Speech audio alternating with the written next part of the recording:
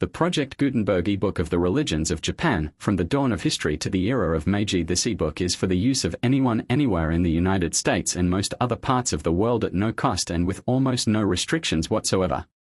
You may copy it, give it away or reuse it under the terms of the Project Gutenberg license included with this ebook or online at www.gutenberg.org.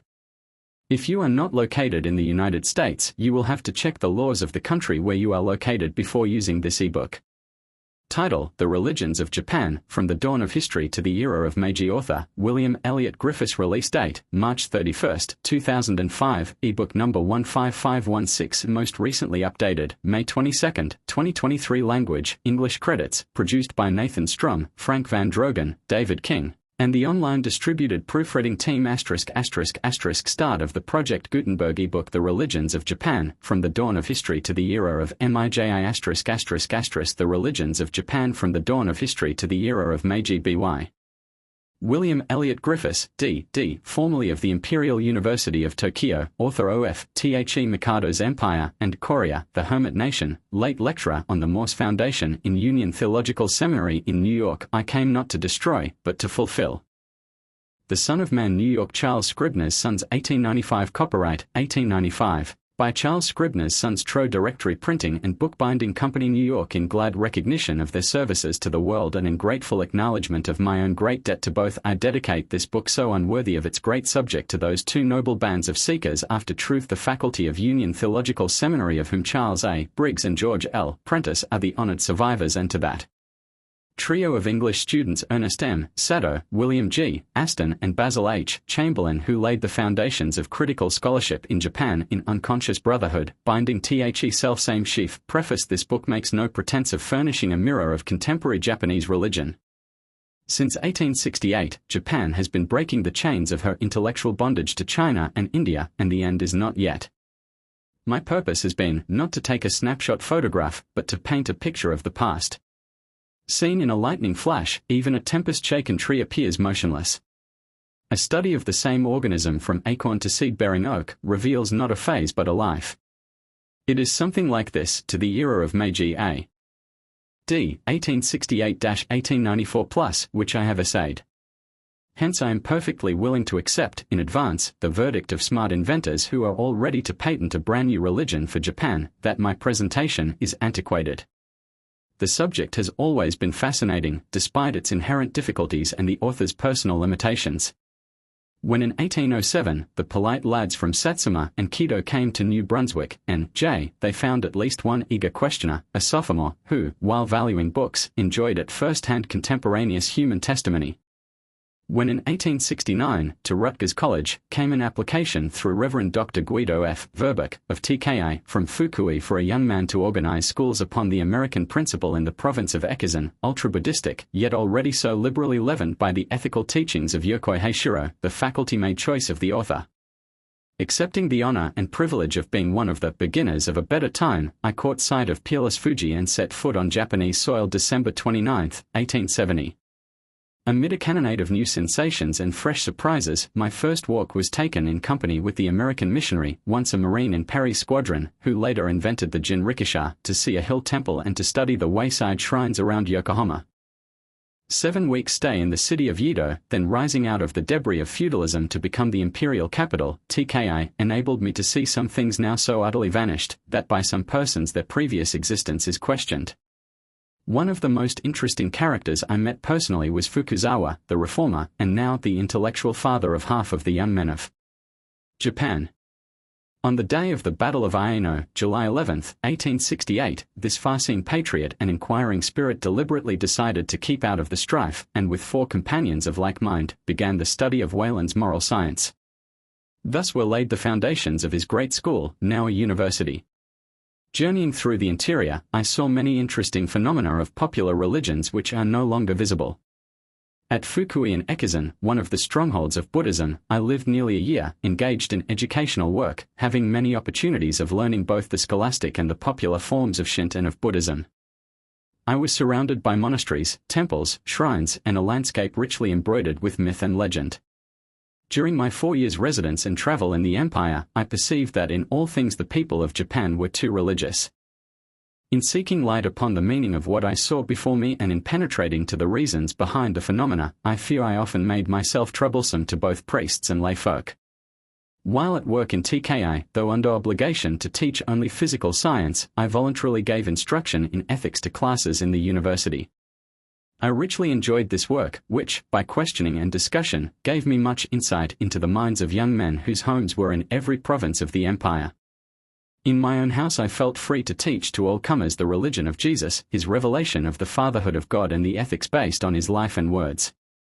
While, therefore, in studying the subject, I have great indebtedness to acknowledge to foreigners, I feel that first of all I must thank the natives who taught me so much both by precept and practice.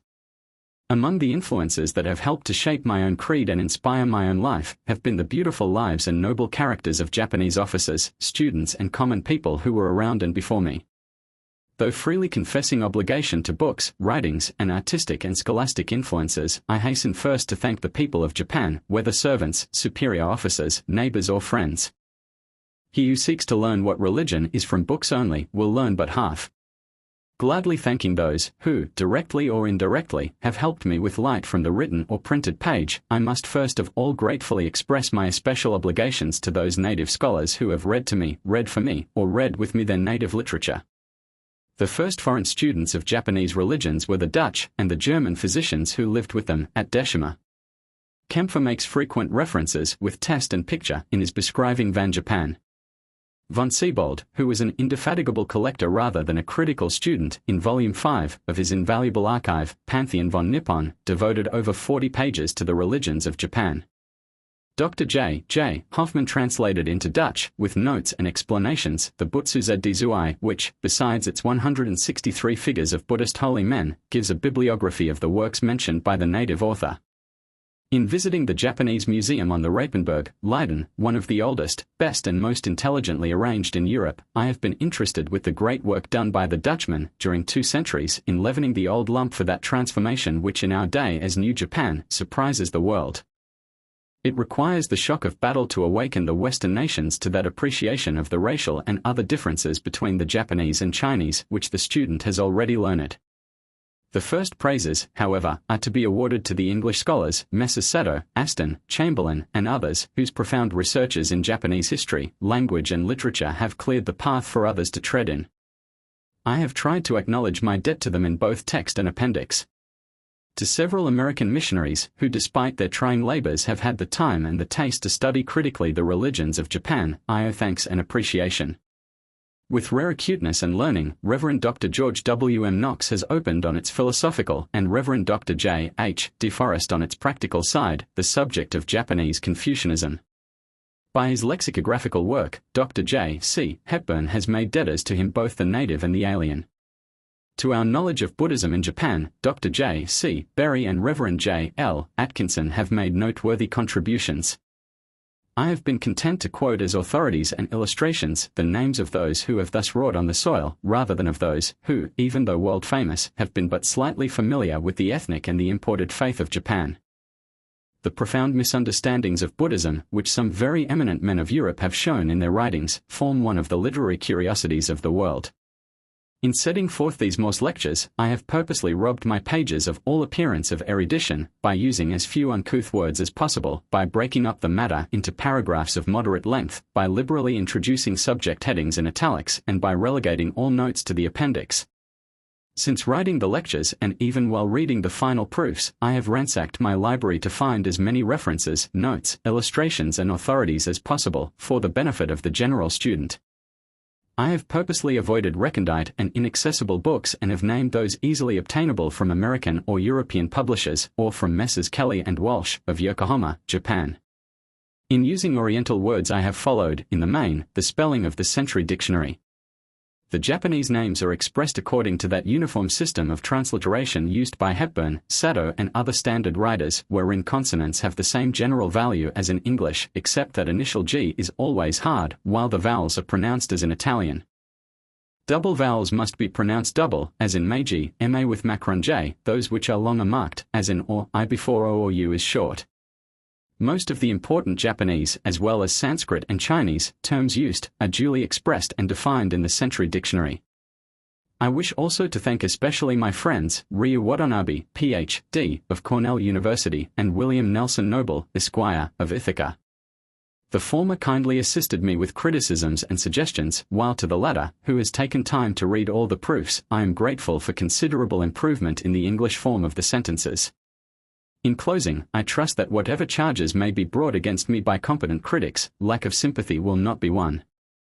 I write in sight of beautiful Lake Cayuga, on the fertile and sloping shores of which in old time the Iroquois Indian confessed the mysteries of life.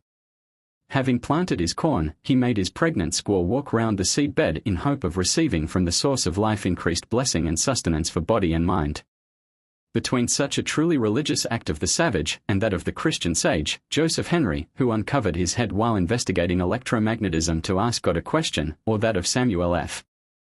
B. Morse, who sent as his first telegraphic message, "What hath God wrought?" I see no essential difference. All three were acts of faith and acknowledgement of a power greater than man. Religion is one, though religions are many. As Principal Fairbairn, my honored predecessor in the Morse lectureship, says, what we call superstition of the savage is not superstition in him. Superstition is the perpetuation of a low form of belief along with a higher knowledge. Between fetishism and Christian faith there is a great distance, but a great affinity, the recognition of a suprasensible life. For the earnest expectation of the creation waiteth for the revealing of the sons of God. The creation itself shall be delivered from the bondage of corruption into the liberty of the glory of the children of God. W. E. G. Ithaca, N.Y., October 27, 1894. Table of Contents Chapter 1 Primitive Faith, Religion Before Books, page 1 Salutatory. The Morse Lectureship and its Provisions. The science of comparative religion is Christianity's own child. The Parliament of Religions. The study of religion most appropriate in a theological seminary. Shortening weapons and lengthening boundaries. The right missionary spirit that of the Master, who came not to destroy but to fulfill. Characteristics of Japan. Bird's eye view of Japanese history and religion. Popularly, not three religions but one religion. Superstitions which are not organically parts of the book religions. The boundary line between the Creator and his creation not visible to the pagan. Shamanism, fetishism. Mythical monsters, Kirin, phoenix, tortoise, dragon. Japanese mythical zoology. The erection of the stone fetish. Insurance by amulets upon house and person. Phallicism. Tree worship. Serpent worship. These unwritten superstitions condition the book religions. Removable by science and a higher religion. Chapter 2 Shinto, Myths and Ritual, page 35 Japan is young beside China and Korea. Japanese history is comparatively modern. The oldest documents date from A.D. 712. The Japanese archipelago inhabited before the Christian era. Faith, worship and ritual are previous to written expression. The Kojiki, Manchu and Noido. Tendency of the pupil nations surrounding China to antedate their civilization. Origin of the Japanese people and their religion. Three distinct lines of tradition from Tsukushi, Izumo and Yamato. War of the invaders against the Aborigines. Mikadoism is the heart of Shinto. Illustrations from the liturgies. Phallicism among the Aborigines and common people. The mind or mental climate of the primeval man. Representation of male gods by emblems. Objects of worship and ex voto. Ideas of creation. The fire myth, Prometheus. Comparison of Greek and Japanese mythology. Ritual for the quieting of the fire god. The fire drill. Chapter 3 The Kojiki and its teachings, page 59 Origin of the Kojiki. Analysis of its opening lines, Noido. Indecency of the myths of the Kojiki. Modern rationalistic interpretations, life in prehistoric Japan. Character and temperament of the people then and now. Character of the kami or gods. Hades. Ethics. The land of the gods. The barbarism of the Yamato conquerors and improvement upon the savagery of the Aborigines. Cannibalism and human sacrifices. The makers of the godway captured and absorbed the religion of the Aborigines. A case of syncretism. Origin of evil in bad gods. Pollution with sin. Class of offences enumerated in the Noido. Professor Kumi's contention that Mikadoism usurped a simple worship of heaven. Difference between the ancient Chinese and ancient Japanese cultus. Development of Shinto arrested by Buddhism. Temples and offerings. The Toriai, pollution and purification. Prayer. Hirata's ordinal and specimen prayers. To the common people the sun is a god. Prayers to myriads of gods. Summary of Shinto. Swallowed up in the Ribu system. Its modern revival. Kiching. Kada Adzuma. Mabucha Moturi. Hirata. In 1870, Shinto is again made the state religion. Purification of Ribu temples. Politico-religious lectures. Imperial rescript. Reverence to the emperor's photograph. Judgment upon Shinto. The Christian's ideal of Yamato Damashi. Chapter 4 The Chinese ethical system in Japan, page 99 In what respects Confucius was unique as a teacher. Outline of his life. The canon. Primitive Chinese faith, a sort of monotheism. How the sage modified it. History of Confucianism until its entrance into Japan. Outline of the intellectual and political history of the Japanese. Rise of the samurai class. Shifting of emphasis from filial piety to loyalty. Prevalence of suicide in Japan. Confucianism has deeply tinged the ideas of the Japanese. Great care necessary in seeking equivalents in English for the terms used in the Chino-Japanese ethics, e.g., the emperor, the father of the people. Impersonality of Japanese speech. Christ and Confucius. Love and reverence. Exemplars of loyalty. The 47 Unens. The second relation. The family in Chinese Asia and in Christendom. The law of filial piety and the daughter. The third relation. Theory of courtship and marriage. Chastity. Jealousy. Divorce. Instability of the marriage bond. The fourth relation. The elder and the younger brother. The house or family everything, the individual nothing. The fifth relation. The ideas of Christ and those of Confucius. The golden and the gilded rule. Lao Tzu and Kung. Old Japan and the alien. Commodore Perry and Professor Hayashi. Chapter 5 Confucianism in its philosophical form, page 131 Harmony of the systems of Confucius and Buddha in Japan during 1,000 years. Revival of learning in the 17th century. Exodus of the Chinese scholars on the fall of the Ming dynasty. Their dispersion and work in Japan. Founding of schools of the new Chinese learning. For 2.5 centuries the Japanese mind has been molded by the new Confucianism. Survey of its rise and developments. 4 stages in the intellectual history of China. The populist movement in the 11th century. The literary controversy. The philosophy of the Cheng brothers and of Chu Hai, called in Japan Taishu system. In Buddhism the Japanese were startling innovators, in philosophy they were docile pupils. Paucity of Confucian or speculative literature in Japan. A Chinese wall built around the Japanese intellect. Yellow orthodoxy. Features of the Taishu system. Not agnostic but pantheistic. Its influence upon historiography. Ki spirit, Ai way and Ten heaven. The writings of Ohashi Junzo. Confucianism obsolescent in New Japan. A study of Confucianism in the interest of comparative religion. Man's place in the universe. The samurai's ideal, obedience. His fearlessness in the face of death. Critique of the system. The ruler and the ruled. What has Confucianism done for woman? Improvement and revision of the 4th and 5th relations. The new view of the universe and the new mind in New Japan. The ideal of Yamato Damashi revised and improved. Chapter 6 The Buddhism of Northern Asia, page 153 Buddha, Sun myth or historic personage, Buddhism one of the Protestantisms of the world. Characteristics of new religions. Survey of the history of Indian thought.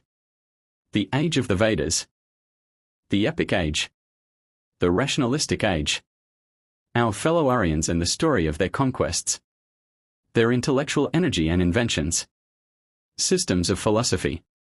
Condition of religion at the birth of Gautama. Outline of his life. He attains enlightenment or Buddhahood. In what respects Buddhism was an old and in what a new religion. Did Gautama intend to found a new religion or return to simpler and older faith, monasticism, karma and nirvana, enthusiasm of the disciples of the new faith? The Great Schism. The Northern Buddhists. The Canon. The two yana or vehicles. Simplicity of Southern and luxuriance of Northern Buddhism. Summary of the process of thought in Nepal. The old gods of India come back again. Maitreya, Manjushri and Avalokiteshvara. The legend of Manjushri.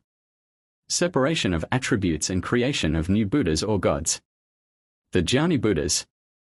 Amida. Adi Buddhas.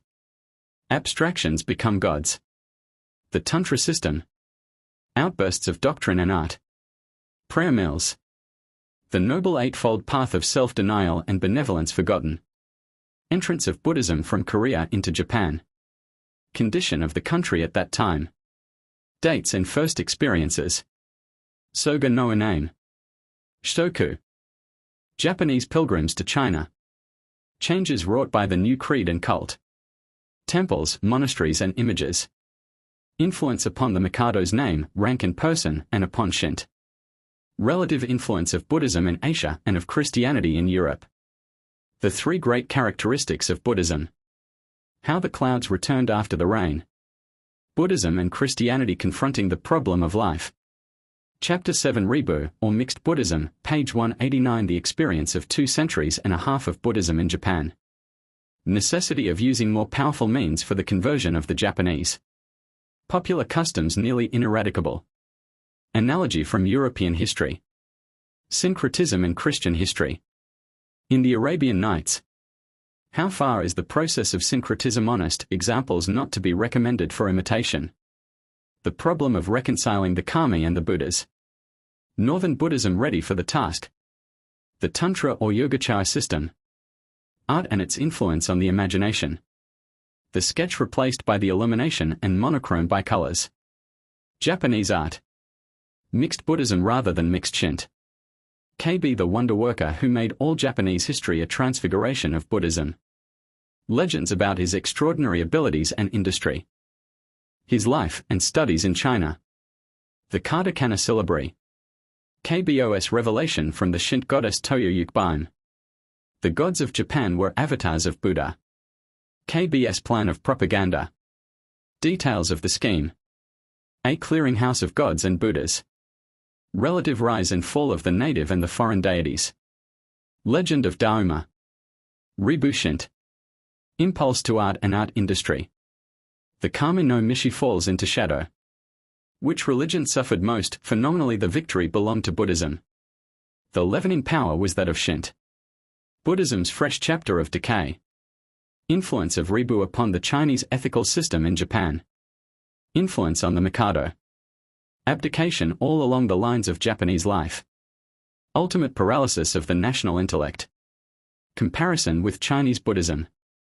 Miracle mongering. No self-reforming power in Buddhism. The 7 happy gods of fortune. Pantheism's destruction of boundaries. The author's study of the popular processions in Japan. Misaka Do. Swamping of history and legend. The jewel in the lotus. Chapter 8 Northern Buddhism and its doctrinal evolutions, page 225 4 stages of the doctrinal development of Buddhism in Japan. Reasons for the formation of sects. The Saddharma Pundarika. Shastras and Sutras. The Kusha sect. Book of the Treasury of Metaphysics. The Jaijitsu sect, its founder and its doctrines. The Risshu or Vijnana sect. Japanese pilgrims to China. The Hosei sect and its doctrines. The 3 grades of disciples. The Sanron or Three Shastra sect and its tenets. The Middle Path. The Kegan sect. The Unconditioned or Realistic Pantheism. The Chinese or Tendai sect. Its scriptures and dogmas. Buddhahood attainable in the present body. Vigradriti. The Yogacara system. The old sects. Reaction against excessive idol-making. The Zen sect. Labor-saving devices in Buddhism. Making truth apparent by one's own thought. Transmission of the Zen doctrine. History of Zen Shu. Chapter 9 The Buddhism of the Japanese, page 257 The JD or Pure Land sect. Substitution of faith in Amida for the Eightfold Path. Succession of the propagators of true doctrine. Zend and Hnen. The Japanese pathfinder to the Pure Land. Doctrine of J.D. Buddhistic influence on the Japanese language. Incessant repetition of prayers. The Pure Land in the West. The Buddhist doctrine of justification by faith. Hnen's universalism. Tendency of doctrinal development after Hnen. Reformed Buddhism. Synergism versus salvation by faith only. Life of Shinran. Posthumous honors. Policy and aim of the Shin sect, methods and scriptures. Chapter 10 Japanese Buddhism and its missionary development, page 287. The missionary history of Japanese Buddhism is the history of Japan. The first organized religion of the Japanese. Professor Basil Hall Chamberlain's testimony, A Picture of Primeval Life in the Archipelago. What came in the train of the new religion from the West? Missionary civilizers, teachers, road makers, improvers of diet. Language of flowers and gardens. The house and home. Architecture, the imperial capital, Hieizen. Love of natural scenery. Pilgrimages and their fruits. The Japanese aesthetic. Art and decoration in the temples. Exterior resemblances between the Roman form of Christianity and of Buddhism. Quotation from The Mikado's Empire. Internal vital differences. Enlightenment and grace. Indwa and love. Luxuriance of the art of Northern Buddhism. Variety in individual treatment. Place of the temple in the life of old Japan. The protecting trees. The bell and its note. The graveyard and the priests hold upon it. Japanese Buddhism as a political power. Its influence upon military history. Abbots on horseback and monks in armor. Battles between the Shin and Zen sects. Nobunaga. Influence of Buddhism in literature and education. The Temple School. The Kana writing. Survey and critique of Buddhist history in Japan. Absence of organized charities. Regard for animal and disregard for human life. The Edda. The Aino. Attitude to women. Nuna and numerics. Polygamy and concubinage. Buddhism compared with Shinto. Influence upon morals. The first cause. Its leadership among the sects. Unreality of Amida Buddha. Nichiren. His life and opinions. Idols and avatars. The favorite scripture of the sect, the Saddharma Pundarika. Its central dogma, everything in the universe capable of Buddhaship. The Salvation Army of Buddhism. KBS Levin working. Buddhism ceases to be an intellectual force. The New Buddhism. Are the Japanese eager for reform? Chapter 11 Roman Christianity in the 17th century, page 323 The many-sided story of Japanese Christianity. 100 years of intercourse between Japan and Europe. State of Japan at the introduction of Portuguese Christianity. Xavier and Anjiro. Xavier at Quito and in Bungo. Nobunaga and the Buddhists. High water mark of Christianity. Hideyoshi and the invasion of Korea. Kato and Konishi. Persecutions. Arrival of the Spanish friars. Their violation of good faith. Spirit of the Jesuits and Franciscans. Crucifixion on the bamboo cross. Hideyuri. Kato Kiyomasa. The Dutch in the Eastern Seas. Will Adams. Ieyasu suspects designs against the sovereignty of Japan. The Christian religion outlawed. Hidetada follows up the policy of Ieyasu, excludes aliens and shuts up the country. The uprising of the Christians at Shimabara in 1637. Christianity buried from sight. Character of the missionaries and the form of the faith introduced by them. Noble lives and ideals. The spirit of the Inquisition in Japan. Political animus and complexion.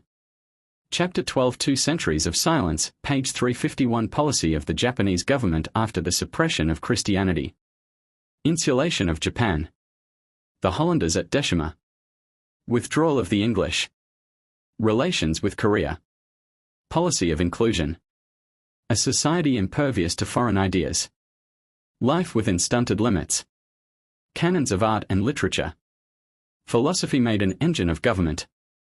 Esoteric law. Social waste of humanity. Attempts to break down the wall, external and internal. Seekers after God. The goal of the pilgrims. The Deshma Dutchman as pictured by enemies and rivals versus reality and truth. Eager spirits groping after God. Morning stars of the Japanese Reformation. Yokoi Heishiro. The Antichristian Edicts. The Buddhist Inquisitors. The Shingaku or New Learning Movement. The story of 19th century Christianity, subterranean and interior before being phenomenal. Sabbath day service on the U.S.S. Mississippi. The first missionaries. Dr. J. C. Hepburn, Healing and the Bible. Yido becomes TKI. Dispatch of the embassy round the world. Eyes opened. The Acts of the Apostles in Japan. Notes, authorities and illustrations, page 375 Index, page 451 Primitive Faith, Religion before Books. The investigation of the beginnings of a religion is never the work of infidels, but of the most reverent and conscientious minds. We, the 40 million souls of Japan, standing firmly and persistently upon the basis of international justice, await still further manifestations as to the morality of Christianity, Hirai, of Japan. When the Creator, through intermediaries that were apparently animals, had finished treating this world of men, the good and the bad gods were all mixed together promiscuously and began disputing for the possession of this world. The Aino story of the creation. If the Japanese have few beast stories, the Ainos have apparently no popular tales of heroes. The Aino mythologies lack all connection with morality. Both lack priests and prophets. Both belong to a very primitive stage of mental development. Accepting stories and a few almost meatless songs, the Ainos have no other literature at all. Aino studies. I asked the earth and it answered, I am not he, and whatsoever are therein made the same confession. I asked the sea and the deep and the creeping things that lived, and they replied, We are not thy God, seek higher than we. And I answered unto all things which stand about the door of my flesh, Ye have told me concerning my God, that ye are not he, tell me something about him. And with a loud voice they explained, It is he who hath made us. Augustine's Confessions. Seek him that maketh the 7 stars and Orion, and turneth the shadow of death into the morning, and maketh the day dark with night, that calleth for the waters of the sea, and poureth them out upon the face of the earth, the Lord is his name. Amos. That which hath been made was life in him. John. Chapter 1, Primitive Faith, Religion before Books. The Morse Lectureship and the Study of Comparative Religion. As a graduate of the Union Theological Seminary in the city of New York, in the class of 1877, your servant received and accepted with pleasure the invitation of the President and Board of Trustees to deliver a course of lectures upon the religions of Japan. In that country and in several parts of it, I lived from 1870 to 1874. I was in the service first of the feudal daimyo of Echizen and then of the national government of Japan, helping to introduce that system of public schools which is now the glory of the country. Those 4 years gave me opportunities for close and constant observation of the outward side of the religions of Japan and facilities for the study of the ideas out of which worship springs. Since 1867, however, when first as a student in Rutgers College at New Brunswick, N.J., I met and instructed those students from the Far East who, at risk of imprisonment and death, had come to America for the culture of Christendom, I have been deeply interested in the study of the Japanese people and their thoughts. To attempt a just and impartial survey of the religions of Japan may seem a task that might well appall even a lifelong Oriental scholar. Yet it may be that an honest purpose, a deep sympathy and a gladly avowed desire to help the East and the West, the Japanese and the English-speaking people, to understand each other, are not wholly useless in a study of religion, but for our purpose of real value. These lectures are upon the Morse 1 Foundation, which has these specifications written out by the founder. The general subject of the lectures I desire to be the relation of the Bible to any of the sciences, as geography, geology, history, and ethnology, and the relation of the facts and truths contained in the Word of God to the principles, methods, and aims of any of the sciences. Now, among the sciences which we must call to our aid are those of geography and geology, by which are conditioned history and ethnology, of which we must largely treat, and, most of all, the science of comparative religion. This last is Christianity's own child. Other sciences, such as geography and astronomy, may have been born among lands and nations outside of and even before Christendom. Other sciences, such as geology, may have had their rise in Christian time and in Christian lands, their foundation lines laid and their main processes illustrated by Christian men, which yet cannot be claimed by Christianity as her children bearing her own likeness and image, but the science of comparative religion is the direct offspring of the religion of Jesus. It is a distinctively Christian science. It is so because it is a product of Christian civilization and because it finds its impulse in that freedom of inquiry which Christianity fosters. Two Christian scholars began the investigations, formulated the principles, collected the materials and reared the already splendid fabric of the science of comparative religion, because the Spirit of Christ which was in them did signify this. Jesus bade his disciples search, inquire, discern and compare. Paul, the greatest of the apostolic Christian college, taught, prove all things, hold fast that which is good. In our day one of Christ's loving followers 3 expressed the spirit of her master in her favorite motto, truth for authority, not authority for truth. Well says Dr. James Legge, a prince among scholars and translator of the Chinese classics, who has added several portly volumes to Professor Max Muller's series of the sacred books of the East, whose face today is bronzed and whose hair is whitened by 50 years of service in southern China, where with his own hands he baptized 600 Chinamen. For the more that a man possesses the Christian spirit and is governed by Christian principle, the more anxious will he be to do justice to every other system of religion and to hold his own without taint or fetter of bigotry.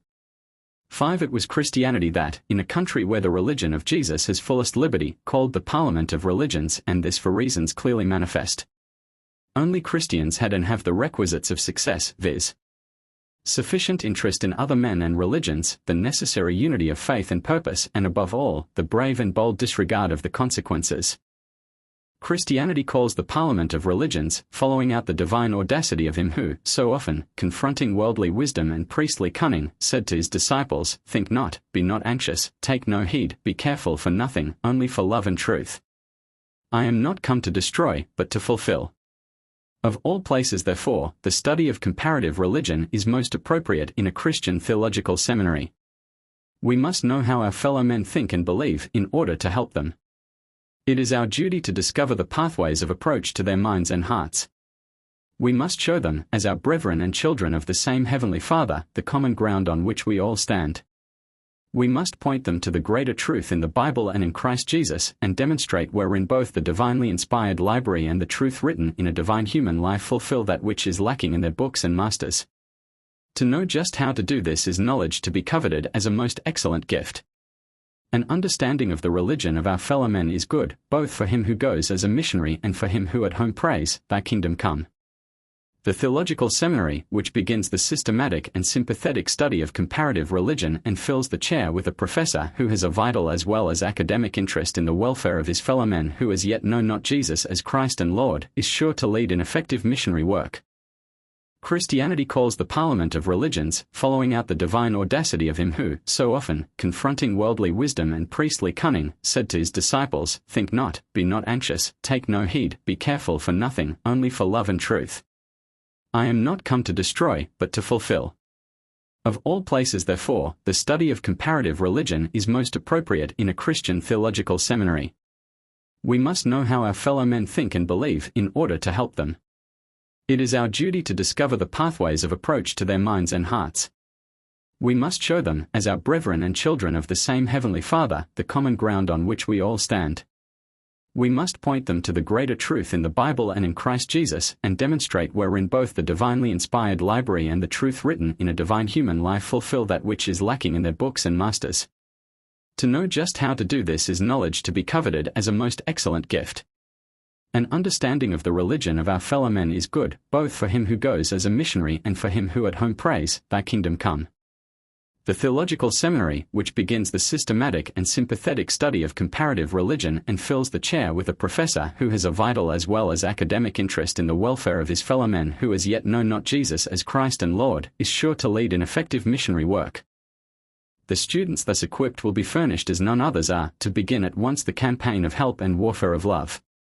It may be that insight into and sympathy with the struggles of men who are groping after God, if haply they may find him, will shorten the polemic sword of the professional converter whose only purpose is destructive hostility without tactics or strategy, or whose chief idea of missionary success is in statistics, in blackening the character of the heathen, in sensational letters for home consumption and reports properly cooked and served for the secretarial and sectarian palates. Yet, if true in history, Greek, Roman, Japanese, it is also true in the missionary wars, that the race that shortens its weapons lengthens its boundaries. 6. Apart from the wit or the measure of truth in this sentence quoted, it is a matter of truth in the generalizations of fact that the figure of that sword of the Spirit, which is the Word of God, used by Paul, and also the figure of the Word of God, living and active, sharper than any two-edged sword, and piercing even to the dividing of the soul and spirit, of both joints and marrow, and quick to discern the thoughts and intents of the heart, of the writer to the Hebrews, had for their original in iron the victorious gladium of the Roman legionary, a weapon both short and sharp. We may learn from this substance of fact behind the shadow of the figure a lesson for our instant application. The disciplined Romans scorned the long blades of the barbarians, whose valor so often impetuous was also impotent against discipline. The Romans measured their blades by inches, not by feet. For ages the Japanese sword has been famed for its temper more than its weight. 7. The Christian entering upon his master's campaigns with as little impediments of sectarian dogma as possible should select a weapon that is short, sure, and divinely tempered. To know exactly the defects of the religion we seek to abolish, modify, supplement, supplant, or fulfill, means wise economy of force. To get at the secrets of its hold upon the people we hope to convert leads to a right use of power. In a word, knowledge of the opposing religion, and especially of alien language, literature, and ways of feeling and thinking, lengthens missionary life. A man who does not know the molds of thought of his hearers is like a swordsman trying to fight at long range but only beating the air.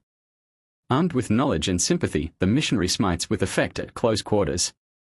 He knows the vital spots. Let me fortify my own convictions and conclude this preliminary part of my lectures by quoting again, not from academic authorities, but from active missionaries who are or have been at the front and in the field. 8. The Reverend Samuel Beale, author of Buddhism in China, said, page 19, that it was plain to him that no real work could be done among the people of China and Japan by missionaries until the system of their belief was understood.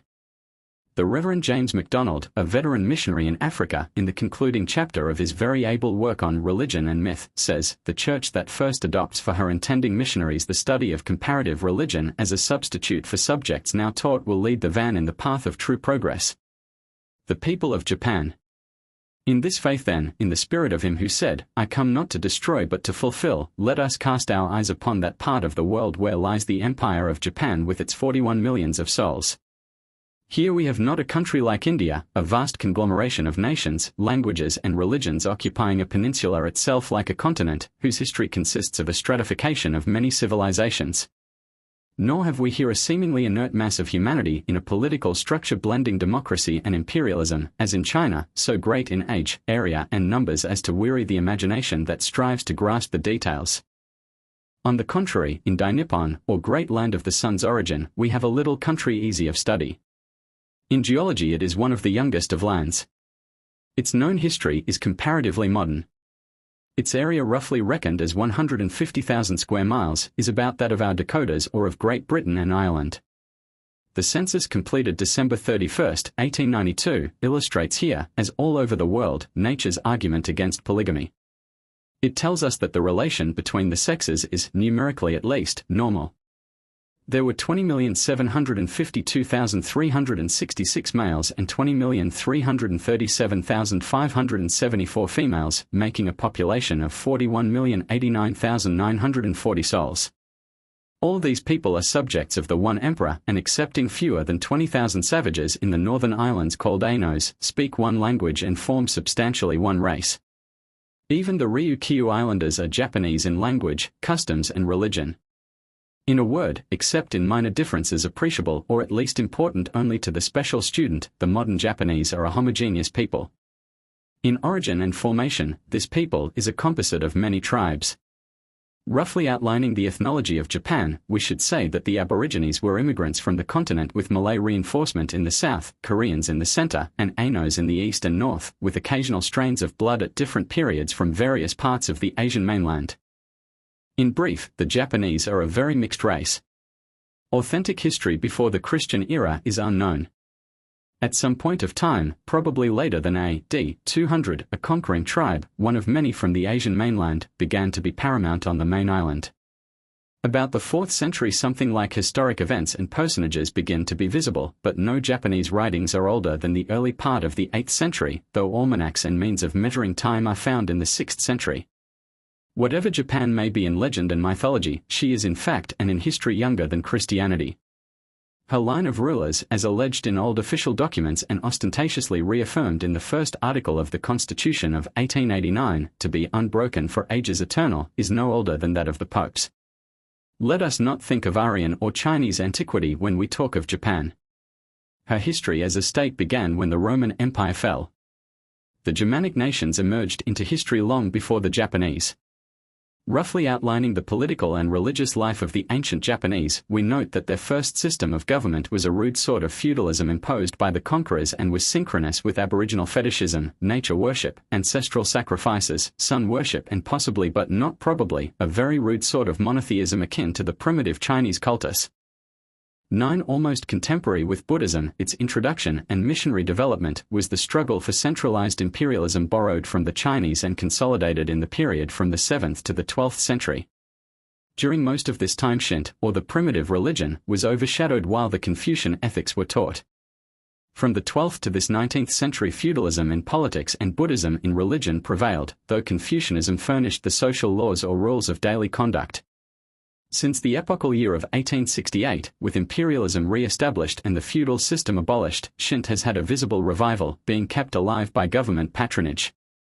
Buddhism, though politically disestablished, is still the popular religion with recent increase of life. 10. While Confucianism is decidedly losing force, Christianity has begun its promising career. The amalgam of religions.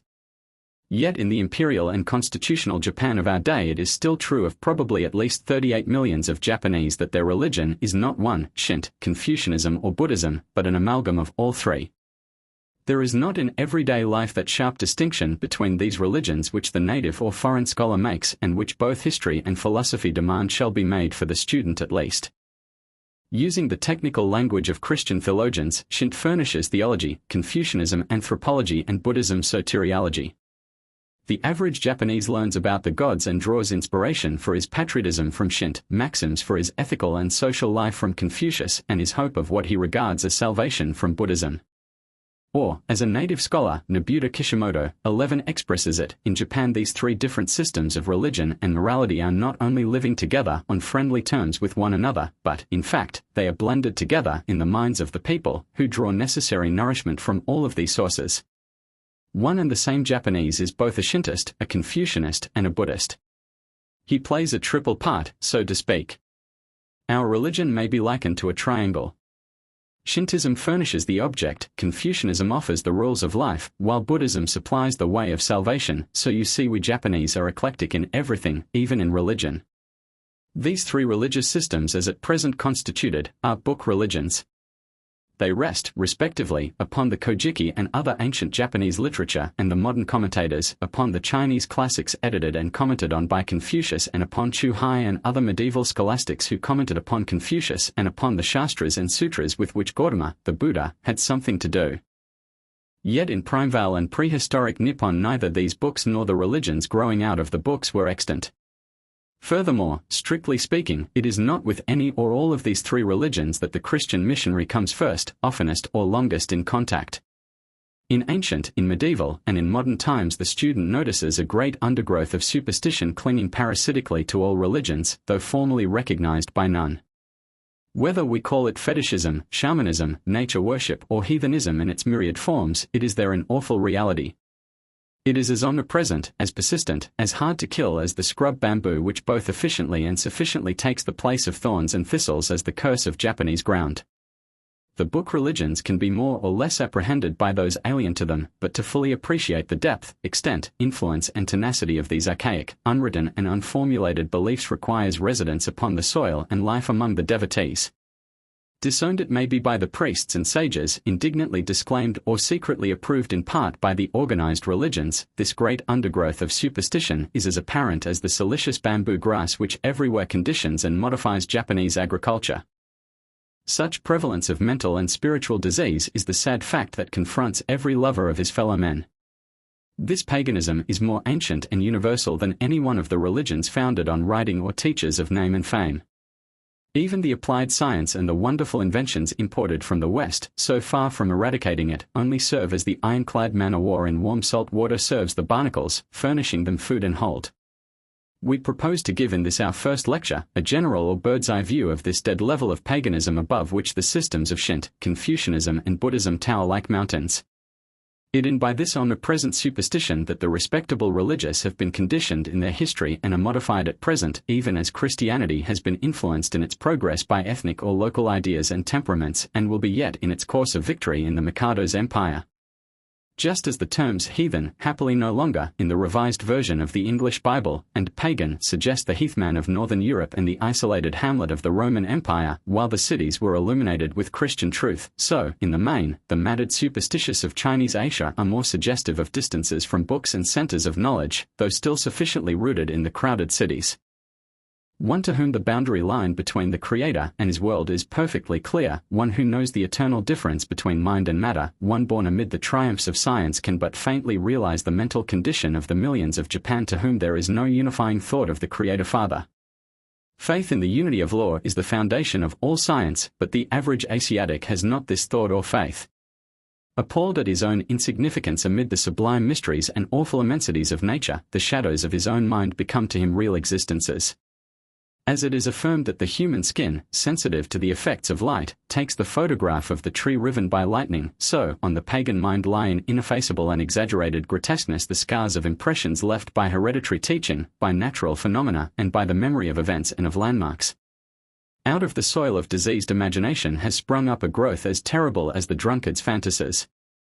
The earthquake, flood, tidal wave, famine, withering or devastating wind and poisonous gases, the geological monsters and ravening bird, beast and fish, have their representatives or supposed incarnations in mythical phantasms. Frightful as these shadows of the mind appear, they are both very real and, in a sense, very necessary to the ignorant man. He must have some theory by which to explain the phenomena of nature and soothe his own terrors. Hence he peoples the earth and water, not only with invisible spirits more or less malevolent, but also with bodily presences usually in terrific bestial form. To those who believe in one spirit pervading, ordering, governing all things, there is unity amid all phenomena, and the universe is all order and beauty. To the mind which has not reached this height of simplicity, instead of one cause there are many. The diverse phenomena of nature are brought about by spirits innumerable, warring and discordant. Instead of a unity to the mind, as of sun and solar system, there is nothing but planets, asteroids and a constant rain of shooting stars. Shamanism. Glancing at some phases of the actual unwritten religions of Japan, we name shamanism, mythical zoology, fetishism, phallicism, and tree and serpent worship. In actual shamanism or animism there may or there may not be a belief in or conception of a single all-powerful creator above and beyond all. 12 Usually there is not such a belief, though, even if there be, the actual government of the physical world and its surroundings is believed to lie in the hands of many spirits or gods benevolent and malevolent. Earth, air, water, all things teem with beings that are malevolent and constantly active. In time of disaster, famine, epidemic, the universe seems as overcrowded with them as stagnant water seems to be when the solar microscope throws its contents into apparition upon the screen.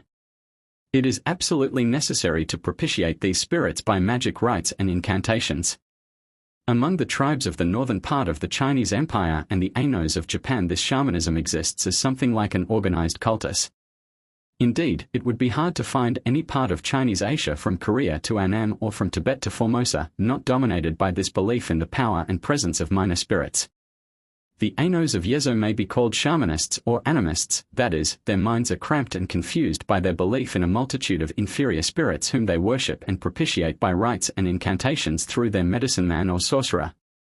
How they whittle sticks, keeping on the fringe of cold shavings, and set up these, called now in places whence evil is suspected to lurk, and how the shaman conducts his exorcisms and works his healings, are told in the works of the traveler and the missionary. 13 In the wand of shavings thus reared we see the same motive as that which induced the Mikado in the 8th century to build the great monasteries on Hieizen, northeast of Kido, this being the quarter in which Buddhist superstition locates the path of advancing evil, to ward off malevolence by litanies and incense. Or, the Inao is a sort of lightning rod conductor by which impending mischief may be led harmlessly away. Yet, besides the Ainos, 14 there are millions of Japanese who are shamanists, even though they know not the name or organized cult. And if we make use of the term shamanism instead of the more exact one of animism, it is for the very purpose of illustrating our contention that the underlying paganisms of the Japanese archipelago, unwritten and unformulated, are older than the religions founded on books, and that these paganisms, still vital and persistent, constantly modify and corrupt the recognized religious. The term shaman, a Pali word, was originally a pure Buddhist term meaning one who is separated from his family and his passions. One of the designations of the Buddha was Shamanagotama. The same word, shaman, in Japanese still means a bonze or Buddhist priest. Its appropriation by the sorcerers, medicine men, and lords of the misrule of superstition in Mongolia and Manchuria shows decisively how indigenous paganism has corrupted the Buddhism of Northern Asia even as it has caused its decay in Japan. As out of animism or shamanism grows fetishism in which a visible object is found for the abode or medium of the spirit, so also, out of the same soil arises what we may call imaginary zoology. In this mental growth, the nightmare of the diseased imagination or of the mind unable to draw the line between the real and the unreal, Chinese Asia differs notably from the Aryan world. With the mythical monsters of India and Iran we are acquainted, and with those of the Semitic and ancient European cycle of ideas which furnished us with our ancients and classics we are familiar. The lovely presences in human form, the semi-human and bestial creations, sphinxes, naiads, satyrs, fauns, harpies, griffins, with which the fancy of the Mediterranean nations populated glen, grotto, mountain and stream, are probably outnumbered by the less beautiful and even hideous mind shadows of the Turanian world. Chief among these are what in Chinese literature, so slavishly borrowed by the Japanese, are called the four supernatural or spiritually endowed creatures, the kirin or unicorn, the phoenix, the tortoise and the dragon. 15. Mythical zoology.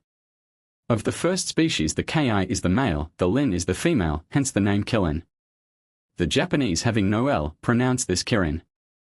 Its appearance on the earth is regarded as a happy portent of the advent of good government or the birth of men who are to prove virtuous rulers.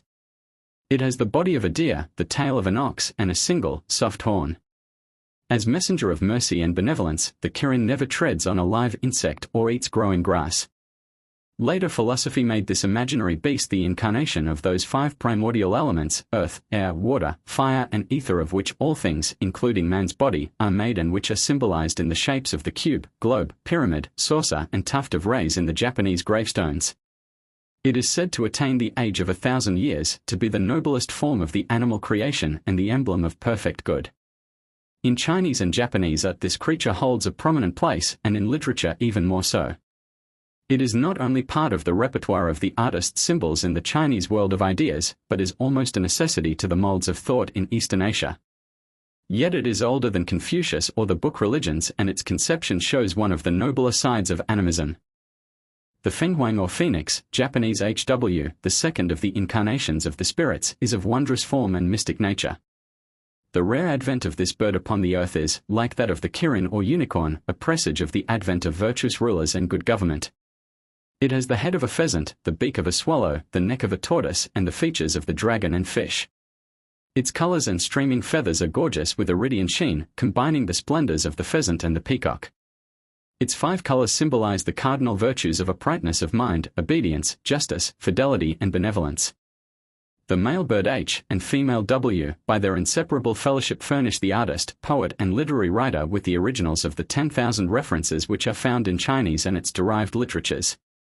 Of this mystic phoenix a Chinese dictionary thus gives description: the phoenix is of the essence of water, it was born in the vermilion cave, it perches not but on the most beautiful of all trees, it eats not but of the seed of the bamboo, its body is adorned with the 5 colors, its song contains the 5 notes, as it walks it looks around, as it flies hosts of birds follow it.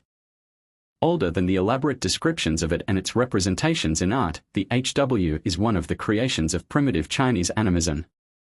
The quay or tortoise is not the actual horny reptile known to naturalists and to common experience, but a spirit, an animated creature that ages ago rose up out of the Yellow River, having on its carapace the mystic writing out of which the legendary founder of Chinese civilization deciphered the basis of moral teachings and the secrets of the unseen. From this divine tortoise which conceived by thought alone, all other tortoises sprang. In the elaboration of the myths and legends concerning the tortoise we find many varieties of this scaly incarnation. It lives 1,000 years, hence it is emblem of longevity in art and literature. It is the attendant of the god of the waters. It has some of the qualities and energies of the dragon, it has the power of transformation. In pictures and sculptures we are familiar with its figure, often of colossal size, as forming the curb of a well, the base of a monument or tablet. Yet, whatever its form in literature or art, it is the later elaborated representation of ancient animism which selected the tortoise as one of the manifold incarnations or media of the myriad spirits that populate the air. Chief and leader of the four divinely constituted beasts is the lung, Japanese ri, or dragon, which has the power of transformation and of making itself visible or invisible. At will it reduces itself to the size of a silkworm, or is swollen until it fills the space of heaven and earth. This is the creature especially preeminent in art, literature and rhetoric. There are 9 kinds of dragons, all with various features and functions, and artists and authors revel in their representation.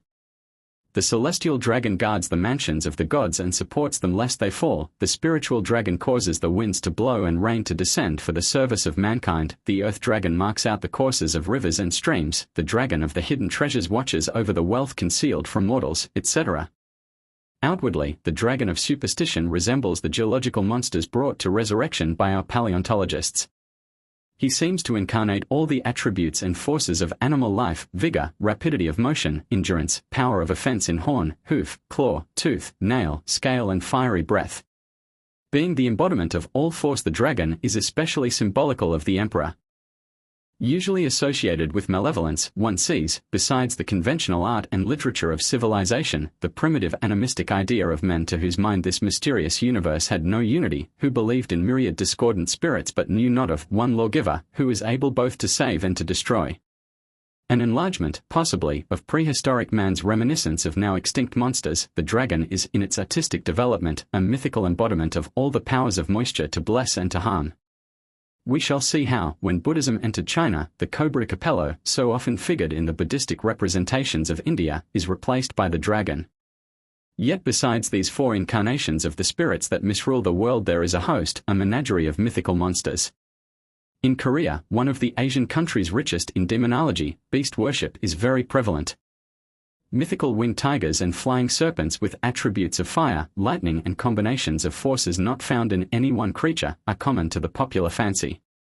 In Japan, the kappa, half monkey half tortoise, which seizes children bathing in the rivers, as real to millions of the native common folk as is the shark or porpoise, the flying weasel, that moves in the whirlwind with sickle-like blades on his claws, which cut the face of the unfortunate, the wind god or imp that lets loose the gale or storm, the thunder imp or hairy, cat-like creature that on the cloud edges beats his drums and crash, roll, or rattle, the earthquake fish or subterranean bull, head or catfish that wriggles and writhes, causing the earth to shiver, shudder and open, the ja or dragon centipede, the tengu or long-nosed and winged mountain sprite, which acts as the messenger of the gods, pulling out the tongues of fibbing, lying children, besides the colossal spiders and mythical creatures of the old storybooks, the foxes, badgers, cats and other creatures which transform themselves and possess human beings, still influence the popular mind.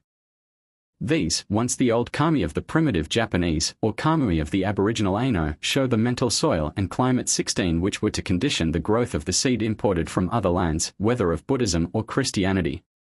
It is very hard to kill a god while the old mind that grew and nourished him still remains the same.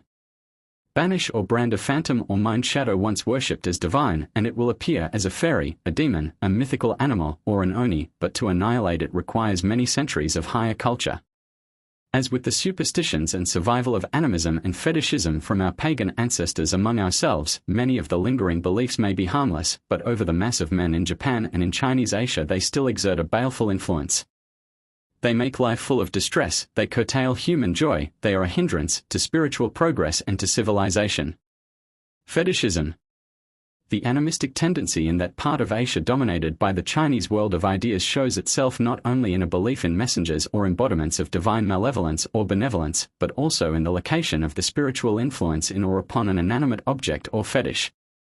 Among men in Chinese Asia, from the clodhopper to the gentleman, the inheritance of fetishism from the primeval ages is constantly noticeable. Let us glance at the term itself. As the Chinaman's Jus is only his own pronunciation of the Portuguese word Deus, or the Latin Deus, so the word fetish is but the Portuguese modification of the Latin word factitious, that is fatico. Portugal, beginning nearly 500 years ago, had the honor of sending the first ships and crews to explore the coasts of Africa and Asia, and as sailors by this word, now Englished as fetish, described the native charms or talismans.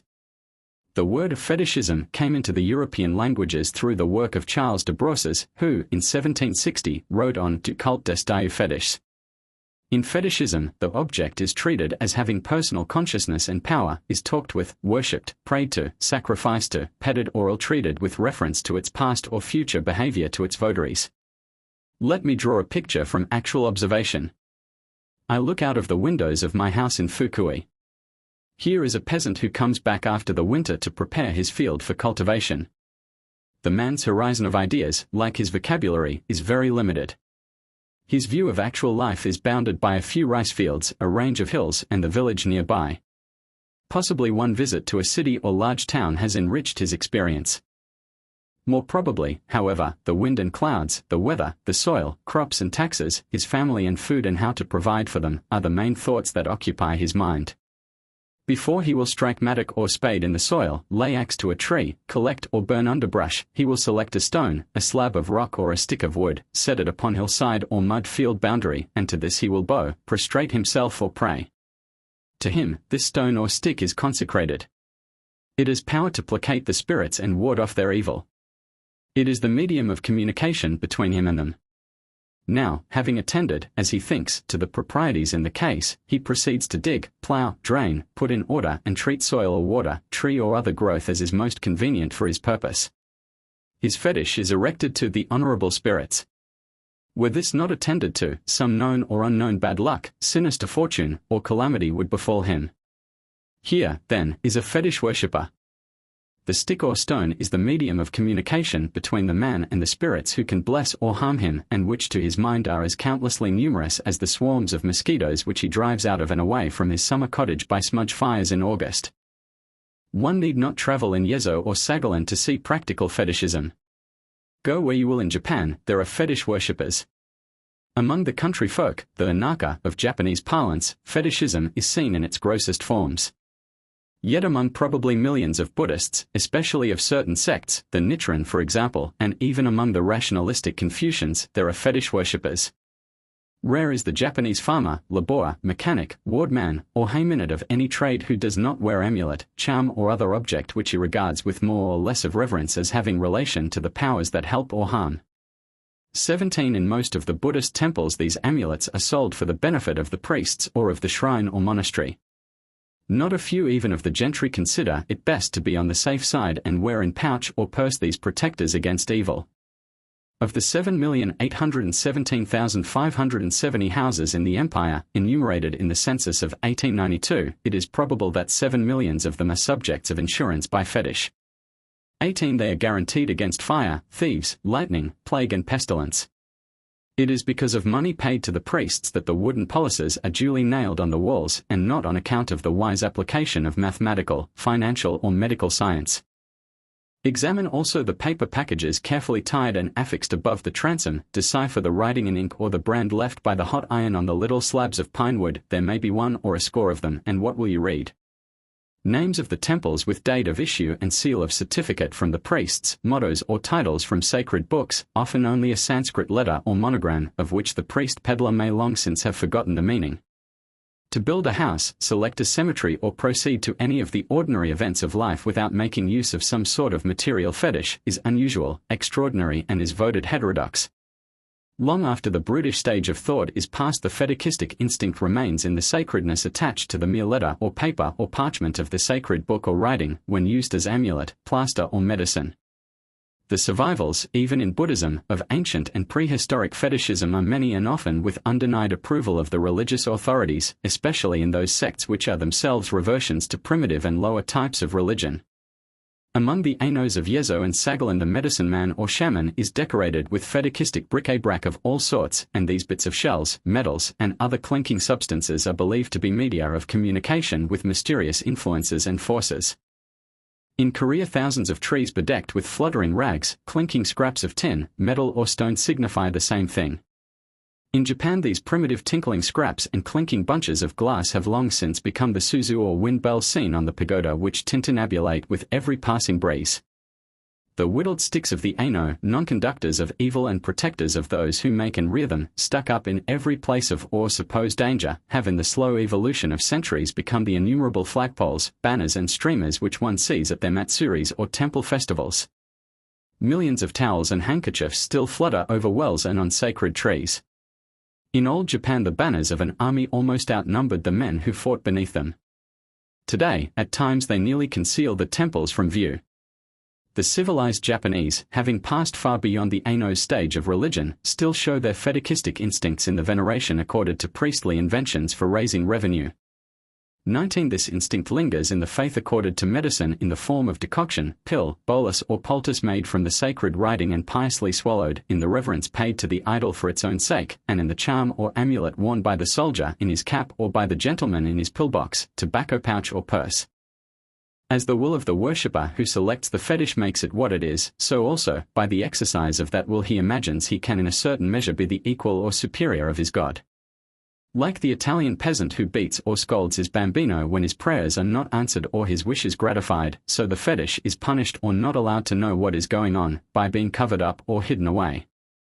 Instances of such rough handling of their fetish by the people are far from unknown in the land of great peace. At such childishness we may wonder and imagine that fetish worship is the very antipodes of religion, and yet it requires but little study of the lower orders of mind and conduct in Christendom to see how fetish worship still lingers among people called Christians, whether the fetish be the image of a saint or the Virgin, or a verse of the Bible found at random and used much as is a penny toss to decide minor actions. Or, to look farther south, what means the rabbit's foot carried in the pocket or the various articles of faith now hanging in the limbo between religion and folklore in various parts of our own country? Phallicism. Further illustrations of Far Eastern animism and fetishism are seen in forms once vastly more prevalent in Japan than now. Indeed, so far improved off the face of the earth are they, that some are already matters of memory or archaeology, and their very existence even in former days is nearly or wholly incredible to the generation born since 1868, when old Japan began to vanish in dissolving views and new Japan to emerge. What the author has seen with his own eyes would amaze many Japanese born since 1868 and the readers of the rhapsodies of tourists who study Japan from the jinrikisha.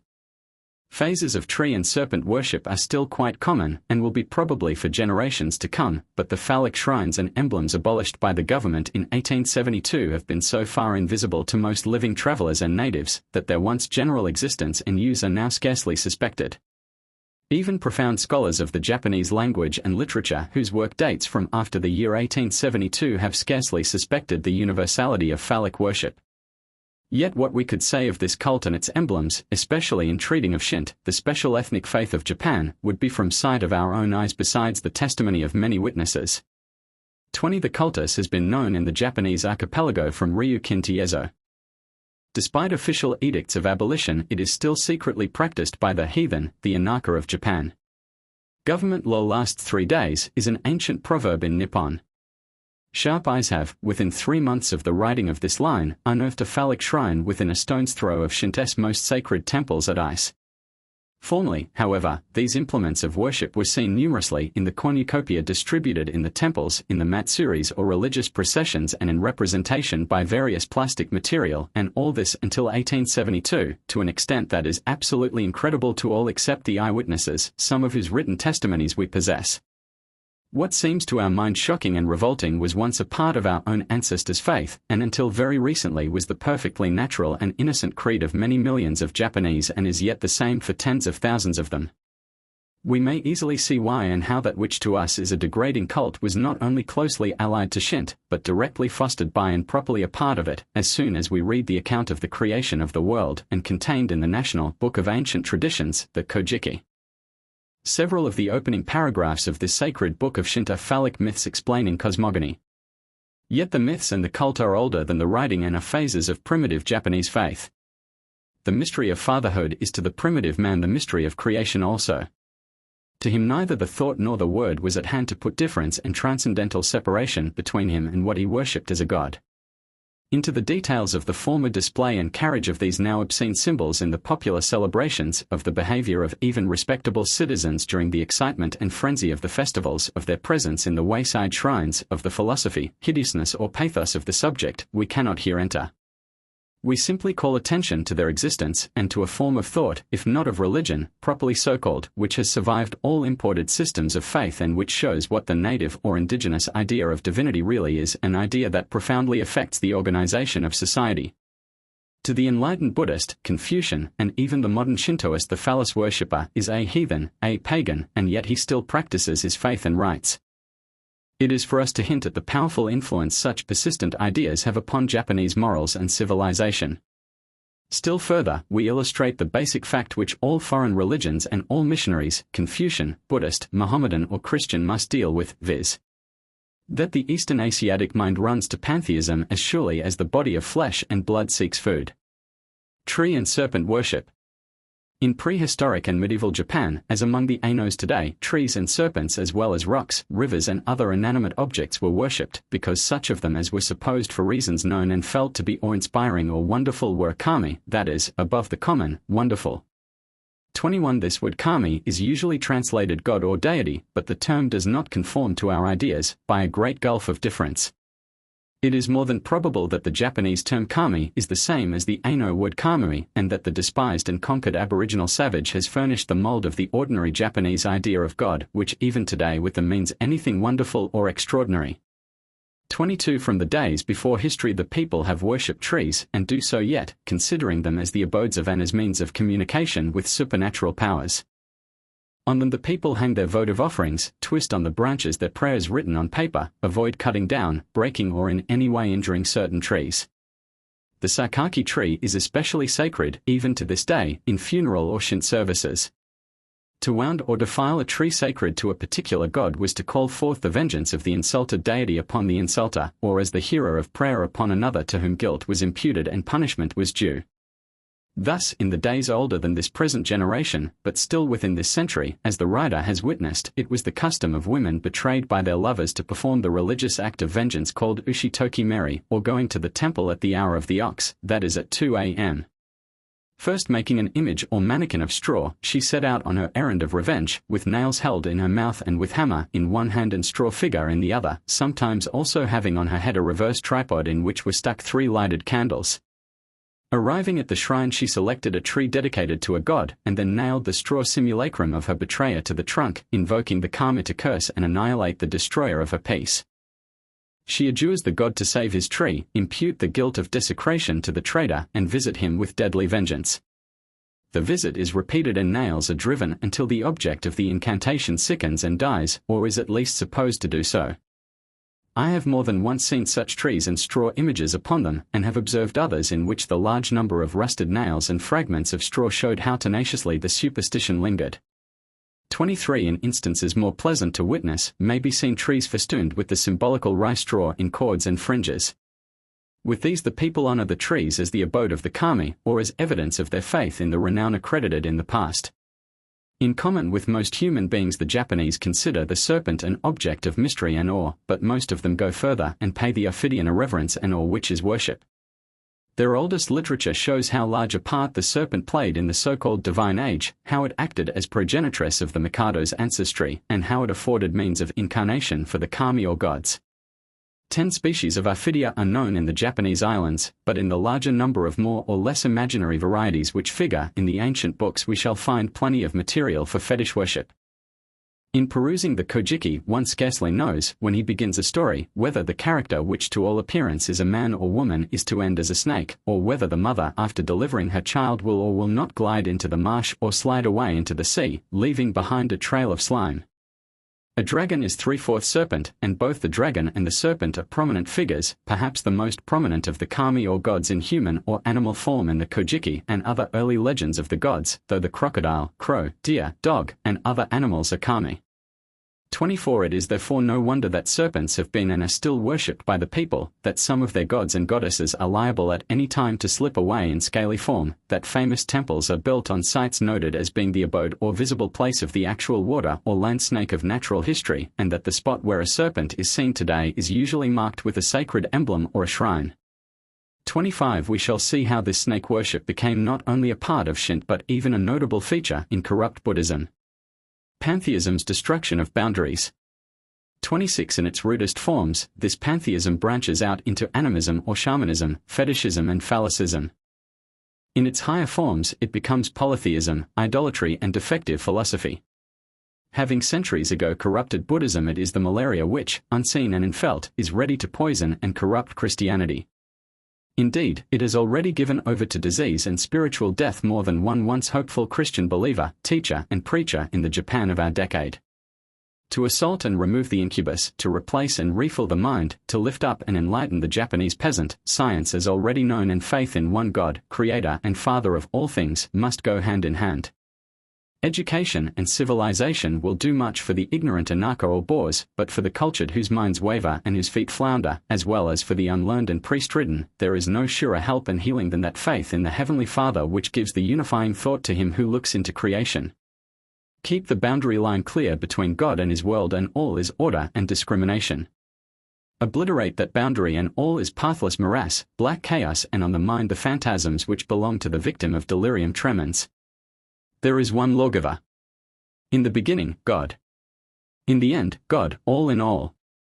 Shint, myths and ritual. In the great days of old, when o'er the land the gods held sovereign sway, our fathers loved to say that the bright gods with tender care enfold the fortunes of Japan, blessing the land with many an holy spell, and what they love to tell, we of this later age ourselves do prove, for every living man may feast his eyes on tokens of their love. Poem of Yamagami no Akura, A.D. 733. Baal, while I on towers and banning terraces, in shaft and obelisk, behold my sign. Creative, shape of first imperious law. Bayard Taylor's Mask of the Gods. Thou hast also taken thy fair jewels of my gold and of my silver, which I had given thee, and madest to thyself images of men, and didst commit whoredom with them, and tookest thy broidered garments, and covetst them, and thou hast set mine oil and mine incense before them. My meat also which I gave thee, fine flour, and oil, and honey, wherewith I fed thee, thou hast even set it before them for a sweet savour, and thus it was, saith the Lord God. Ezekiel. If it be said, as has been the case, Shintoism has nothing in it, we should be inclined to answer, so much the better, there is less error to counteract. But there is something in it, and that of a kind of which we may well avail ourselves when making known the second commandment, and that fountain of cleansing from all sin. E. W. Sile. If Shint has a dogma, it is purity. Kaburage. I will wash my hands in innocency, O Lord, and so will I go to thine altar. P.S. XXVI. 6. Chapter 2, Shint, Myths and Ritual. The Japanese, a young nation. What impresses us in the study of the history of Japan is that, compared with China and Korea, she is young. Her history is as the story of yesterday. The nation is modern. The Japanese are as younger children in the great family of Asia's historic people. Broadly speaking, Japan is no older than England, and authentic Japanese history no more ancient than British history. In Albion, as in the honourable country, there are traditions and mythologies that project their shadows eons back of genuine records, but if we consider that English history begins in the 5th, and English literature in the 8th century, then there are other reasons besides those commonly given for calling Japan the England of the East. No trustworthy traditions exist which carry the known history of Japan farther back than the 5th century. The means for measuring and recording time were probably not in use until the 6th century. The oldest documents in the Japanese language, excepting a few fragments of the 7th century, do not antedate the year 712, and even in these the Chinese characters are in many instances used phonetically, because the meaning of the words thus transliterated had already been forgotten. Hence their interpretation in detail is still largely a matter of conjecture. Yet the Japanese archipelago was inhabited long before the dawn of history. The concurrent testimony of the earliest literary monuments, of the indigenous mythology, of folklore, of shell heaps and of kitchen middens shows that the occupation by human beings of the main islands must be ascribed to times long before the Christian era. Before written records or ritual of worship, religion existed on its active or devotional side, and there were mature growths of thought preserved and expressed orally. Poems, songs, chants and noito or liturgies were kept alive in the human memory, and there was a system of worship, the name of which was given long after the introduction of Buddhism. This descriptive term, kami no mishi in Japanese and shinti in the Chinese as pronounced by Japanese, means the way of the gods, the ti or final syllable being the same as Tao in Taoism. We may say that shint means, literally, theoslogos, theology. The customs and practices existed centuries before contact with Chinese letters and long previous to the Shinto literature which is now extant. Whether Kama no Mishi is wholly the product of Japanese soil, or whether its rudimentary ideas were imported from the neighboring Asian continent and more or less allied to the primitive Chinese religion, is still an open question. The preponderance of argument tends, however, to show that it was an importation as to its origin, for not a few events outlined in the Japanese mythology cast shadows of reminiscence upon Korea or the Asian mainland. In its development, however, the cultus is almost wholly Japanese. The modern forms of Shinto, as molded by the revivalists of the 18th century, are at many points notably different from the ancient faith. At the World's Parliament of Religions at Chicago, Shinto seemed to be the only one, and probably the last, of the purely provincial religions. In order to gain a picture of life in Japan before the introduction of Chinese civilization, we must consult those photographs of the minds of the ancient islanders which still exist in their earliest literature. The fruits of the study of ethnology, anthropology, and archaeology greatly assist us in picturing the daybreak of human life in the morning land. In preparing materials for the student of the religions of Japan, many laborious have wrought in various fields, but the chief literary honors have been taken by the English scholars, Messrs. Sado, 1 Aston, 2 and Chamberlain. 3 These untiring workers have opened the treasures of ancient thought in the Altaic world. For although even these archaic Japanese compositions, readable today only by special scholars, are more or less affected by Chinese influences, ideas and modes of expression, yet they are in the main faithful reflections of the ancient life before the primitive faith of the Japanese people was either disturbed or reduced to system in presence of an imported religion. These monuments of history, poetry and literatures are the kojiki, or notices of ancient things, the manyushu, or myriad leaves or poems, and the noido, or literatures. The ancient documents. The first book, the Kojiki, gives us the theology, cosmogony, mythology, and very probably, in its later portions, some outlines of history of the ancient Japanese. The Kojiki is the real, the dogmatic exponent, or, if we may so say, the Bible of Shinto. The Manushu, or Book of Myriad Poems, expresses the thoughts and feelings, reflects the manners and customs of the primitive generations, and, in the same sense as do the sagas of the Scandinavians, furnishes us unchronological but interesting and more or less real narratives of events which have been glorified by the poets and artists. The ancient codes of law and of ceremonial procedure are of great value, while the Noido are excellent mirrors in which to see reflected the religion called Shinto on the more active side of worship. In a critical study, either of the general body of national tradition or of the ancient documents, we must continually be on our guard against the usual assumption that Chinese civilization came in earlier than it really did. This assumption colors all modern Japanese popular ideas, art and literature. The vice of the pupil nations surrounding the Middle Kingdom is their desire to have it believed that Chinese letters and culture among them is as nearly coeval with those of China as can be made truly or falsely to appear. The Koreans, for example, would have us believe that their civilization, based on letters and introduced by Kishi, is 4,000 years old and contemporaneous with China's own, and that the Koreans are among the oldest people of the world. 5. The average modern Japanese wishes the date of authentic or official history projected as far back as possible. Yet he is a modest man compared with his medieval ancestor, who constructed chronology out of inkstones. Over 1,000 years ago a deliberate forgery was officially put on paper. A whole line of emperors who never lived was canonized, and clever penmen set down in ink long chapters which describe what never happened. 6. Furthermore, even after, and only 8 years after the fairly honest Kojiki had been compiled, the book called Nihongi, or Chronicles of Japan, was written.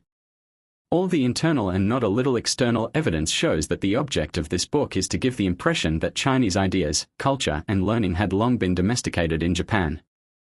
The Nihongi gives dates of events supposed to have happened 1,500 years before, with an accuracy which may be called villainous, while the Kojiki states that Wani, a Korean teacher, brought the 1,000-character classic to Japan in A.D. 285, though that famous Chinese book was not composed until the 6th century, or A.D. 550. 7. Even to this day it is nearly impossible for an American to get a Korean frog in the well. 8. To understand why the genuine native life and history, language and learning of his own peninsular country is of greater value to the student than the pedantry borrowed from China. Why these possess any interest to a scholar is a mystery to the head in the horsehair net. Anything of value, he thinks, must be on the Chinese model.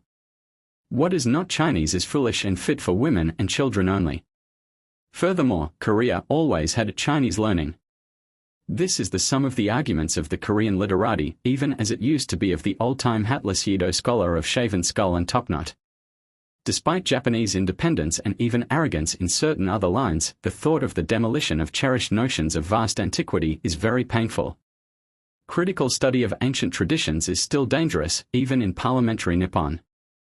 Hence the unbiased student must depend on his own reading of and judgment upon the ancient records, assisted by the thorough work done by the English scholars Aston, Sado, Chamberlain, Bramsen and others. It was the coming of Buddhism in the 6th century, and the implanting on the soil of Japan of a system of religion in which were temples with all that was attractive to the eye, gorgeous ritual, scriptures, priesthood, codes of morals, rigid discipline, a system of dogmatics in which all was made positive and clear, that made the variant myths and legends somewhat uniform. The faith of Shaka, by winning adherents both at the court and among the leading men of intelligence, reacted upon the national traditions so as to compel their collection and arrangement into definite formulas. In due time the mythology, poetry and ritual was, as we have seen, committed to writing and the whole system called Shint in distinction from Butsud, the way of the gods from the way of the Buddhas. Thus we can see more clearly the outward and visible manifestations of Shint. In forming our judgment, however, we must put aside those descriptions which are found in the works of European writers, from Marco Polo and Mendez Pinto down to the year 1870. Though these were good observers, they were often necessarily mistaken in their deductions. For, as we shall see in our lecture on Ribu or mixed Buddhism, Shint was, from the 9th century until late into the 19th century, absorbed in Buddhism so as to be next to invisible. Origins of the Japanese people. Without detailing processes, but giving only results, our view of the origin of the Japanese people and of their religion is in the main as follows. The oldest seats of human habitation in the Japanese archipelago lie between the 30th and 38th parallels of north latitude. South of the 34th parallel, it seems, though without proof of writing or from tradition, that the Malay type and blood from the far south probably predominated, with, however, much infusion from the northern Asian mainland. Between the 34th and 36th parallels and west of the 138th meridian of longitude may be found what is still the choicest, richest and most populous part of the country between heaven and earth. Here the prevailing element was Korean and Tartar. To the north and east of this fair country lay the Emishi savages, or Ainos. In the world within the ken of the prehistoric dwellers in what is now the three islands, Hondo, Kyushu and Shikoku, there was no island of Yezu and no China, while Korea was but slightly known and the lands farther westward were unheard of except as the home of distant tribes. Three distinct lines of tradition point to the near peninsula or the west coast of Japan as the heaven whence descended the tribe which finally grew to be dominant. The islands of Tsushima and Iki were the stepping stones of the migration out of which rose what may be called the southern or Tsukushi cycle of legend, Tsukushi being the ancient name of Kyushu. Idzumo is the holy land whence issued the second stream of tradition. The third course of myth and legend leads us into Yamato, whence we behold the conquest of the Mikado's homeland and the extension of his name and influence into the regions east of the Hakone Mountains, including the great plain of Yedo, where modern TKO now stands. We shall take the term Yamato as the synonym of the prehistoric but discernible beginnings of national life. It represents the seed of the tribe whose valor and genius ultimately produced the Mikado system. It was through this house or tribe that Japanese history took form. The reverence for the ruler long afterward entitled Son of Heaven is the strongest force in the national history. The spirit and prowess of these early conquerors have left an indelible impress upon the language and the mind of the nation in the phrase Yamato Damasha, the spirit of divine and unconquerable Japan. The story of the conquest of the land, in its many phases, recalls that of the Aryans in India, of the Hebrews in Canaan, of the Romans in Europe and of the Germanic races in North America. The Yamato men gradually advanced to conquest under the impulse, as they believed, of a divine command. 9 They were sent from Takamanohara, the high plain of heaven. Theirs was the war of men with a nobler creed, having agriculture and a feudal system of organization which furnished resources for long campaigns against hunters and fishermen. They had improved artillery and used iron against stone. Yet they conquered and pacified not only by superior strategy, tactics, weapons and valor, but also by advanced fetish and dogma. They captured the religion of their enemies as well as their bodies, lands and resources. They claimed that their ancestors were from heaven, that the sun was their kinswoman and that their chief, or Mikado, was vicegerent of the heavenly gods, but that those whom they conquered were earthborn or sprung from the terrestrial divinities. Mikadoism, the heart of Shint. As success came to their arms and their chief's power was made more sure, they developed further the dogma of the Mikado's divinity and made worship center in him as the earthly representative of the sun and heaven. His fellow conquerors and ministers, as fast as they were put in lordship over conquered provinces, or indigenous chieftains who submitted obediently to his sway or yielded graciously to his prowess, were named as founders of temples and in later generations worshipped and became gods. 10. One of the motives for, and one of the guiding principles in the selections of the floating myths, was that the ancestry of the chieftains loyal to the Mikado might be shown to be from the heavenly gods. Both the narratives of the Kojiki and the liturgies show this clearly. The nature worship, which was probably practiced throughout the whole archipelago, became part of the system as government and society were made uniform on the Yamato model. It seems at least possible, if Buddhism had not come in so soon, that the ordinary features of a religion, dogmatic and ethical codes, would have been developed. In a word, the kami no mishi, or religion of the islanders in prehistoric times before the rise of Mikadoism, must be carefully distinguished from the politico-ecclesiasticism which the system called Shinto reveals and demands. The early religion, first in the hands of politicians and later under the pens and voices of writers and teachers at the imperial court, became something very different from its original form. As surely as KB later captured Shinto, making material for Buddhism out of it and overlaying it in Ribu, so the Yamato men made political capital out of their own religion and that of the subject tribes. The divine sovereign of Japan and his political church did exactly what the state churches of Europe, both pagan and Christian, have done before and since the Christian era. Further, in studying the Kojiki, we must remember that the sacred writing sprang out of the religion and that the system was not an evolution from the book.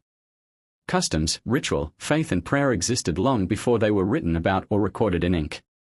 Moreover, the philosophy came later than the practice, the deeds before the myths, and the joy and terror of the visible universe before the cosmogony or theogony, while the book preface was probably written last of all.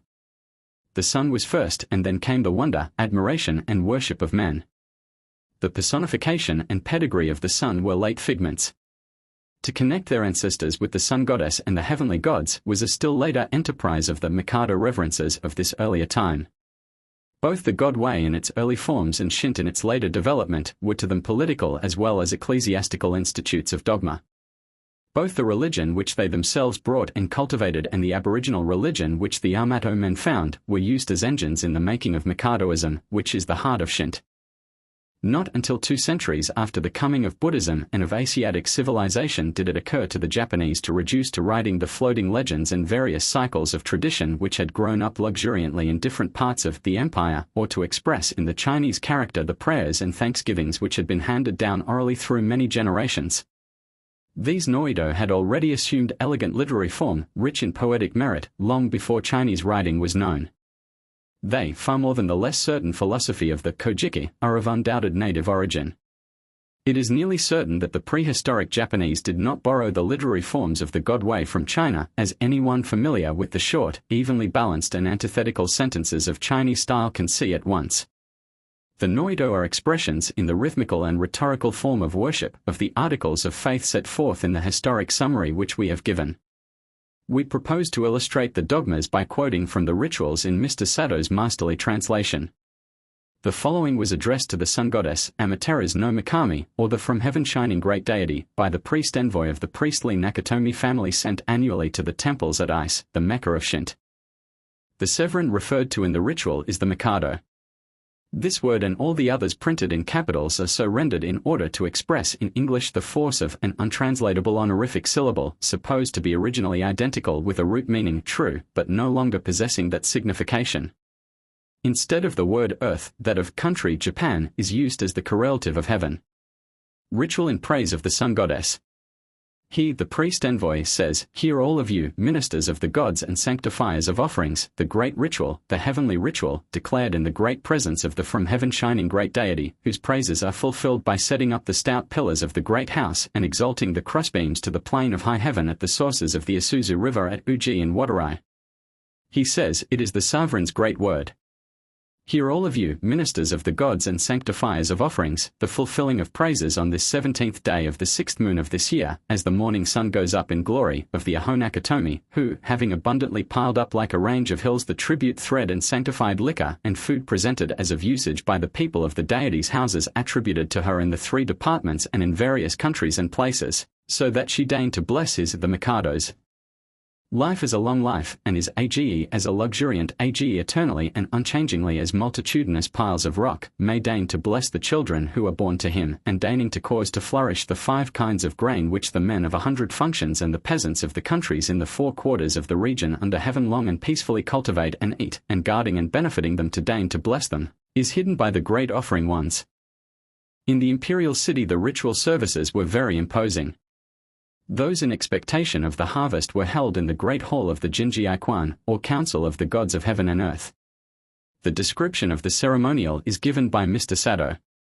11. In the prayers offered to the Sun Goddess for harvest, and in thanksgiving to her for bestowing dominion over land and sea upon her descendant the Mikado, occurs the following passage: I declare in the great presence of the from heaven shining great deity who sits in ice.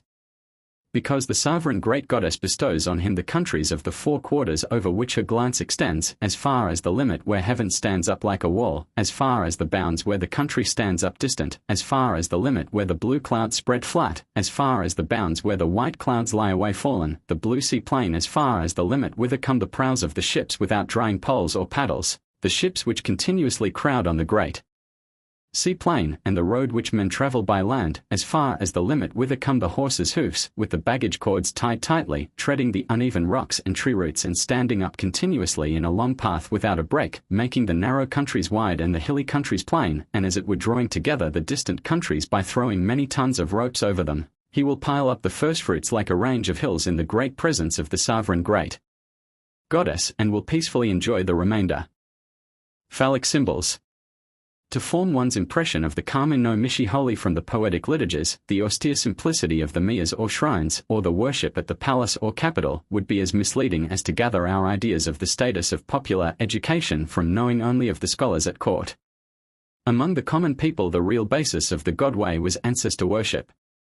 From the very first this trait and habit of the Japanese can be discerned. Their tenacity in holding to it made the Confucian ethics more welcome when they came.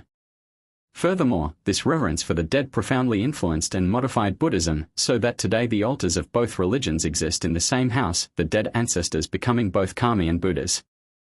Modern taste has removed from sight what were once the common people's symbols of the God way, that is of ancestor worship. The extent of the phallus cult and its close and even vital connection with the God way, and the general and innocent use of the now prohibited emblems, tax severely the credulity of the Occidental reader. The processes of the ancient mind can hardly be understood except by vigorous power of the imagination and by sympathy with the primeval man. To the critical student, however, who has lived among the people and the temples devoted to this worship, who knows how innocent and how truly sincere and even reverent and devout in the use of these symbols the worshippers are, the matter is measurably clear. He can understand the soil, root and flower even while the most strange specimen is abhorrent to his taste, and while he is most active in destroying that mental climate in which such worship, whether native or exotic, can exist and flourish. In none of the instances in which I have been eyewitness of the cult, of the person officiating or of the emblem, have I had any reason to doubt the sincerity of the worshipper. I have never had reason to look upon the implements or the system as anything else than the endeavor of man to solve the mystery of being and power. In making use of these emblems, the Japanese worshipper simply professes his faith in such solution as is seemed to him attainable. That this cultus was quite general in pre-Buddhistic Japan, as in many other ancient countries, is certain from the proofs of language, literature, external monuments and relics which are sufficiently numerous. Its organic connection with the God way may be clearly shown. To go farther back in point of time than the Kojiki, we find that even before the development of art in very ancient Japan, the male gods were represented by a symbol which thus became an image of the deity himself. This token was usually made of stone, though often of wood, and in later times of terracotta, of cast and wrought iron and even of gold. 12. Under the direct influence of such a cult, other objects appealed to the imagination or served the temporary purpose of the worshipper as ex voto to hang up in the shrines, such as the mushroom, a wabi, various other shells and possibly the fire drill. It is only in the decay of the cultus, in the change of view and center of thought compelled by another religion, that representations of the old emblems ally themselves with sensualism or immorality. It is that natural degradation of one man's God into another man's devil, which conversion must almost of necessity bring, that makes the once revered symbol obscene, and talk about it become, in a descending scale, dirty, foul, filthy, nasty. That the Japanese suffer from the moral effluvia of a decayed cult which was once as the very vertebral column of the national body of religion is evident to every one who acquaints himself with their popular speech and literature. How closely and directly phallicism is connected with the God way, and why there were so many Shinto temples devoted to this latter cult and furnished with symbols, is shown by study of the Kojiki. The two opening sections of this book treat of kami that were in the minds even of the makers of the myths little more than mud and water. 13, the mere bioplasm of deity. The 7 divine generations are born, but do nothing except that they give Izanagi and Izanami a jeweled spear. With this pair come differentiation of sex. It is immediately on the apparition of the consciousness of sex that motion, action and creation begin, and the progress of things visible ensues. The details cannot be put into English, but it is enough, besides noting the conversation and union of the pair, to say that the term meaning giving birth to refers to inanimate as well as animate things. It is used in reference to the islands which compose the archipelago as well as to the various kami which seem, in many cases, to be nothing more than the names of things or places. Fire myths and ritual. Fire is, in a sense, the foundation and first necessity of civilization, and it is interesting to study the myths as to the origin of fire, and possibly even more interesting to compare the Greek and Japanese stories. As we know, old-time popular etymology makes Prometheus the forethinker and brother of Epimetheus the afterthinker. He is the stealer of the fire from heaven in order to make men share the secret of the gods. Comparative philology tells us, however, that the Sanskrit pramantha is a stick that produces fire. The Kojiki does indeed contain what is probably the later form of the fire myth about 2 brothers, Prince Fireshine and Firefade, which suggests both the later Greek myth of the fore and afterthinker and a tradition of a flood. The first, and most probably older, myth in giving the origin of fire does it in true Japanese style, with details of parturition. After numerous other deities had been born of Izanagi and Izanami, it is said that they gave birth to the fire-burning swift male deity, another name for whom is the deity Fire-Shining Prince, and another name is the deity Fire-Shining Elder. In the other ancient literature this fire god is called Homusubi, the fire producer. Izanami yielded up her life upon the birth of her son, the fire god, or, as the sacred text declares, she divinely retired at 14 into Hades. From her corpse sprang up the pairs of gods of clay, of metal, and other kami that possessed the potency of calming or subduing fire, for clay resists and water extinguishes.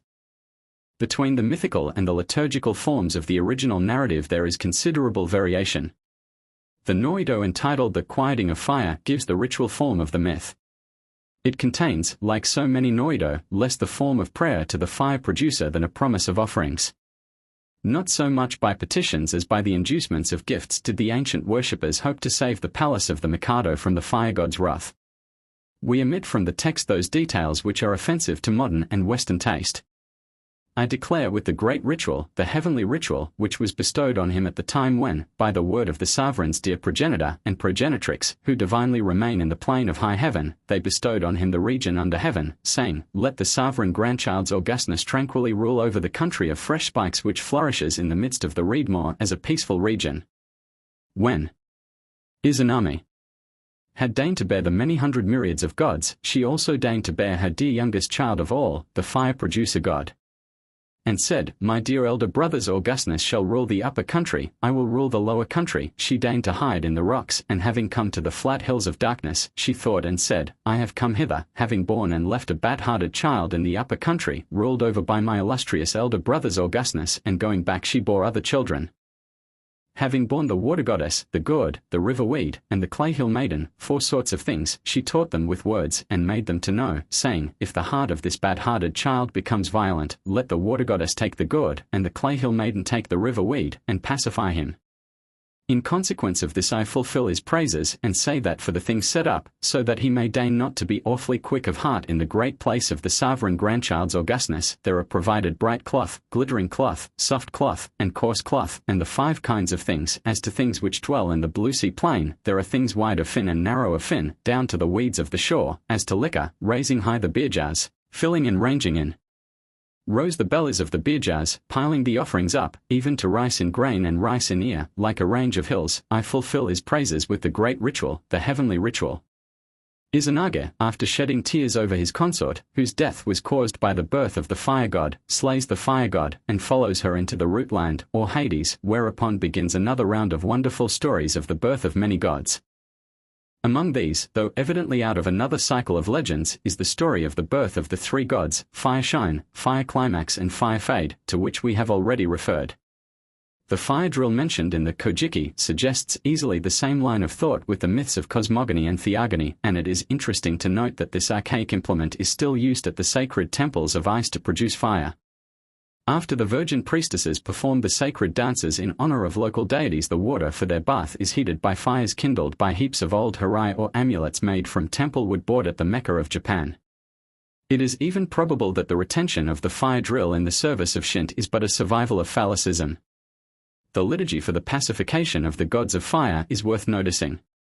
The full form of the ritual, when compared with a legend in the Nihongi, shows that a myth was partly devised to explain the connection of an hereditary family of priests with the god whose shrine they served. It is possible that the claim to be directly descended from the god had been disputed. The Noido first recites poetically the descent of Ninija, the grandchild of the sun goddess from heaven, and the quieting of the turbulent kami. I, the diviner, declare, when by the word of the progenitor and progenitrix, who divinely remaining in the plane of high heaven, deign to make the beginning of things, they divinely deign to assemble the many hundred myriads of gods in the high city of heaven, and deign divinely to take counsel in council, saying, when we cause our sovereign grandchild's augustness to leave heaven's eternal seat, to cleave a path with might through heaven's manifold clouds, and to descend from heaven, with orders tranquilly to rule the country of fresh spikes, which flourishes in the midst of the reed moor as a peaceful country. What god shall we send first to divinely sweep away and subdue the gods who are turbulent in the country of fresh spikes? All the gods pondered and declared, you shall send Amenehote's augustness and subdue them, declared they. Wherefore they sent him down from heaven, but he did not declare an answer, and having next sent to Kamikuma's augustness, he also, obeying his father's words, did not declare an answer. Ayami no Wakahiko also, whom they sent, did not declare an answer, but immediately perished by the calamity of a bird on high. Wherefore they pondered afresh by the word of the heavenly gods, and having deigned to send down from heaven the two pillars of gods, Futsunushi and Takemika-Zuchi's augustness, who having deigned divinely to sweep away, and deigned divinely to soften the gods who were turbulent, and silence the rocks, trees, and the least leaf of herbs likewise that had spoken, they caused the sovereign grandchild's augustness to descend from heaven. I fulfill your praises, saying, as to the offerings set up, so that the sovereign gods who come into the heavenly house of the sovereign grandchild's augustness, which, after he had fixed upon as a peaceful country, the country of great Yamato where the sun is high, as the center of the countries of the four quarters bestowed upon him when he was thus sent down from heaven, stoutly planting the house pillars on the bottommost rocks, and exalting the crossbeams to the plane of high heaven, the builders had made for his shade from the heavens and shade from the sun, and wherein he will tranquilly rule the country as a peaceful country, may, without deigning to be turbulent, deigning to be fierce, and deigning to hurt, knowing, by virtue of their divinity, the things which were begun in the plane of high heaven, deigning to correct with divine correcting and great correcting, remove hence out to the clean places of the mountain streams which look far away over the four quarters, and rule them as their own place.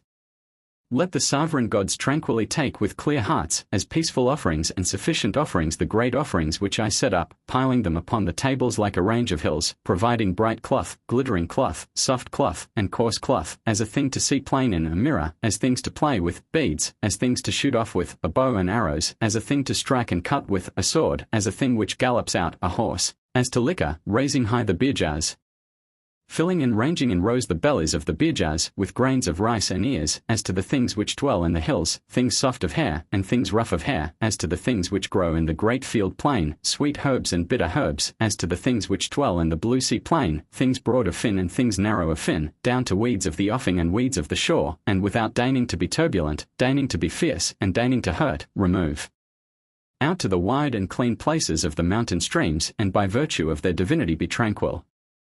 In this ritual we find the origin of evil attributed to wicked kami, or gods. To get rid of them is to be free from the troubles of life. The object of the ritual worship was to compel the turbulent and malevolent kami to go out from human habitations to the mountain solitudes and rest there. The dogmas of both God possession and of the power of exorcism were not, however, held exclusively by the high functionaries of the official religion, but were part of the faith of all the people. To this day both the tenets and the practices are popular under various forms. Besides the 27 Noito which are found in the Yengashiki, published at the opening of the 10th century, there are many others composed for single occasions. Examples of these are found in the government gazettes. One celebrates the Mikado's removal from Kido to TKI, another was written and recited to add greater solemnity to the oath which he took to govern according to modern liberal principles and to form a national parliament.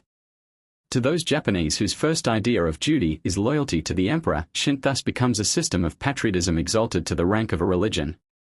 Even Christian natives of Japan can use much of the phraseology of the Noito while addressing their petitions on behalf of their chief magistrate to the King of Kings. The primitive worship of the sun, of light, of fire, has left its impress upon the language and in vernacular art and customs. Among scores of derivations of Japanese words, often more pleasing than scientific, in which the general term hai enters, is that which finds in the word for man, hido, the meaning of light-bearer. On the face of the broad terminal tiles of the house roofs, we still see molded the river weed, with which the clay hill maiden pacified the fire god. On the frontlet of the warrior's helmet, in the old days of arrow and armor, glittered in brass on either side of his crest the same symbol of power and victory. Having glanced at the ritual of Shinto, let us now examine the teachings of its oldest book. The Kojiki and its teachings. Japan is not a land where men need pray, for 'tis itself divine, yet do I lift my voice in prayer. Hidamaro, plus A.D. 737. Now when chaos had begun to condense, but force and form were not yet manifest, and there was naught named, naught done, who could know its shape. Nevertheless heaven and earth first parted, and the three deities performed the commencement of creation, the passive and active essences then developed, and the two spirits became the ancestors of all things. Preface of Yashima, A.D. 712, to the Kojiki. These, the Kojiki and Nihongi, are the Shintoists' canonical books. And almost their every word is considered undeniable truth. The Shinto faith teaches that God inspired the foundation of the Mikado 8, and that it is therefore sacred. Kaburagi. We now reverently make our prayer to them, our imperial ancestors, and to our illustrious father, Komei, plus 1867, and implore the help of their sacred spirits, and make to them solemn oath never at this time nor in the future to fail to be an example to our subjects in the observance of the law, constitution, hereby established. Imperial Oath of the Emperor Mitsuhito in the Sanctuary in the Imperial Palace, TKI, February 11, 1889. Shinto is not our national religion. A faith existed before it, which was its source. It grew out of superstitious teaching and mistaken tradition. The history of the rise of Shinto proves this. T. Matsugami. Makoto wo mote kamen no mishi wo oshiyuriba nari. Thou teachest the way of God in truth. Mark 12. 14, where wa mikni nuri, mukoto nari, enochi nari. John 14. 6. The New Testament in Japanese. Chapter 3, The Kojiki and its teachings. The Kojiki, mid its myths of cosmogony. As to the origin of the Kojiki, we have in the closing sentences of the author's preface the sole documentary authority explaining its scope and certifying to its authenticity. Briefly, the statement is this: the heavenly sovereign, or Mikado, Temu, A.D. 673–686, lamenting that the records possessed by the chief families were mostly amplified by empty falsehoods, and fearing that the grand foundation of the monarchy would be destroyed, resolved to preserve the truth.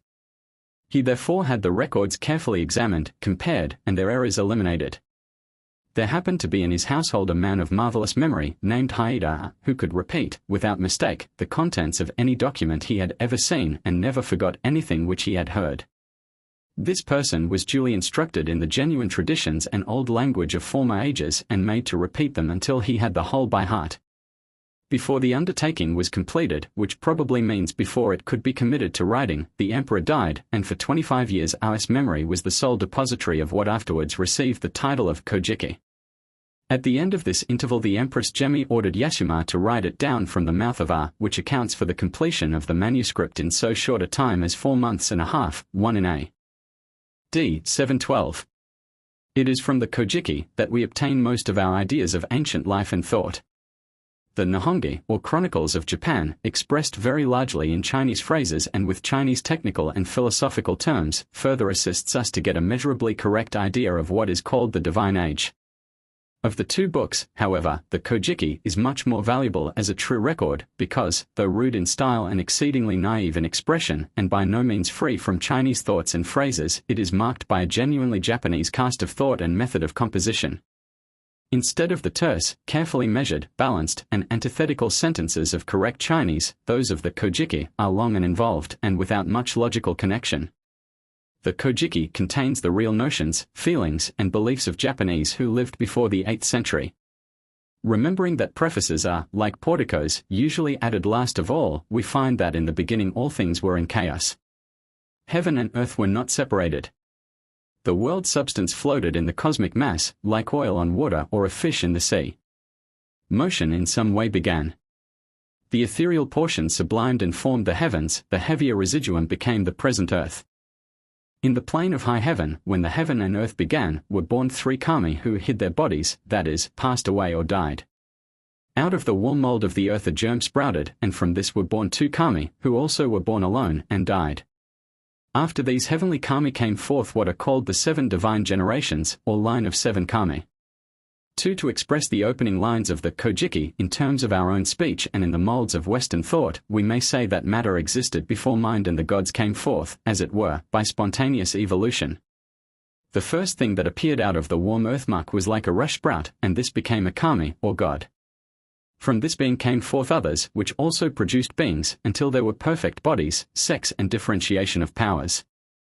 The Nihongi, however, not only gives a different view of this evolution basing it upon the dualism of Chinese philosophy, that is, of the active and passive principles, and uses Chinese technical terminology, but gives lists of kami that differ notably from those in the Kojiki. This latter fact seems to have escaped the attention of those who write freely about what they imagine to be the early religion of the Japanese. 3. After this introduction, in which dualities, trinities, and supreme deities have been discovered by writers unfamiliar with the genius of the Japanese language, there follows an account of the creation of the habitable earth by Izanami and Izanagi, whose names mean the male who invites and the female who invites. The heavenly kami commanded these 2 gods to consolidate and give birth to the drifting land. Standing on the floating bridge of heaven, the male plunged his jewel spear into the unstable waters beneath, stirring them until they gurgled and congealed. When he drew forth the spear, the drops trickling from its point formed an island, ever afterward called Onokorojima, or the island of the congealed drop. Upon this island they descended. The creative pair, or divine man and woman, now separated to make a journey round the island, the male to the left, the female to the right. At their meeting the female spoke first, "How joyful to meet a lovely man." The male, offended that the woman had spoken first, required the circuit to be repeated. On their second meeting, the man cried out, "How joyful to meet a lovely woman." This island on which they had descended was the first of several which they brought into being. In poetry it is the island of the congealed drop. In common geography it is identified as Awaji, at the entrance of the inland sea. Thence followed the creation of the other visible objects in nature. Izanagi's visit to Hades and results.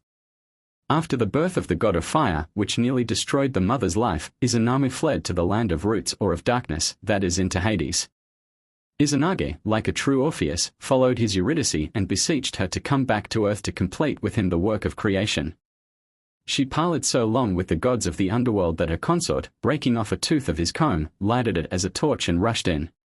He found her putrefied body, out of which had been born the 8 gods of thunder.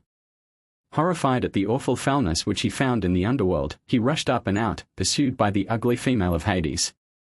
By artifices that bear a wonderful resemblance to those in Teutonic fairy tales, he blocked up the way. His headdress, thrown at his pursuer, turned into grapes which she stopped to eat. The teeth of his comb sprouted into a bamboo forest, which detained her. The 3 peaches were used as projectiles, his staff which stuck up in the ground became a gate, and a mighty rock was used to block up the narrow pass through the mountains. Each of these objects has its relation to place names in Idzumo or to superstitions that are still extant.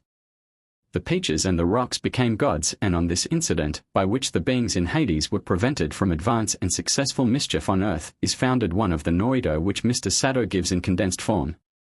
The names of the 3 gods, for youth and maiden of the many road forkings and come no further gate, are expressed and invoked in the praises bestowed on them in connection with the offerings. He, the priest, says, I declare in the presence of the sovereign gods, who like innumerable piles of rocks sit closing up the way in the multitudinous road forkings. I fulfill your praises by declaring your names, youth and maiden of the many road forkings, and come no further gate, and say, for the offerings set up that you may prevent the servants of the monarch from being poisoned by and agreeing with the things which shall come roughly acting and hating from the root country, the bottom country, that you may guard the bottom of the gate when they come from the bottom, guard the top when they come from the top, guarding with nightly guard and with daily guard, and may praise them, peacefully take the great offerings which are set up by piling them up like a range of hills, that is to say, providing bright cloth, etc. And sitting closing up the way like innumerable piles of rock in the multitudinous road forkings, deign to praise the sovereign grandchild's augustness eternally and unchangingly, and to bless his age as a luxuriant age. Retreating to another part of the world, that is, into southwestern Japan, Izanami purified himself by bathing in a stream. While washing himself, 5 many kami were born from the rinsings of his person, one of them, from the left eye. The left in Japanese is always the honorable side, being the far-shining or heaven-illuminating kami, whose name, Amaterasu, or heaven shiner, is usually translated, the sun goddess. This personage is the center of the system of Shinto. The creation of gods by a process of cleansing has had a powerful effect on the Japanese, who usually associate cleanliness of the body, less moral than physical, with godliness. It is not necessary to detail further the various stories which make up the Japanese mythology. Some of these are lovely and beautiful, but others are horrible and disgusting, while the dominant note throughout is abundant filthiness. Professor Basil Hall Chamberlain, who has done the world such good service in translating into English the whole of the Kojiki and furnishing it with learned commentary and notes, has well said, the shocking obscenity of word and act to which the records bear witness is another ugly feature which must not quite be passed over in silence. It is true that decency, as we understand it, is a very modern product, and it is not to be looked for in any society in the barbarous stage. At the same time, the whole range of literature might perhaps be ransacked for a parallel to the naive filthiness of the passage forming Sector 4 of the following translation, or to the extraordinary topic which the hero Yamato Take and his mistress Miyades are made to select as the theme of poetical repartee. One passage likewise would lead us to suppose that the most beastly crimes were commonly committed. 6. Indeed, it happens in several instances that the thread by which the marvelous patchwork of unrelated and varying local myths is joined together is an indecent love story. 1,000 years after the traditions of the Kojiki had been committed to writing, and orthodox Shinto commentators had learned science from the Dutch at Nagasaki, the stirring of the world mud by Izanagi's Spear 7 was gravely asserted to be the cause of the diurnal revolution of the earth upon its axis, the point of the axis being still the jewel spear. 8. Onigoro-jima, or the island of the congealed drop, was formerly at the North Pole. 9. But subsequently removed to its present position. How this happened is not told. Life in Japan during the Divine Age. Now that the Kojiki is in English and all may read it, we can clearly see who and what were the Japanese in the ages before letters and Chinese civilization, for these stories of the kami are but legendary and mythical accounts of men and women. One could scarcely recognize in the islanders of 11 or 1200 years ago the polished, brilliant, and interesting people of today. Yet truth compels us to say that social morals in Dai-Nippon, even with telegraphs and railways, are still more like those of ancient days than readers of rhapsodies by summer tourists might suppose. These early Japanese, indeed, were possibly in a stage of civilization somewhat above that of the most advanced of the American Indians when first met by Europeans, for they had a rude system of agriculture and knew the art of fashioning iron into tools and weapons. Still, they were very barbarous, certainly as much so as our Germanic forebears. They lived in huts. They were without writing or commerce and were able to count only to 10. Their cruelty was as revolting as that of the savage tribes of America. The family was in its most rudimentary stage, with little or no restraint upon the passions of men. Children of the same father, but not of the same mother, could intermarry. The instances of men marrying their sisters or aunts were very common.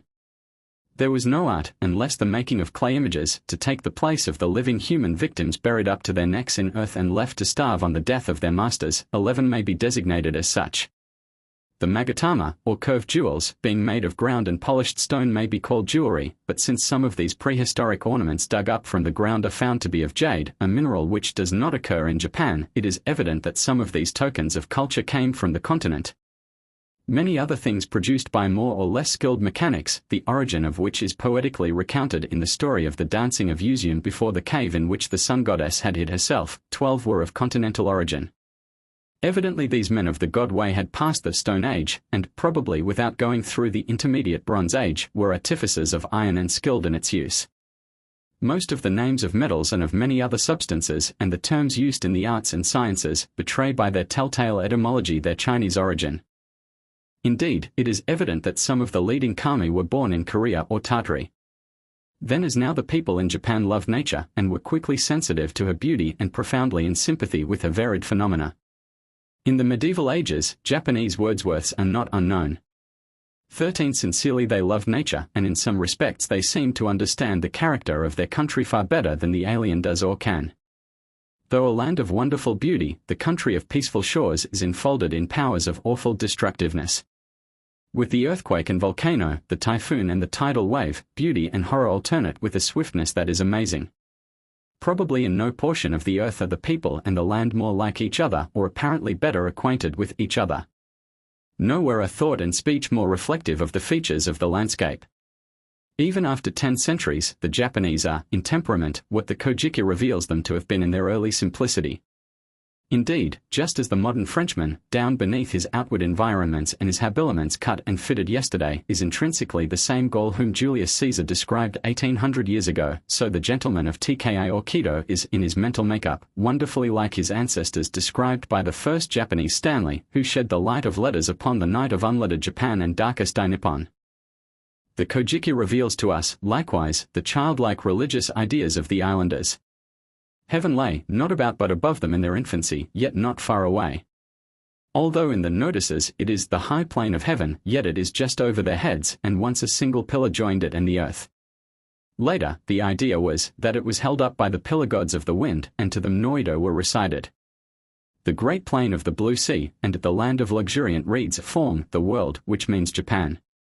The gods are only men of prowess or renown. A kami is anything wonderful, god or man, rock or stream, bird or snake, whatever is surprising, sensational, or phenomenal, as in the little child's world of today. There is no sharp line dividing gods from men, the natural from the supernatural, even as with the normal uneducated Japanese of today. As for the kami or gods, they have all sorts of characters, some of them being rude and ill-mannered, many of them beastly and filthy, while others are noble and benevolent. The attributes of moral purity, wisdom and holiness cannot be, and in the original writings are not, ascribed to them, but they were strong and had power. In so far as they had power they were called kami or gods, whether celestial or terrestrial. Among the kami, the one term under which they are all included, there were heavenly bodies, mountains, rivers, trees, rocks and animals, because those also were supposed to possess force, or at least some kind of influence for good or evil. Even peaches, as we have seen, when transformed into rocks, became gods. 14 That there was worship with awe, reverence, and fear, and that the festivals and sacrifices had two purposes, one of propitiating the offended kami and the other of purifying the worshipper, may be seen in the Noito or liturgies, some of which are exceedingly beautiful. 15 In them the feelings of the gods are often referred to. Sometimes their characters are described. Yet one looks in vain in either the notices, poems, or liturgies for anything definite in regard to these deities, or concerning morals or doctrines to be held as dogmas. The first gods come into existence after evolution of the matter of which they are composed has taken place. The later gods are sometimes able to tell who are their progenitors, sometimes not. They live and fight, eat and drink, and give vent to their appetites and passions, and then they die, but exactly what becomes of them after they die, the record does not state. Some are in heaven, some on the earth, some in Hades. The underworld of the first cycle of tradition is by no means that of the second. 16 Some of the kami are in the water, or on the water, or in the air. As for man, there is no clear statement as to whether he is to have any future life or what is to become of him, though the custom or junshi, or dying with the master, points to a sort of immortality such as the early Greeks and the Iroquois believed in. It would task the keenest and ablest Chintis to deduce or construct a system of theology, or of ethics, or of anthropology from the mass of tradition so full of gaps and discord as that found in the Kojiki, and none has done it. Nor do the inaccurate, distorted, and often almost wholly factitious translations, so-called, of French and other writers, who make versions which hit the taste of their Occidental readers far better than they express the truth, yield the desired information. Like the end strands of a new spider's web, the lines of information on most vital points are still in the air. The ethics of the God way. There are no codes of morals inculcated in the God way, for even its modern revivalists and exponents consider that morals are the invention of wicked people like the Chinese, while the ancient Japanese were pure in thought and act. They revered the gods and obeyed the Mikado, and that was the chief end of man in those ancient times when Japan was the world and heaven was just above the earth. Not exactly on Paul's principle of where there is no law there is no transgression, but utterly scouting the idea that formulated ethics were necessary for these pure-minded people, the modern revivalists of Shin teach that all that is of faith now is to revere the gods, keep the heart pure, and follow its dictates. 17 The naivete of the representatives of Shin at Chicago in A.D. 1893 was almost as great as that of the revivalists who wrote when Japan was a hermit nation. The very fact that there was no moral commandments, not even of loyalty or obedience such as Confucianism afterward promulgated and formulated, is proof to the modern Shintist that the primeval Japanese were pure and holy, they did right, naturally, and hence he does not hesitate to call Japan, the land of the gods, the country of the holy spirits, the region between heaven and earth, the island of the congealed drop, the sun's nest, the prince's country, the land of great peace, the land of great gentleness, the Mikado's empire, the country ruled by a theocratic dynasty. He considers that only with the vice brought over from the continent of Asia were ethics both imported and made necessary. 18 All this has been solely taught by famous Shin scholars of the 18th and 19th centuries and is still practically promulgated in the polemic Shin literature of today, even after the Kojiki has been studied and translated into European languages. The Kojiki shows that whatever the men may have been or done, the gods were abominably obscene, and both in word and deed were foul and revolting, utterly opposed in act to those reserves of modesty or standards of shame that exist even among the cultivated Japanese today. 19 Even among the Ainos, whom the Japanese look upon as savages, there is still much of the obscenity of speech which belongs to all society. 20 In a state of barbarism, but it has been proved that genuine modesty is a characteristic of the Aino women. 21 A literal English translation of the Kojiki, however, requires an abundant use of Latin in order to protect it from the grasp of the law in English-speaking Christendom. In Chamberlain's version, the numerous cesspools are thus filled up with a dead language, and the road is constructed for the reader, who likes the language of Edmund Spenser, of William Tyndale and of John Ruskin kept unsoiled. The cruelty which marks this early stage shows that though moral codes did not exist, the Buddhist and Confucian missionary were for Japan necessities of the first order. Comparing the result today with the state of things in the early times, one must award high praise to Buddhism that it has made the Japanese gentle, and to Confucianism that it has taught the proprieties of life, so that the polished Japanese gentleman, as to courtesy, is in many respects the peer and at some external points the superior, of his European confrere. Another fact, made repulsively clear, about life in ancient Japan, is that the high ideals of truth and honor, characteristic at least of the samurai of modern times, were utterly unknown in the days of the kami. Treachery was common. Instances multiply on the pages of the Kojiki where friend betrayed friend. The most sacred relations of life were violated. Altogether these were the darkest ages of Japan, though, as among the red men of America, there were not wanting many noble examples of stoical endurance, of courage, and of power nobly exerted for the benefit of others. The rise of Mikadoism. Nevertheless, we must not forget that the men of the early age of the Kami no Mishi conquered the aborigines by superior dogmas and fetish, as well as by superior weapons. The entrance of these heroes, invaders from the highlands of the Asian continent, by way of Korea, was relatively a very influential factor of progress, though not so important as was the Aryan descent upon India, or the Norman invasion of England, for the aboriginal tribes were vastly lower in the scale of humanity than their subduers.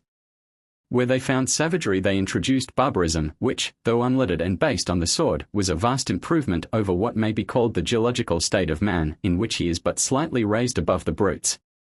For the proofs from the shell heaps, combined with the reflected evidences of folklore, show that cannibalism 22 was common in the early ages and that among the aboriginal hill tribes it lingered after the inhabitants of the plain and shore had been subdued. The conquerors, who made themselves paramount over the other tribes and who developed the Kami religion, abolished this relic of savagery and gave order where there had been chronic war. Another thing that impresses us because of its abundant illustrations is the prevalence of human sacrifices. The very ancient folklore shows that beautiful maidens were demanded by the sea gods in propitiation or were devoured by the dragons.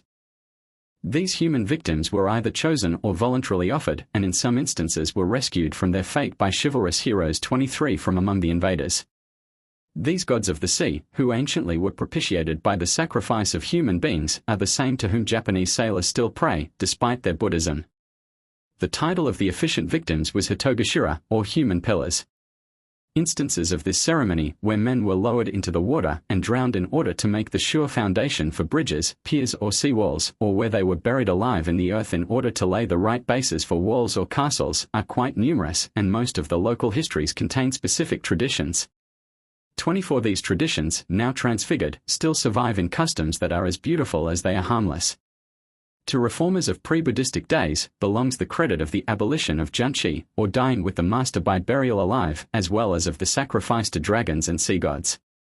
Strange as it may seem, before Buddhism captured and made use of Shinto for its own purposes, just as it stands ready today to absorb Christianity by making Jesus one of the Palestinian avatars of the Buddha, the house or tribe of Yamato, with its claim to descent from the heavenly gods and with its Mikado or god ruler, had given to the Buddhists a precedent and potent example.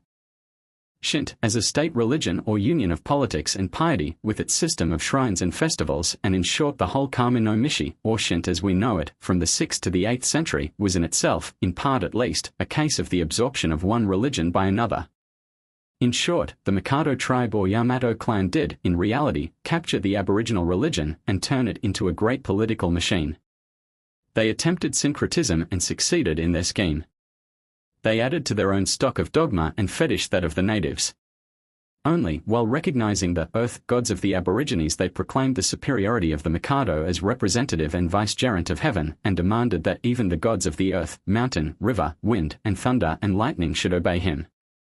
Not content, however, with absorbing and corrupting for political purposes the primitive faith of the Aborigines, the invaders corrupted their own religion by carrying the dogma of the divinity and infallibility of the Mikado too far. Stopping short of no absurdity, they declared their chief greater even than the heavenly gods and made their religion center in him rather than in his alleged heavenly ancestors, or heaven.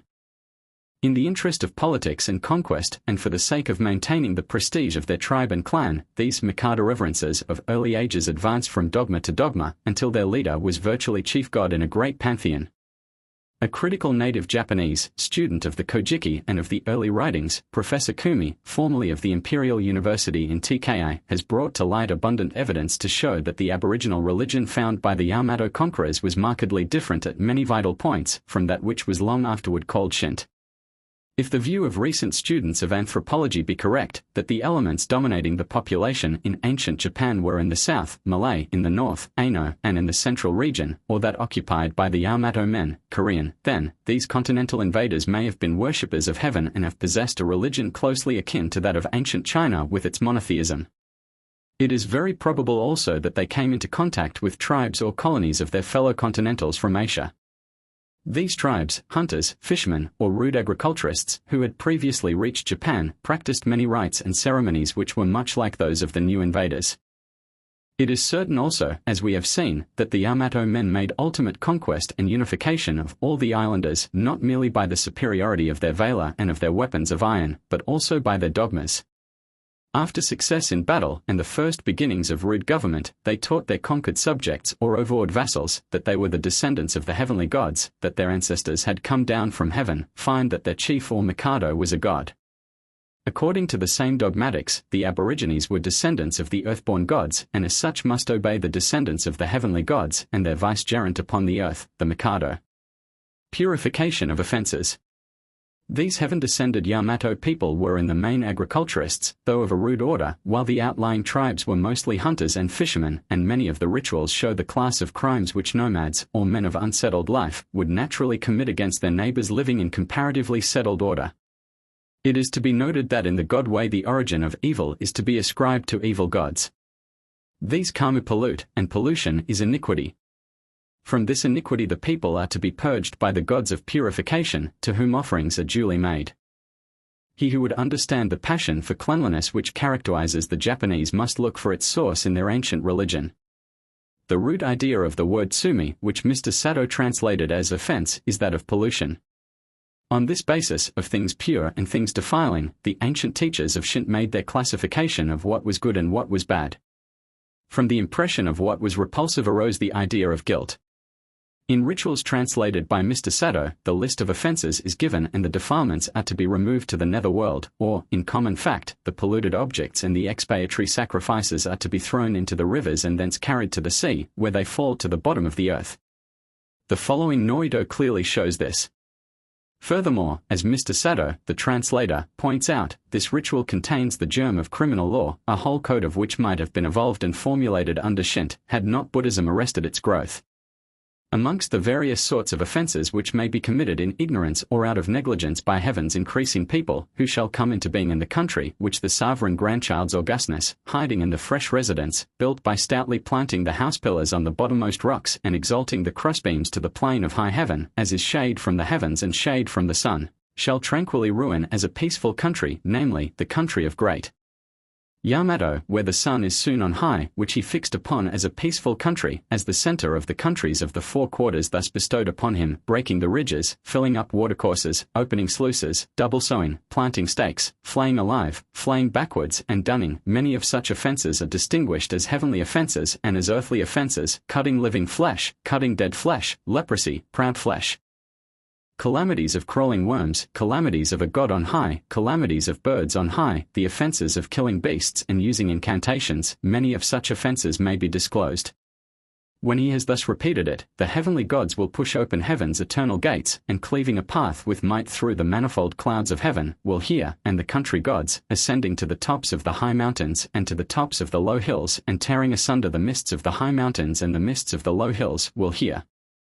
And when they have thus heard, the maiden of descent into the current, who dwells in the current of the swift stream which boils down the ravines from the tops of the high mountains and the tops of the low hills, shall carry out to the great sea plain the offences which are cleared away and purified, so that there be no remaining offence, like as Shinato's wind blows apart the manifold clouds of heaven, as the morning wind and the evening wind blow away the morning mist and the evening mist. As the great ships which lie on the shore of a great port loosen their prows and loosen their sterns to push out into the great sea plain, as the trunks of the forest trees, far and near, are cleared away by the sharp sickle, the sickle forged with fire, so that there cease to be any offence called an offence in the court of the sovereign grandchild's augustness to begin with, and in the countries of the four quarters of the region under heaven. And when she thus carries them out and away, the deity called the maiden of the swift cleansing, who dwells in the multitudinous meetings of the sea waters, the multitudinous currents of rough sea waters shall gulp them down. And when she has thus gulped them down, the Lord of the breath-blowing place, who dwells in the breath-blowing place, shall utterly blow them away with his breath to the root country, the bottom country. And when he has thus blown them away, the deity called the maiden of swift banishment, who dwells in the root country, the bottom country, shall completely banish them and get rid of them. And when they have thus been got rid of, there shall from this day onwards be no offence which is called offence with regard to the men of the officers who serve in the court of the sovereign, nor in the four quarters of the region under heaven. Then the high priest says, Hear all of you how he leads forth the horse, as a thing that erects its ears towards the plane of high heaven, and deigns to sweep away and purify with the general purification, as the evening sun goes down on the last day of the watery moon of this year. O diviners of the four countries, take the sacrifices away out to the river highway and sweep them away. Mikadoism usurps the primitive God way. A further proof of the transformation of the primitive God way in the interest of practical politics is shown by Professor Kumi in the fact that some of the festivals now directly connected with the Mikado's house and even in his honor were originally festivals with which he had nothing to do except as leader of the worship, for the honor was paid to heaven and not to his ancestors. Professor Kumi maintains that the thanksgivings of the court were originally to heaven itself and not in honor of Amaterasu, the sun goddess, as is now popularly believed. It is related in the Kojiki that Amaterasu herself celebrated the feast of Niname. So also, the Temple of Ice, the Mecca of Shinto, and the Holy Shrine in the Imperial Palace were originally temples for the worship of heaven. The inferior gods of earthly origin form no part of primitive Shinto. Not one of the first Mikados was deified after death, the deification of emperors dating from the corruption which Shinto underwent after the introduction of Buddhism. Only by degrees was the ruler of the country given a place in the worship, and this connection was made by attributing to him descent from heaven. In a word, the contention of Professor Kumi is that the ancient religion of at least a portion of the Japanese and especially of those in central Japan was a rude sort of monotheism, coupled, as in ancient China, with the worship of subordinate spirits. It is needless to say that such applications of the higher criticism to the ancient sacred documents proved to be no safer for the applier than if he had lived in the United States of America. The orthodox Shintists were roused to wrath and charged the learned critic with degrading Shin to a mere branch of Christianity. The government, which, despite its constitution and diet, is in the eyes of the people really based on the myths of the Kojiki, quickly put the professor on the retired list. 25. It is probably correct to say that the arguments adduced by Professor Kumi confirm our theory of the substitution in the simple God way of Mikadoism, the center of the primitive worship being the sun and nature rather than heaven. Between the ancient Chinese religion with its abstract idea of heaven and its personal term for God, and the more poetic and childlike system of the God way, there seems to be as much difference as there is racially between the people of the Middle Kingdom and those of the land where the day begins. Indeed, the entrance of Chinese philosophical and abstract ideas seemed to paralyze the Japanese imagination. Not only did myth-making, on its purely aesthetic and non-utilitarian side cease almost at once, but such myths as were formed were for direct business purposes and with a transparent tendency. Henceforth, in the domain of imagination the Japanese intellect busied itself with assimilating or reworking the abundant material imported by Buddhism. Ancient customs and usages. In the ancient God way the temple or shrine was called a miya. After the advent of Buddhism the keepers of the shrine were called kanusha, that is, shrine keepers or wardens of the god. These men were usually descendants of the god in whose honor the temples were built. The gods being nothing more than human founders of families, reverence was paid to them as ancestors, and so the basis of Shinto is ancestor worship. The model of the miya, in modern as in ancient times, is the primitive hut as it was before Buddhism introduced Indian and Chinese architecture. The posts, stuck in the ground and not laid upon stones as in after times, supported the walls and roof, the latter being of thatch. The rafters, crust at the top, were tied along the ridge pole with the fibers of creepers or wisteria vines. No paint, lacquer, gilding, or ornaments of any sort existed in the ancient shrine, and even today the modern Shinto temple must be of pure hinoki or sunwood and thatched, while the use of metal is as far as possible avoided. To the gods, as the Noido show, offerings of various kinds were made, consisting of the fruits of the soil, the products of the sea, and the fabrics of the loom. Inside modern temples one often sees a mirror, in which foreigners with lively imaginations read a great deal that is only the shadow of their own mind, but which probably was never known in Shinto temples until after Buddhist times. They also see in front of the unpainted wooden closets or casements, wands or sticks of wood from which depend masses or strips of white paper, cut and notched in a particular way. Foreigners, whose fancy is nimble, have read in these the symbols of lightning, the abode of the spirits and various foreshadowings unknown either to the Japanese or the ancient writings. In reality these gohei, or honorable offerings, are nothing more than the paper representatives of the ancient offerings of cloth which were woven, as the arts progressed, of bark, of hemp and of silk. The chief Shinto ministers of religion and shrine keepers belonged to particular families, which were often honored with titles and offices by the emperor. In ordinary life they dressed like others of their own rank or station, but when engaged in their sacred office were robed in white or in a special official costume, wearing upon their heads the eboshi or peculiar cap which we associate with Japanese archaeology. They knew nothing of celibacy, but married, reared families and kept their scalps free from the razor, though some of the lower order of shrine keepers dressed their hair in ordinary style, that is, with shaven poll and topknot. At some of the more important shrines, like those at Ice, there were virgin priestesses who acted as custodians both of the shrines and of the relics.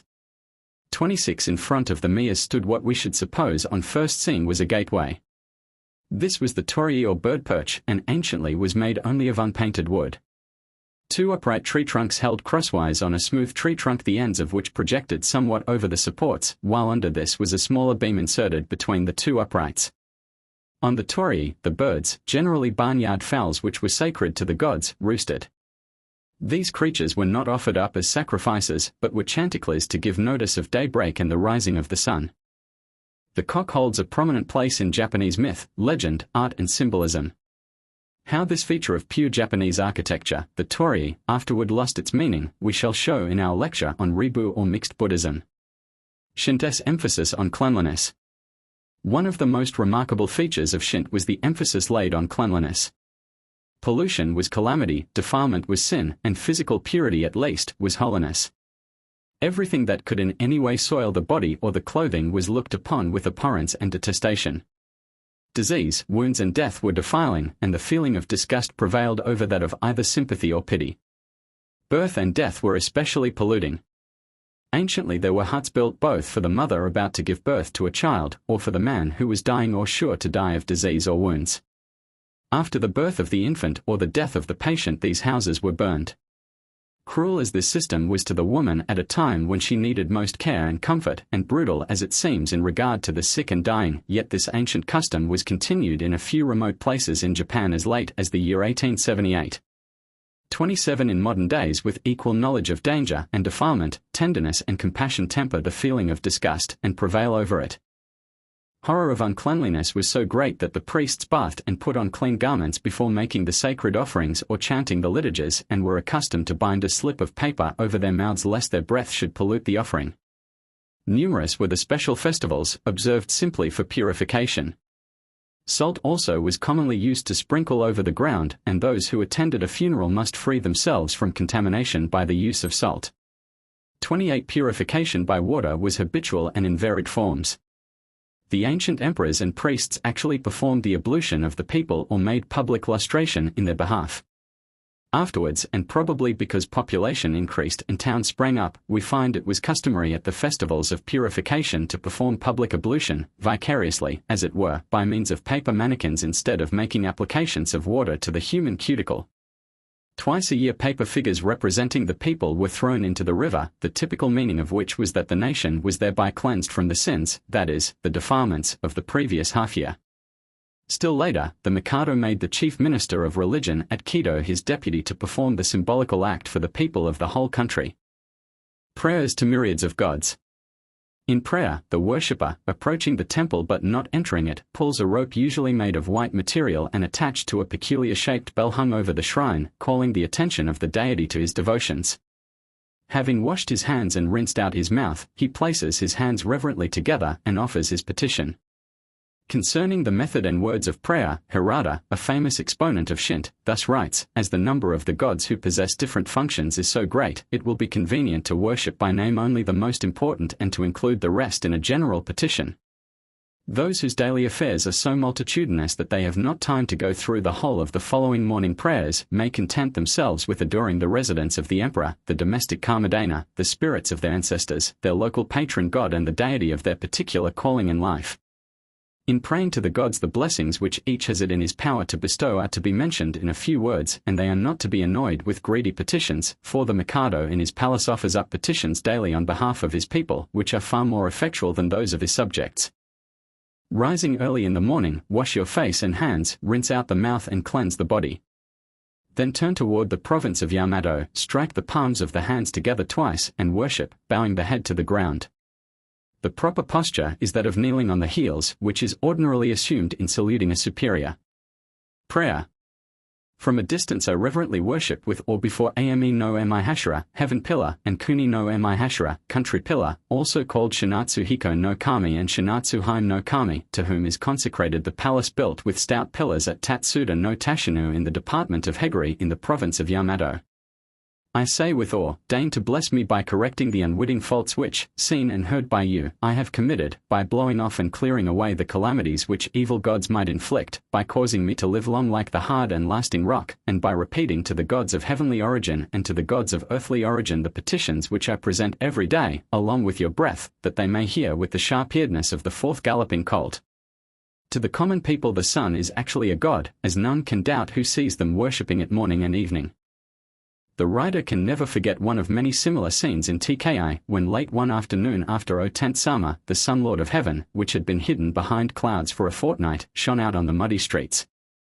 In a moment, as with the promptness of a military drill, scores of people rushed out of their houses and with faces westward, kneeling, squatting, began prayer and worship before the great Lumiri. Besides all the gods, supreme, subordinate and local, there is in nearly every house the Kamadana or god shelf. This is usually over the door inside. It contains images with little paper-covered wooden tablets having the god's name on them. Offerings are made by day and a little lamp is lighted at night. The following is one of several prayers which are addressed to this Kamadana. Reverently adoring the great god of the two palaces of ice, in the first place, the 800 myriads of celestial gods, the 800 myriads of terrestrial gods, all the 1500 myriads of gods to whom are consecrated the great and small temples in all provinces, all islands and all places of the great land of 8 islands, the 1500s of myriads of gods whom they cause to serve them, and the gods of branch palaces and branch temples, and Sahodo no Kami, whom I have invited to the shrine set up on this divine shelf, and to whom I offer praises day by day, I pray with awe that they will deign to correct the unwitting faults, which, heard and seen by them, I have committed, and blessing and favoring me according to the powers which they severally wield, cause me to follow the divine example, and to perform good works in the way. Shint left in a state of arrested development. Thus from the emperor to the humblest believer, the God way is founded on ancestor worship, and has had grafted upon its ritual system nature worship, even to phallicism. 29 In one sense it is a self-made religion of the Japanese. Its leading characteristics are seen in the traits of the normal Japanese character of today. Its power for good and evil may be traced in the education of the Japanese through many centuries. Knowing Shint, we to a large degree know the Japanese, their virtues and their failings. What Shint might have become in its full evolution had it been left alone, we cannot tell. Whether in the growth of the nation and without the pressure of Buddhism, Confucianism or other powerful influences from outside, the scattered and fragmentary mythology might have become organized into a harmonious system, or codes of ethics have been formulated, or the doctrines of a future life and the idea of a supreme being with personal attributes have been conceived and perfected, are questions the discussion of which may seem to be vain. History, however, gives no uncertain answer as to what actually did take place. We do but state what is unchallenged fact when we say that after commitment to writing of the myths, poems and literatures which may be called the basis of Shint, there came a great flood of Chinese and Buddhistic literature and a tremendous expansion of Buddhist missionary activity which checked further literary growth of the Kami system. These prepared the way for the absorption of the indigenous into the foreign cultus under the form called by an enthusiastic emperor, Ribu Shint, or the twofold divine doctrine. Of this we shall speak in another lecture. Suffice it here to say that by the scheme of syncretism propounded by KB in the 9th century, Shint was practically overlaid by the new faith from India and largely forgotten as a distinct religion by the Japanese people. As late as A.D. 927, there were 3,132 enumerated metropolitan and provincial temples, besides many more enumerated village and hamlet shrines of Shint. These are referred to in the revised codes of ceremonial law set forth by imperial authority early in the 10th century. Probably by the 12th century the pure rites of the God way were celebrated and the unmixed traditions maintained in families and temples, so few as to be counted on the fingers. The ancient language in which the archaic forms had been preserved was so nearly lost and buried that out of the ooze of centuries of oblivion it had to be rescued by the skilled divers of the 17th century. Mabucha, Moderi and the other revivalists of pure Shint, like the plungers after Orient pearls, persevered until they had first recovered much that had been supposed irretrievably lost. These scholars deciphered and interpreted the ancient scriptures, poetry, prose, history, law and ritual, and once more set forth the ancient faith, as they believed, in its purity. Whether, however, men can exactly reproduce and think for themselves the thoughts of others who have been dead for a millennium is an open question. The new system is apt to be transparent. Just as it is nearly impossible for us to restore the religious life, thoughts and orthodoxy of the men who lived before the flood, so in the writings of the revivalists of pure Shint we detect the thoughts of Dutchmen, of Chinese, and of very modern Japanese. Unconsciously, those who would breathe into the dry bones of dead Shint the breath of the 19th century, find themselves compelled to use an oxygen and nitrogen generator made in Holland and mounted with Chinese apparatus, withal, lacquered and decorated with the art of today. To change from metaphor to matter of fact, modern pure Shint is mainly a mass of speculation and philosophy with a tendency of which the ancient God way knew nothing. The modern revivalists of Kami no Mishi. Passing by further mention of the 15 or more corrupt sects of Shintists, we name with honor the native scholars of the 17th century who followed the illustrious example of Ieyasu, the political unifier of Japan. They ransacked the country and purchased from temples, mansions and farmhouses, old manuscripts and books, and forming libraries began anew the study of ancient language and history. Keichu, 1640–1701, a Buddhist priest, explored and illumined the poems of the Manashu. Kada Adzuma, born in 1669 near Quito, the son of a shrinekeeper at Inari, attempted the mastery of the whole archaic native language and literature. He made a grand beginning. He is unquestionably the founder of the school of pure Shint. He died in 1736. His successor and pupil was Mabuchi, 1697–1769, who claimed direct descent from that god which in the form of a colossal crow had guided the first chief of the Yamato tribe as he led his invaders through the country to found the line of Mikados. After Mabuchi came Moturi, 1730–1801, a remarkable scholar and critic who, with erudition and acuteness, analyzed the ancient literature and showed what were Chinese or imported elements and what was of native origin. He summarized the principles of the ancient religion, reasserted and illuminated with amazing learning and voluminous commentary the archaic documents, expounded and defended the ancient cosmogony, and in the usual style of Japanese polemics preached anew the doctrines of Shint. With wonderful naivete and enthusiasm, Moturi taught that Japan was the first part of the earth created, and that it is therefore the land of the gods, the country of the holy spirits. The stars were created from the muck which fell from the spear of Izanagi as he thrust it into the warm earth, while the other countries were formed by the spontaneous consolidation of the foam of the sea. Morals were invented by the Chinese because they were an immoral people, but in Japan there is no necessity for any system of morals, as every Japanese acts aright if he only consults his own heart. The duty of a good Japanese consists in obeying the Mikado without questioning whether his commands are right or wrong. The Mikado is God and vicar of all the gods, hence government and religion are the same, the Mikado being the center of church and state, which are one. Did the foreign nations know their duty, they would at once hasten to pay tribute to the Son of Heaven in Quito. It is needless here to dwell upon the tremendous power of Shint as a political system, especially when wedded with the forces generated in the minds of the educated Japanese by modern Confucianism. The Chinese ethical system, expanded into a philosophy as fascinating as the English materialistic school of today, entered Japan contemporaneously with the revival of the way of the gods and of native learning. In full rampancy of their vigor, in the 17th century these two systems began that generation of national energy which in the 18th century was consolidated and which in the 19th century, though unknown and unsuspected by Europeans or Americans, was all ready for phenomenal manifestation and tremendous eruption, even while Perry's fleet was bearing the olive branch to Japan. As we all know, this consolidation of forces from the inside, on meeting, not with collision but with union, the exterior forces of Western civilization, formed a resultant in the energies which have made New Japan. The Great Purification of 1870. In 1870, with the shogun of Yedo deposed, the dual system abolished, feudalism in its last gasp and Shint in full political power, with the ancient council of the gods, Jinjiaquan, once more established, and purified Shint again the religion of state, thousands of Ribu Shint temples were at once purged of all their Buddhist ornaments, furniture, ritual, and everything that might remind the Japanese of foreign elements. Then began, logically and actually, the persecution of those Christians who through all the centuries of repression and prohibition had continued their existence and kept their faith however mixed and clouded.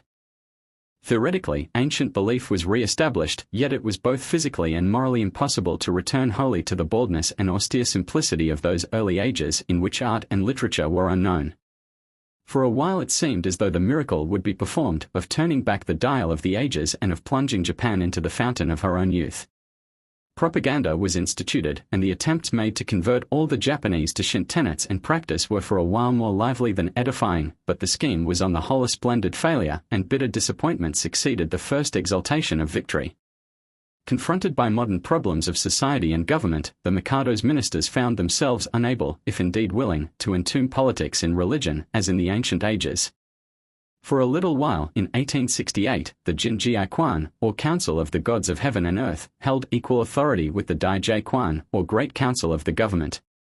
Pretty soon the first step downward was taken, and from a Supreme Council it was made one of the 10 departments of the government. In less than a year followed another retrograde movement and the department was called a board. Finally, in 1877, the board became a bureau. Now, it is hard to tell what rank the Shint cultus occupies in the government, except as a system of guardianship over the imperial tombs, a mode of official etiquette, and as one of the acknowledged religions of the country. Nevertheless, as an element in that amalgam of religions which forms the creed of most Japanese, Shint is a living force, and shares with Buddhism the arena against advancing Christianity, still supplying much of the spring and motive to patriotism. The Shint lecturers with unblushing plagiarism rifled the storehouses of Chinese ethics. They enforced their lessons from the Confucian classics. Indeed, most of their homiletical and illustrative material is still derived directly therefrom. Their three main official theses and commandments were: 1. Thou shalt honor the gods and love thy country. 2. Thou shalt clearly understand the principles of heaven and the duty of man. 3. Thou shalt revere the emperor as thy sovereign and obey the will of his court. For nearly 20 years this deliverance of the Japanese government, which still finds its strongest support in the national traditions and the reverence of the people for the throne, sufficed for the necessities of the case. Then the copious infusion of foreign ideas, the disintegration of the old framework of society, and the weakening of the old ties of obedience and loyalty, with the flood of shallow knowledge and education which gave especially children and young people just enough of foreign ideas to make them dangerous, brought about a condition of affairs which alarmed the conservative and patriotic. Like fungus upon a dead tree, strange growths had appeared, among others that of a class of violently patriotic and half-educated young men and boys, called Socia. These hot-headed youths took it upon themselves to dictate national policy to cabinet ministers and to reconstruct society, religion and politics.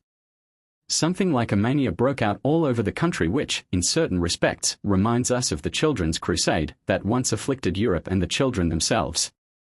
Even Christianity did not escape the craze for reconstruction. Some of the young believers and pupils of the missionaries seemed determined to make Christianity all over so as to suit themselves. This phase of brain swelling is not yet wholly over.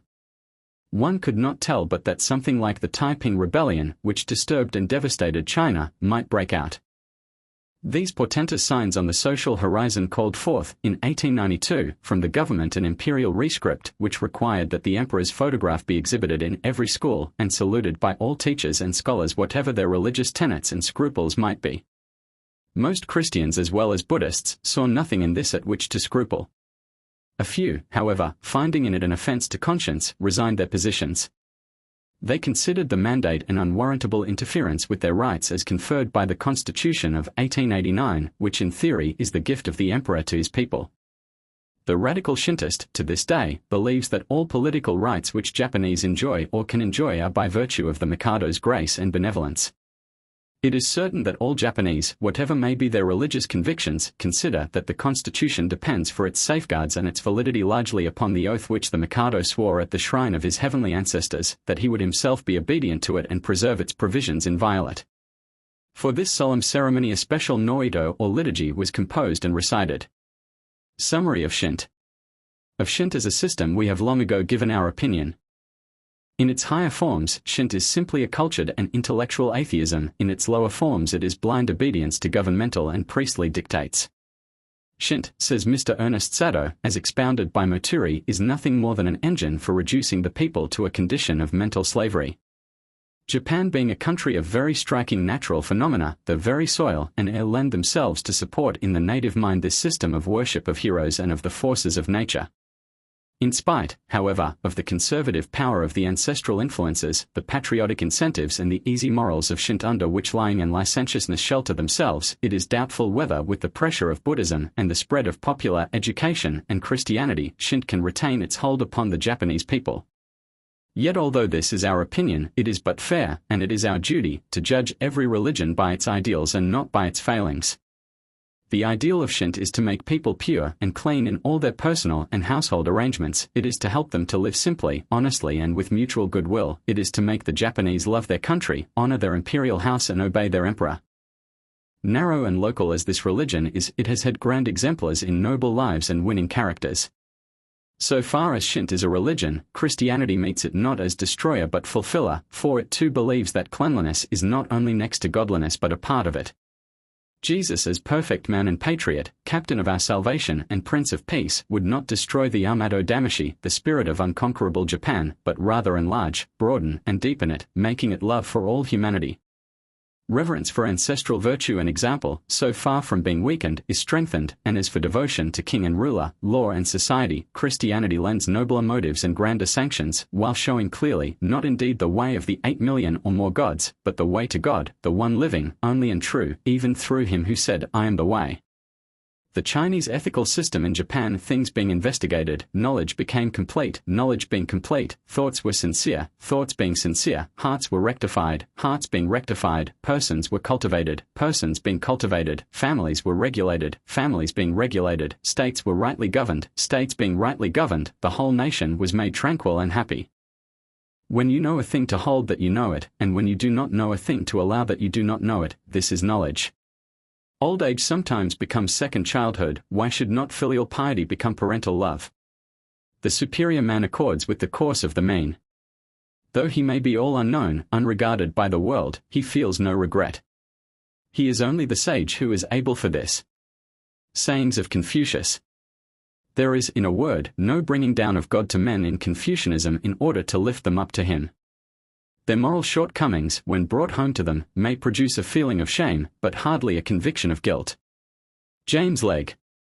Do not to others what you would not have them do to you. The Silver Rule.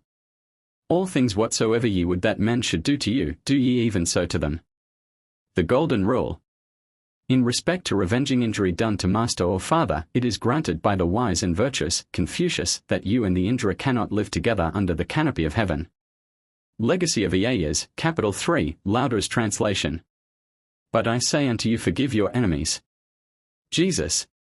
Thou, O Lord, art our Father, our Redeemer, thy name is from everlasting. Isaiah. Chapter 4, The Chinese Ethical System in Japan. Confucius, a historical character. If the greatness of a teacher is to be determined by the number of his disciples, or to be measured by the extent and diversity of his influence, then the foremost place among all the teachers of mankind must be awarded to the Master Kung, or Confucius, as the Jesuit scholars of the 17th century Latinized the name. Certainly, he of all truly historic personages is today, and for 23 centuries has been, honored by the largest number of followers. Of the many systems of religion in the world, but few are based upon the teachings of one person. The reputed founders of some of them are not known in history with any certainty, and of others, as in the case of Buddhism, have become almost as shadows among a great throng of imaginary Buddhas or other beings which have sprung from the fancies of the brain and become incorporated into the systems, although the original teachers may indeed have been historical. Confucius is a clear and distinct historic person. His parentage, place of birth, public life, offices, work and teaching, are well known and properly authenticated. He used the pen freely and not only compiled, edited and transmitted the writings of his predecessors, but composed an historical and interpretative book. He originated nothing, however, but on the contrary disowned any purpose of introducing new ideas, or of expressing thoughts of his own not based upon or in perfect harmony with the teaching of the ancients. He was not an original thinker. He was a compiler, an editor, a defender and reproclaimer of the ancient religion and an exemplar of the wisdom and writings of the Chinese fathers. He felt that his duty was exactly that which some Christian theologians of today conscientiously feel to be theirs, to receive intact a certain deposit or system and, adding nothing to it, simply to teach, illuminate, defend, enforce and strongly maintain it as the truth. He gloried in absolute freedom from all novelty, anticipating in this respect a certain illustrious American who made it a matter for boasting that his school had never originated a new idea.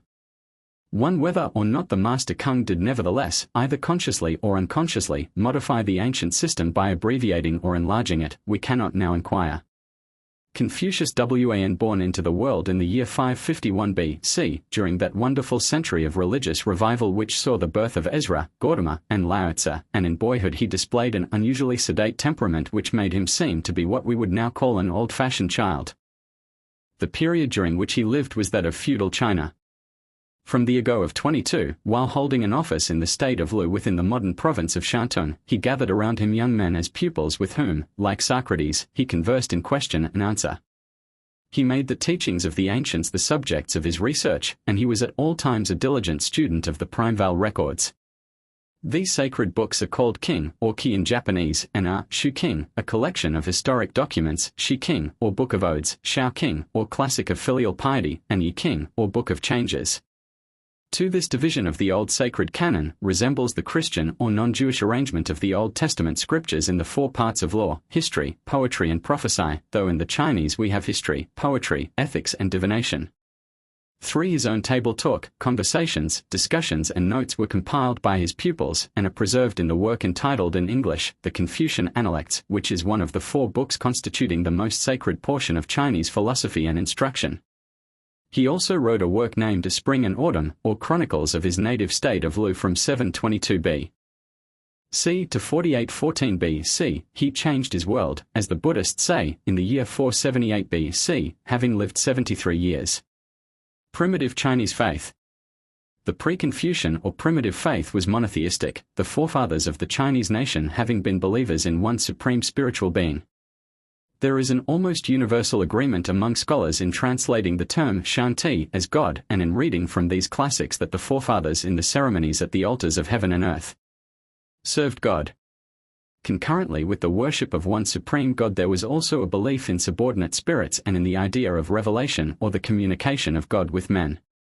This restricted worship of God was accompanied by reverence for ancestors and the honoring of spirits by prayers and sacrifices, which resulted, however, neither in deification nor polytheism. But, as the European medieval schoolmen have done with the Bible, so, after the death of Confucius, the Chinese scholastics by metaphysical reasoning and commentary created systems of interpretation which greatly altered the apparent form and contents of his own and of the ancient texts. Thus, the original monotheism of the pre-Confucian documents has been completely obscured by the later webs of sophistry which have been woven about the original scriptures. The ancient simplicity of doctrine has been lost in the mountains of commentary which were piled upon the primitive texts. Throughout the centuries, the Confucian system has been conditioned and greatly modified by Taoism, Buddhism and the speculations of the Chinese wise men. Confucius, however, did not change or seriously modify the ancient religion except that, as is more than probable, he may have laid unnecessary emphasis upon social and political duties and may not have been sufficiently interested in the honor to be paid to Shanti or God. He practically ignored the Godward side of man's duties. His teachings relate chiefly to duties between man and man, to propriety and etiquette, and to ceremony and usage. He said that to give oneself to the duties due to men and while respecting spiritual beings to keep aloof from them may be called wisdom. 5. We think that Confucius cut the taproot of all true progress and therefore is largely responsible for the arrested development of China. He avoided the personal term, God, T, and instead made use of the abstract term, heaven, Tien. His teaching, which is so often quoted by Japanese gentlemen, was, honor the gods and keep them far from you. His image stands in thousands of temples and in every school in China, but he is only revered and never deified. China has for ages suffered from agnosticism, for no normal Confucianist can love God, though he may learn to reverence him. The emperor periodically worships for his people at the great marble altar to heaven in Peking, with vast holocausts, and the prayers which are offered may possibly amount to this: Our Father who art in heaven, hallowed be thy name. But there, as it seems to a Christian, Chinese imperial worship stops. The people at large, cut off by this restricted worship from direct access to God, have wandered away into every sort of polytheism and idolatry, while the religion of the educated Chinese is a medieval philosophy based upon Confucianism, of which we shall speak hereafter. The Confucian system as a religion, like a giant with a child's head, is exaggerated on its moral and ceremonial side as compared with its spiritual development. Some deny that it is a religion at all and call it only a code. However, let us examine the Confucian ethics which formed the basis and norm of all government in the family and nation and are summed up in the doctrine of the 5 relations. These are sovereign and minister, father and son, husband and wife, elder brother and younger brother, and friends. The relation being stated, the correlative duty arises at once. It may perhaps be truly said by Christians that Confucius might have made a religion of his system of ethics by adding a 6th and supreme relation, that between God and man. This he declined to do, and so left his people without any aspiration toward the infinite. By setting before them only a finite goal, he sapped the principles of progress. 6. Vicissitudes of Confucianism. After the death of Confucius, 478 BC, the teachings of the great master were neglected, but still later they were reinforced and expounded in the time, 372 to 289 BC. Of Menkeo, or Mencius as the name has been Latinized, who was likewise a native of the state of Lu.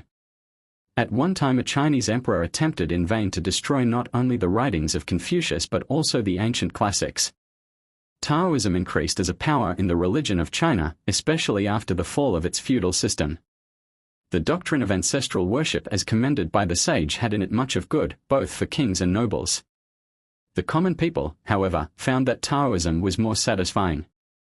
About the beginning of the Christian era, Buddhism entered the Middle Kingdom and, rapidly becoming popular, supplied needs for which simple Confucianism was not adequate. It may be said that in the 6th century, which concerns us especially, although Confucianism continued to be highly esteemed, Buddhism had become supreme in China, that venerable state which is the mother of civilization in all Asia caste of the Ganges and the Middle Kingdom among pupil nations. Confucianism overflowed from China into Korea, where to this day it is predominant even over Buddhism. Thence it was carried beyond sea to the Japanese archipelago, where for possibly 1500 years it has shaped and molded the character of a brave and chivalrous people. Let us now turn from China and trace its influence and modifications in the land of the rising sun. It must be remembered that in the 6th century of the Christian era, Confucianism was by no means the fully developed philosophy that it is now and has been for 500 years. In former times, the system of Confucius had been received in China not only as a praiseworthy compendium of ceremonial observances, but also as an inheritance from the ancients, illumined by the discourses of the great sage and illustrated by his life and example. It was, however, very far from being what it is at present, the religion of the educated men of the nation, and, by excellence, the religion of Chinese Asia. But in those early centuries it did not fully satisfy the Chinese mind, which turned to the philosophy of Taoism and to the teachings of the Buddhist for intellectual food, for comfort and for inspiration. The time when Chinese learning entered Japan, by the way of Korea, has not been precisely ascertained. 7. It is possible that letters 8 and writings were known in some parts of the country as early as the 4th century, but it is nearly certain that, outside the court of the emperor, there was scarcely even a sporadic knowledge of the literature of China until the Korean missionaries of Buddhism had obtained a lodgment in the Mikado's capital.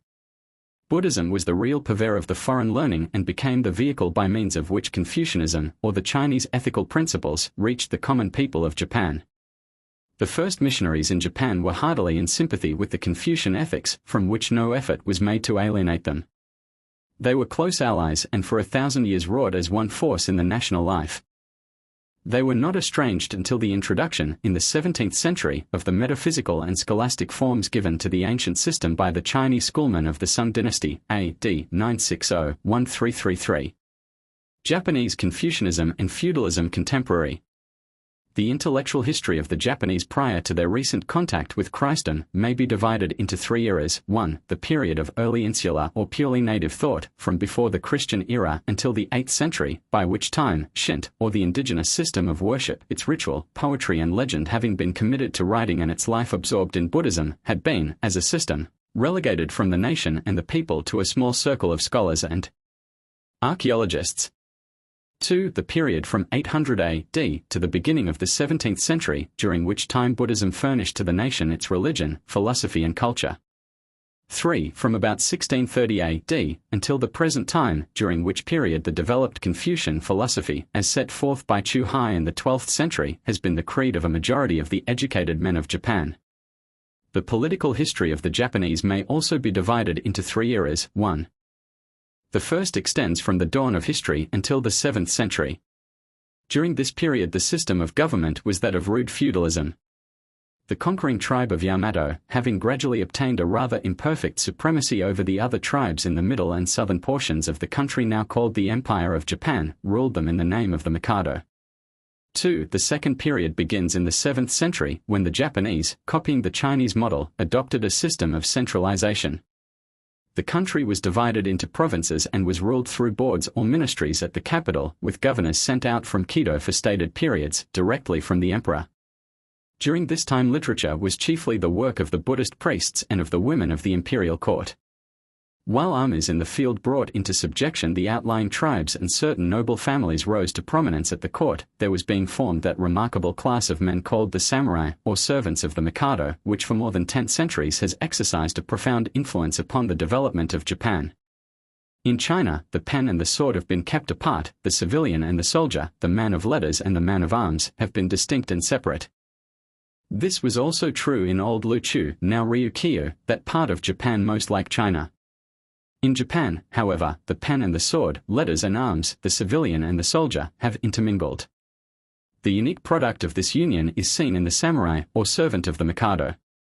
Military literati are unknown in China, but in Japan they carried the sword and the pen in the same girdle. 3. This class of men had become fully formed by the end of the 12th century, and then began the new feudal system, which lasted until the epochal year 1868 AD, a year of several revolutions rather than of restoration pure and simple. After nearly 700 years of feudalism, supreme magistracy, with power vastly increased beyond that possessed in ancient times, was restored to the emperor. Then also was abolished the duarchy of throne and camp, of Mikado and Shogun, and of the two capitals Kido and Yedo, with the fountain of honor and authority in one and the fountain of power and execution in the other. Thereupon, Japan once more presented to the world unity. Practically, therefore, the period of the prevalence of the Confucian ethics and their universal acceptance by the people of Japan nearly coincides with the period of Japanese feudalism or the dominance of the military classes. Although the same ideograph, or rather logogram, was used to designate the Chinese scholar and the Japanese warrior as well, yet the former was man of the pen only, while the latter was man of the pen and of two swords. This historical fact, more than any other, accounts for the striking differences between Chinese and Japanese Confucianism. Under this state of things, the ethical system of the sage of China suffered a change, as does almost everything that is imported into Japan and borrowed by the islanders, but whether for the better or for the worse we shall not inquire too carefully. The point upon which we now lay emphasis is this, that, although the Chinese teacher had made filial piety the basis of his system, the Japanese gradually but surely made loyalty, kunshin, that is, the allied relations of sovereign and minister, of lord and retainer, and of master and servant, not only first in order but the chief of all. They also infused into this term ideas and associations which are foreign to the Chinese mind. In the place of filial piety was kunshin, that new growth in the garden of Japanese ethics, out of which arose the white flower of loyalty that blooms perennial in history. In Japan, loyalty displaces filial piety. This slow but sure adaptation of the exotic to its new environment took place during the centuries previous to the 17th of the Christian era. The completed product presented a growth so strikingly different from the original as to compel the wonder of those Chinese refugee scholars who, at Mido 9 and Yedo, taught the later dogmas which are orthodox but not historically Confucian. Herein lies the difference between Chinese and Japanese ethical philosophy. In old Japan, loyalty was above filial obedience, and the man who deserted parents, wife and children for the feudal lord received unstinted praise. The cornerstone of the Japanese edifice of personal righteousness and public weal is loyalty. On the other hand, filial piety is the basis of Chinese order and the secret of the amazing national longevity, which is one of the moral wonders of the world and sure proof of the fulfillment of that promise which was made on Sinai and wrapped up in the fourth commandment. This master passion of the typical samurai of old Japan made him regard life as infinitely less than nothing whenever duty demanded a display of the virtue of loyalty. The doctrines of Koshi and Moshi, Confucius and Mencius formed, and possibly even yet form, the gospel and the quintessence of all worldly wisdom to the Japanese gentleman. They became the basis of his education and the ideal which inspired his conceptions of duty and honor, but, crowning all his doctrines and aspirations was his desire to be loyal. There might abide loyal, marital, filial, fraternal and various other relations, but the greatest of all these was loyalty. Hence the Japanese calendar of saints is not filled with reformers, almsgivers and founders of hospitals or orphanages, but is overcrowded with canonized suicides and committers of harakiri. Even today, no man more quickly wins the popular regard during his life or more surely draws homage to his tomb, securing even apotheosis, than the suicide, though he may have committed a crime. In this era of Meiji or enlightened peace, most appalling is the list of assassinations beginning with the murder in Kido of Yokoi Heishiro, who was slain for recommending the toleration of Christianity, down to the last cabinet minister who has been knifed or dynamited. Yet in every case the murderers considered themselves consecrated men and ministers of heaven's righteous vengeance. For centuries and until constitutional times, the government of Japan was despotism tempered by assassination.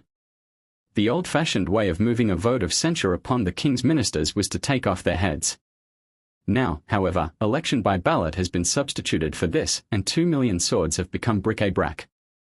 1,000 years of training in the ethics of Confucius, which always admirably lends itself to the possessors of absolute power, whether emperors, feudal lords, masters, fathers, or older brothers, have so tinged and colored every conception of the Japanese mind, so dominated their avenues of understanding and shaped their modes of thought, that today, notwithstanding the recent marvelous development of their language, which within the last 2 decades has made it almost a new tongue, 11 it is. Impossible with perfect accuracy to translate into English the ordinary Japanese terms which are congregated under the general idea of kunshin. Herein may be seen the great benefit of carefully studying the minds of those whom we seek to convert. The Christian preacher in Japan who uses our terms heaven, home, mother, father, family, wife, people, love, reverence, virtue, chastity, etc., will find that his hearers may indeed receive them, but not at all with the same mental images and associations, nor with the same proportion and depth that these words command in Western thought and hearing. One must be exceedingly careful, not only in translating terms which have been used by Confucius in the Chinese texts, but also in selecting and rendering the current expressions of the Japanese teachers and philosophers. In order to understand each other, Orientals and Occidentals need a great deal of mutual intellectual drilling, without which there will be waste of money, of time, of brains and of life. The 5 relations.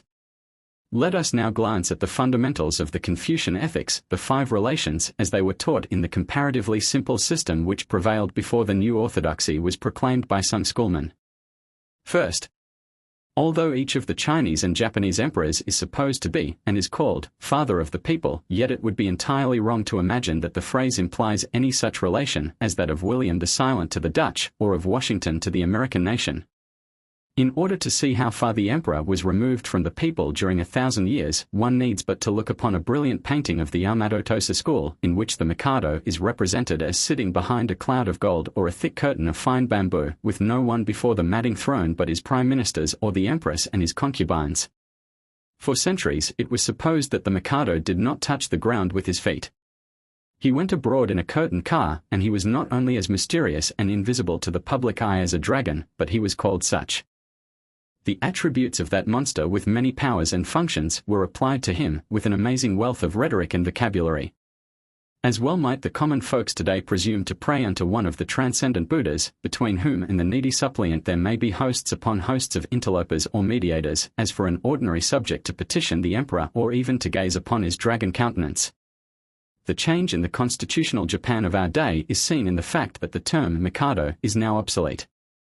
This description of the relation of sovereign and minister, inaccurately characterized by some writers on Confucianism as that of king and subject, a phrase which might almost fit the constitutional monarchy of today, shows the relation, as it did exist for nearly 1,000 years of Japanese history. We find the same imitation of procedure, even when imperialism became only a shadow in the government and the great shogun who called himself Tycoon, the ruler in Yedo, aping the majesty of Kido, became so powerful as to be also a dragon. Between the Yedo shogun and the people rose a great staircase of numberless subordinates, and should a subject attempt to offer a petition in person he must pay for it by crucifixion. 12 As under the emperor there were court ministers, heads of departments, governors and functionaries of all kinds before the people were reached, so, under the shogun in the feudal days, there were the daimyos or great lords and the shomis or small lords with their retainers in graduated subordination, and below these were the servants and general humanity. Even after the status of man was reached, there were gradations and degradations through fractions down to ciphers and indeed to minus quantities, for there existed in the country of brave warriors some tens of thousands of human beings bearing the names of Edda, Paria, and Hnin, non-human, who were far below the pale of humanity. The paramount idea of loyalty. The one idea which dominated all of these classes, 13, in old Japan there were no masses but only many classes, was that of loyalty. As the Japanese language shows, every faculty of man was subordinated to this idea. Confucianism even conditioned the development of Japanese grammar, as it also did that of the Koreans, by multiplying honorary prefixes and suffixes and building up all sociable and polite speech on perpendicular lines.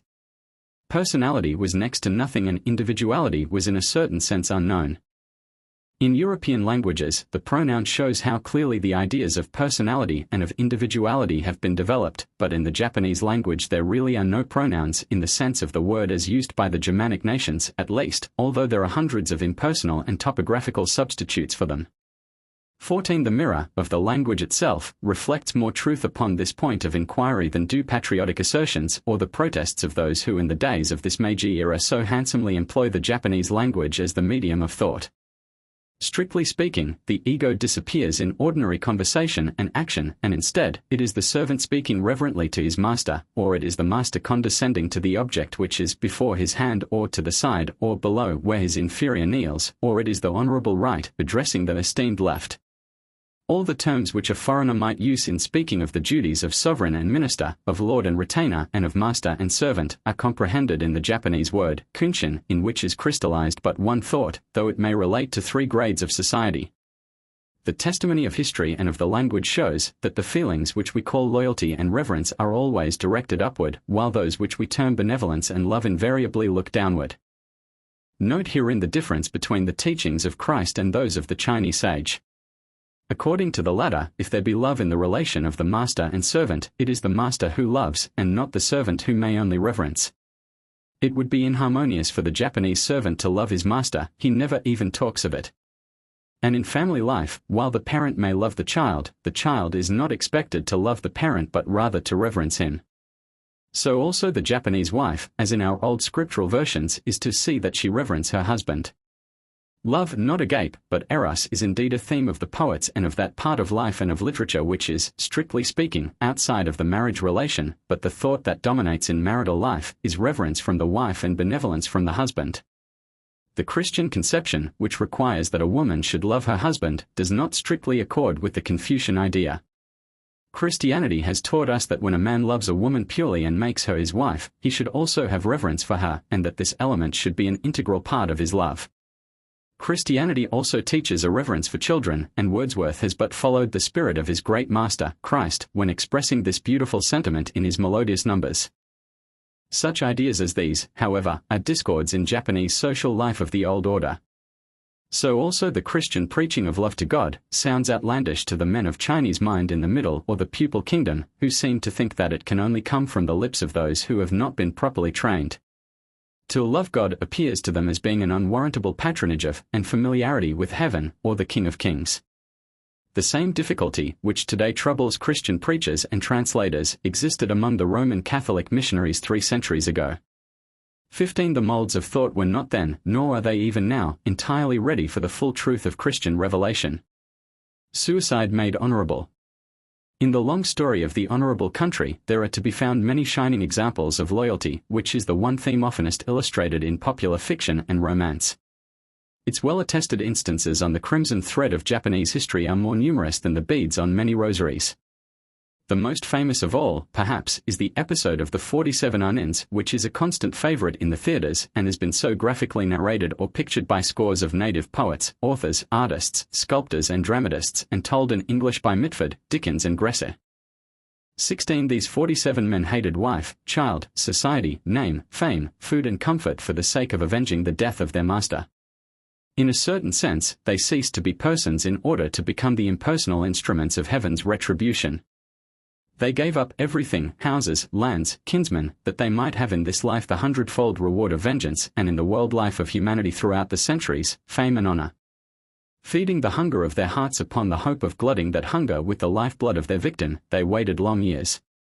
When once their swords had drunk the consecrated blood, they laid the severed head upon their master's tomb and then gladly, even rapturously, delivered themselves up, and ripping open their bowels they died by that judicially ordered seppuku which cleansed their memory from every stain and gave to them the martyr's fame and crown forever. The tombs of these men, on the hillside overlooking the Bay of Yedo, are to this day ever fragrant with fresh flowers, and to the cemetery where their ashes lie and their memorials stand, thousands of pilgrims annually wend their way. No dramas are more permanently popular on the stage than those which display the virtues of these heroes, who are commonly spoken of as the righteous samurai. Their tombs have stood for 2 centuries as mighty magnets drawing others to self-impalement on the sword as multipliers of suicides. Yet this alphabetic number, this iroha of self-murder, is but one of 1,000 instances in the land of noble suicides. From the prehistoric days when the custom of junshi, or dying with the master, required the interment of the living retainers with the dead lord, down through all the ages to the revolution of 1868, when at Sendai and Idzu scores of men and boys opened their bowels and mothers slew their infant sons and cut their own throats, there has been flowing through Japanese history a river of suicides, blood 17 having its springs in the devotion of retainers to masters and of soldiers to a lust cause as represented by the feudal superior. Shigemori, the son of the Prime Minister Kiyomori, who protected the emperor even against his own father, is a model of that Japanese kunshin which placed fidelity to the sovereign above filial obedience, though even yet Shigemori's name is the synonym of both virtues. Kusunoki Masashige 18. The white flower of Japanese chivalry is but one, typical not only of 1,000 but of thousands of soldiers who hated parents, wife, child, friend in order to be disciple to the supreme loyalty. He sealed his creed by emptying his own veins. Kiyomori 19. Like King David of Israel, on his dying bed ordered the assassination of his personal enemy. The common Japanese novels read like records of slaughterhouses. No Moloch or Shiva has won more victims to his shrine than has this idea of Japanese loyalty, which is so beautiful in theory and so hideous in practice. Despite the military clamps and frightful despotism of Edo, which for 250 years gave to the world a delusive idea of profound quiet in the country of peaceful shores, there was in fact a chronic unrest which amounted at many times and in many places to anarchy. The calm of despotism was, indeed, rudely broken by the aliens in the black ships with the flowery flag, but, without regarding influences from the West, the indications of history as now read, pointed in 1850 toward the bloodiest of Japan's many civil wars. Could the statistics of the suicides during this long period be collected, their publication would excite in Christendom the utmost incredulity. Nevertheless, this qualifying statement should be made. A study of the origin and development of the national method of self-destruction shows that suicide by seppuku, or opening of the abdomen, was first a custom and then a privilege. It took, among men of honor, the place of the public executions, the massacres in battle and siege, decimation of rebels and similar means of killing at the hands of others, which so often mar the historical records of Western nations. Undoubtedly, therefore, in the minds of most Japanese, there are many instances of harakiri which should not be classed as suicide, but technically as execution of judicial sentence. And yet no sentence or process of death known in Western lands had such influence in glorifying the victim as had seppuku in Japan. The family idea. The second relation is that of father and son, thus preceding what we should suppose to be the first of human relations, husband and wife, but the arrangement entirely accords with the Oriental conception that the family, the house, is more important than the individual. In old Japan the paramount idea in marriage was not that of love or companionship, or of mutual assistance with children, but was almost wholly that of offspring, and of maintaining the family line. 20. The individual might perish but the house must live on. Very different from the family of Christendom is the family in old Japan, in which we find elements that would not be recognized where monogamy prevails and children are born in the home and not in the herd. Instead of father, mother and children, there are father, wife, concubines and various sorts of children who are born of the wife or of the concubine, or have been adopted into the family. With us, adoption is the exception, but in Japan it is the invariable rule whenever either convenience or necessity requires it of the house. Indeed, it is rare to find a set of brothers bearing the same family name. Adoption and concubinage keep the house unbroken. 21. It is the house, the name, which must continue, although not necessarily by a bloodline. The name, a social trademark, lives on for ages. The line of Japanese emperors, which, in the Constitution of 1889, by adding mythology to history is said to rule unbroken from ages eternal, is not one of fathers and sons, but has been made continuous by concubinage and adoption. In this view, it is possibly as old as the line of the popes. It is very evident that our terms and usages do not have in such a home the place or meaning which one not familiar with the real life of old Japan would suppose. The father is an absolute ruler. There is in old Japan hardly any such thing as parents, for practically there is only one parent, as the woman counts for little. The wife is honored if she becomes a mother, but if childless she is very probably neglected. Our idea of fatherhood implies that the child has rights and that he should love as well as be loved. Our customs excite not only the merriment but even the contempt of the old-school Japanese. The kiss and the embrace, the linking of the child's arm around its father's neck, the address on letters, my dear wife, or my beloved mother, seem to them like caricatures of propriety. On the other hand, it is undoubtedly true that in reverence toward parents, or at least toward one of the parents, a Japanese child is apt to excel the one born even in a Christian home. This so-called filial piety becomes in practice, however, a horrible outrage upon humanity and especially upon womanhood. During centuries the despotic power of the father enabled him to put an end to the life of his child, whether boy or girl. Under this abominable despotism there is no protection for the daughter, who is bound to sell her body, while youth or beauty last or perhaps for life, to help pay her father's debts, to support an aged parent or even to gratify his mere caprice.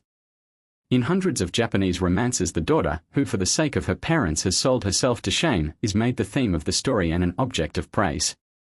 In the minds of the people there may be indeed a feeling of pity that the girl has been obliged to give up her home life for the brothel, but no one ever thinks of questioning the right of the parent to make the sale of the girl's body, any more than he would allow the daughter to rebel against it. This idea still lingers and the institution remains. 22 Although the system has received stunning blows from the teaching of Christian ethics, the preaching of a better gospel and the improvements in the law of the land. The marital relation. The third relation is that of husband and wife. The meaning of these words, however, is not the same with the Japanese as with us. In Confucius there is not only male and female, but also superior and inferior, master and servant. 23 Without any lovemaking or courtship by those most interested, a marriage between two young people is arranged by their parents through the medium of what is called a go-between. The bride leaves her father's house forever, that is, when she is not to be subsequently divorced, and entering into that of her husband must be subordinate not only to him but also to his parents, and must obey them as her own father and mother.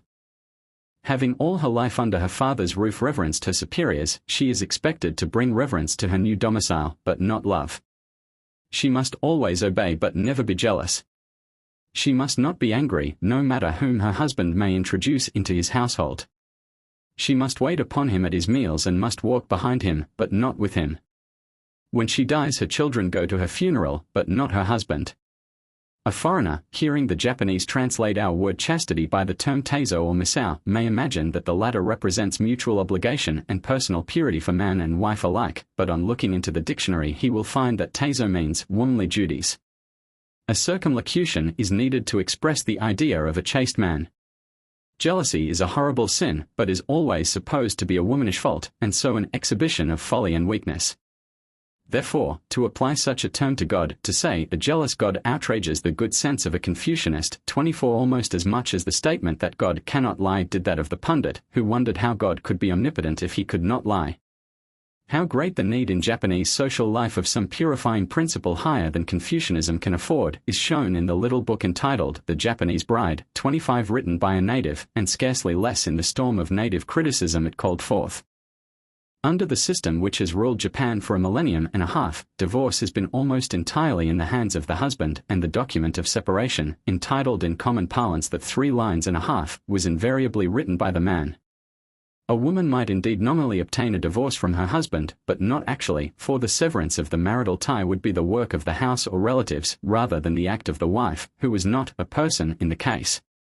Indeed, in the olden time a woman was not a person in the eye of the law, but rather a chattel. The case is somewhat different under the new codes, 26, but the looseness of the marriage tie is still a scandal to thinking Japanese.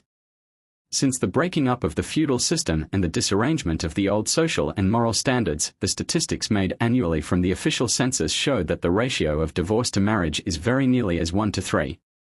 27 The elder and the younger brother. The fourth relation is that of elder brother and younger brother. As we have said, foreigners in translating some of the Chinese and Japanese terms used in the system of Confucius are often led into errors by supposing that the Christian conception of family life prevails also in Chinese Asia. By many writers this relation is translated brother to brother, but really in the Japanese language there is no term meaning simply brother or sister. 28 And a circumlocution is necessary to express the ideas which we convey by these words. It is always older brother or younger brother, and older sister or younger sister, the male or female, kyodai as the case may be. With us, excepting in lands where the law of primogeniture still prevails, all the brothers are practically equal, and it would be considered a violation of Christian righteousness for a parent to show more favor to one child than to another. In this respect the wisdom that cometh from above is without partiality. The Chinese ethical system, however, disregards the principle of mutual rights and duties and builds up the family on the theory of the subordination of the younger brother to the elder brother, the predominant idea being not mutual love, but, far more than in the Christian household, that of rank and order. The attitude of the heir of the family toward the other children is one of condescension, and they, as well as the widowed mother, regard the oldest son with reverence. It is as though the commandment given on Sinai should read, "Honor thy father and thy elder brother." The mother is an instrument rather than a person in the life of the house, and the older brother is the one on whom rests the responsibility of continuing the family line. The younger brothers serve as subjects for adoption into other families, especially those where there are daughters to be married and family names to be continued. In a word, the name belongs to the house and not to the individual. The habit of naming children after relatives or friends of the parents, or illustrious men and women, is unknown in old Japan, though an approach to this common custom among us is made by conferring or making use of part of a name, usually by the transference of one ideograph forming the name word. Such a practice lays stress upon personality, and so has no place in the country without pronouns, where the idea of continuing the personal house or semi-personal family is predominant. The customs prevalent in life are strong even in death, and the elder brother or sister, in some provinces, did not go to the funeral of the younger. This state of affairs is reflected in Japanese literature, and produces in romance as well as in history many situations and episodes which seem almost incredible to the Western mind. In the lands ruled by Confucius, the grown-up children usually live under the parental roof, and there are few independent homes as we understand them. The so-called family is composed both of the living and of the dead, and constitutes the unit of society. Friendship and humanity. The fifth relation, friends. Here, again, a mistake is often made by those who import ideas of Christendom into the terms used in Chinese Asia, and who strive to make exact equivalent in exchanging the coins of speech. Occidental writers are prone to translate the term for the fifth relation into the English phrase man to man, which leads the Western reader to suppose that Confucius taught that universal love for man, as man, which was instilled and exemplified by Jesus Christ. In translating Confucius, they often make the same mistake that some have done who read in Terence's Self-Tormentor the line, I am a man, and nothing human is foreign to me, 29, and imagine that this is the sentiment of an enlightened Christian, although the context shows that it is only the boast of a busybody and parasite. What Confucius taught under the fifth relation is not universality, and, as compared to the teachings of Jesus, is moonlight, not sunlight. The doctrine of the sage is clearly expressed in the Analects and amounts only to courtesy and propriety. He taught, indeed, that the stranger is to be treated as a friend, and although in both Chinese and Japanese history there are illustrious proofs that Confucius had interpreters nobler than himself, yet it is probable that the doctrine of the stranger's receiving treatment as a friend does not extend to the foreigner. Confucius framed something like the Golden Rule, though it were better called a Silver Rule, or possibly a Gilded Rule, since it is in the negative instead of being definitely placed in the positive and indicative form. One may search his writings in vain for anything approaching the parable of the Good Samaritan, or the words of him who commended Elijah for replenishing the cruse and barrel of the widow of Sarepta, and Elisha for healing Naaman the Syrian leper, and Jonah for preaching the good news of God to the Assyrians who had been aliens and oppressors. Lao Tzu, however, went so far as to teach, return good for evil. When one of the pupils of Confucius interrogated his master concerning this, the sage answered, What then will you return for good? Recompense injury with justice and return good for good. But if we do good only to those who do good to us, what thanks have we? Do not the publicans the same? Behold how the Heavenly Father does good alike unto all, sending rain upon the just and unjust. How old Japan treated the foreigner is seen in the repeated repulse, with powder and ball, of the relief ships which, under the friendly stars and stripes, attempted to bring back to her shores the shipwrecked natives of Nippon. 30. Granted that this action may have been purely political and the government alone responsible for it, just as our UN Christian anti-Chinese legislation is similarly explained, yet it is certain that the sentiment of the only men in Japan who made public opinion, the samurai of that day, was in favor of this method of meeting the alien. In 1852 the American expedition was dispatched to Japan for the purpose of opening a lucrative trade and of extending American influence and glory, but also unquestionably with the idea of restoring shipwrecked Japanese as well as securing kind treatment for shipwrecked American sailors, thereby promoting the cause of humanity and international courtesy, in short, with motives that were manifestly mixed. 31. In the Treaty Pavilion there ensued an interesting discussion between Commodore Perry and Professor Hayashi upon this very subject. Perry truthfully complained that the dictates of humanity had not been followed by the Japanese, that unnecessary cruelty had been used against shipwrecked men, and that Japan's attitude toward her neighbors and the whole world was that of an enemy and not of a friend. Hayashi, who was then probably the leading Confucianist in Japan, warmly defended his countrymen and superiors against the charge of intentional cruelty, and denounced the lawless character of many of the foreign sailors. Like most Japanese of his school and age, he wound up with panegyrics on the preeminence in virtue and humanity, above all nations, of the country ruled by a theocratic dynasty, and on the glory and goodness of the great Tokugawa family which had given peace to the land during 2 centuries or more.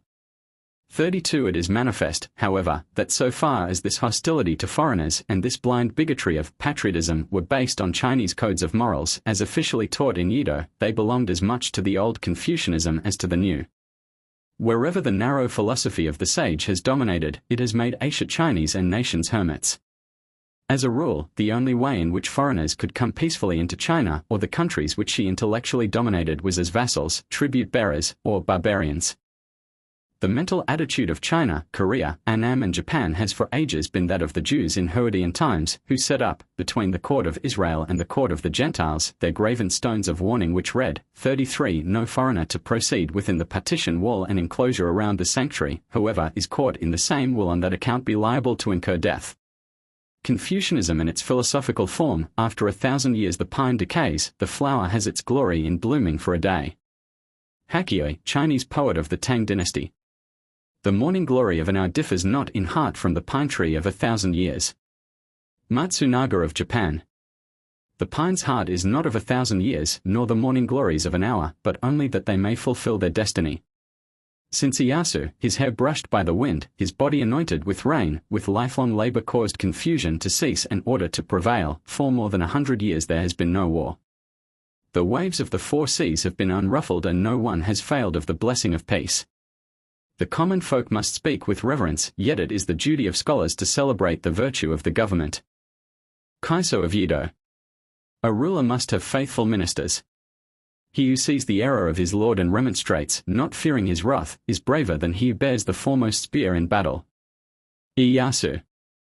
The choice of the Chinese philosophy and the rejection of Buddhism was not because of any inherent quality in the Japanese mind. It was not the rejection of supernaturalism or the miraculous. The Chinese philosophy is as supernaturalistic as some forms of Buddhism. The distinction is not between the natural and the supernatural in either system, but between the seen and the unseen.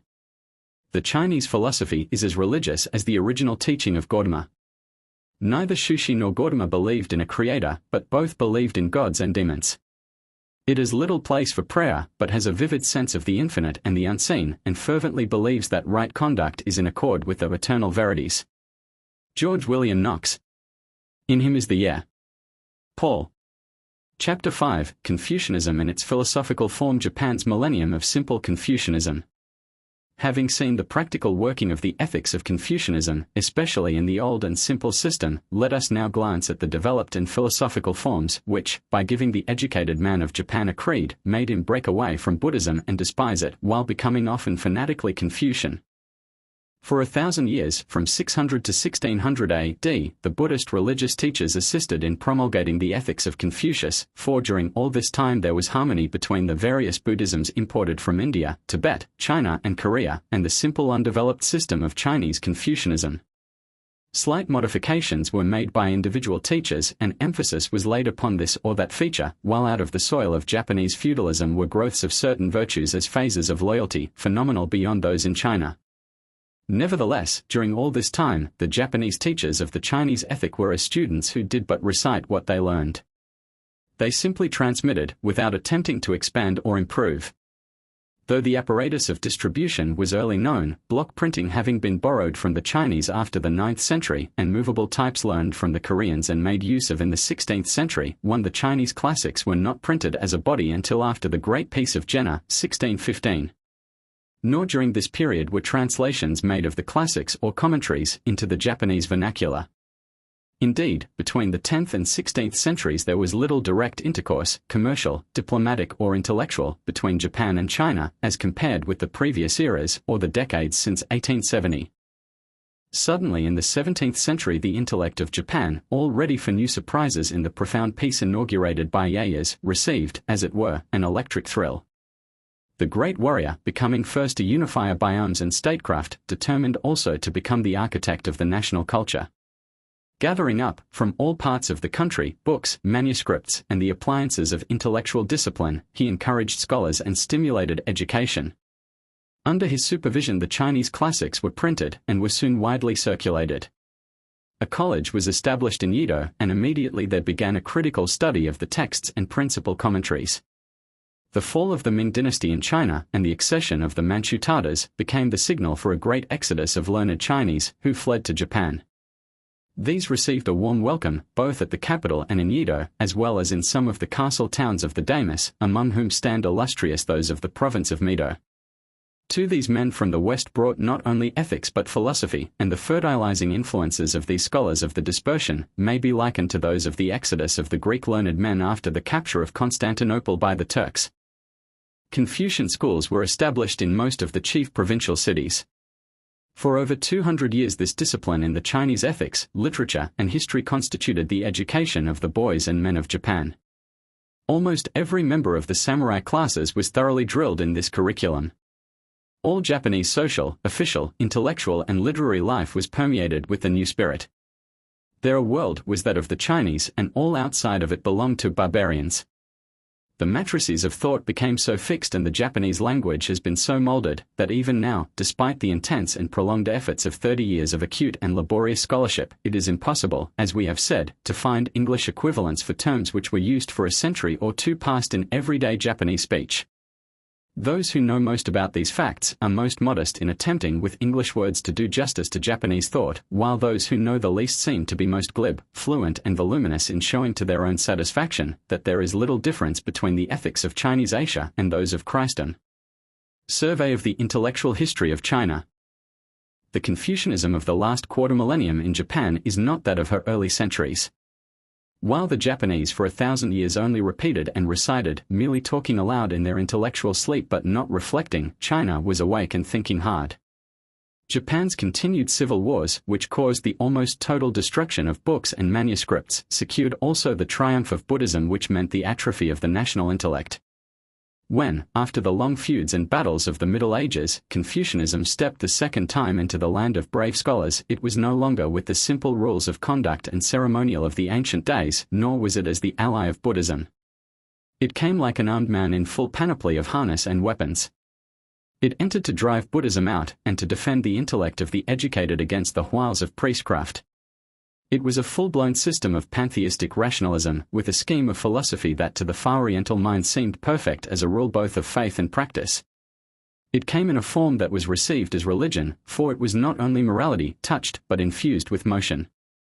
Nor were the emotions kindled, those of the partisan only, but rather also those of the devotee and the martyr.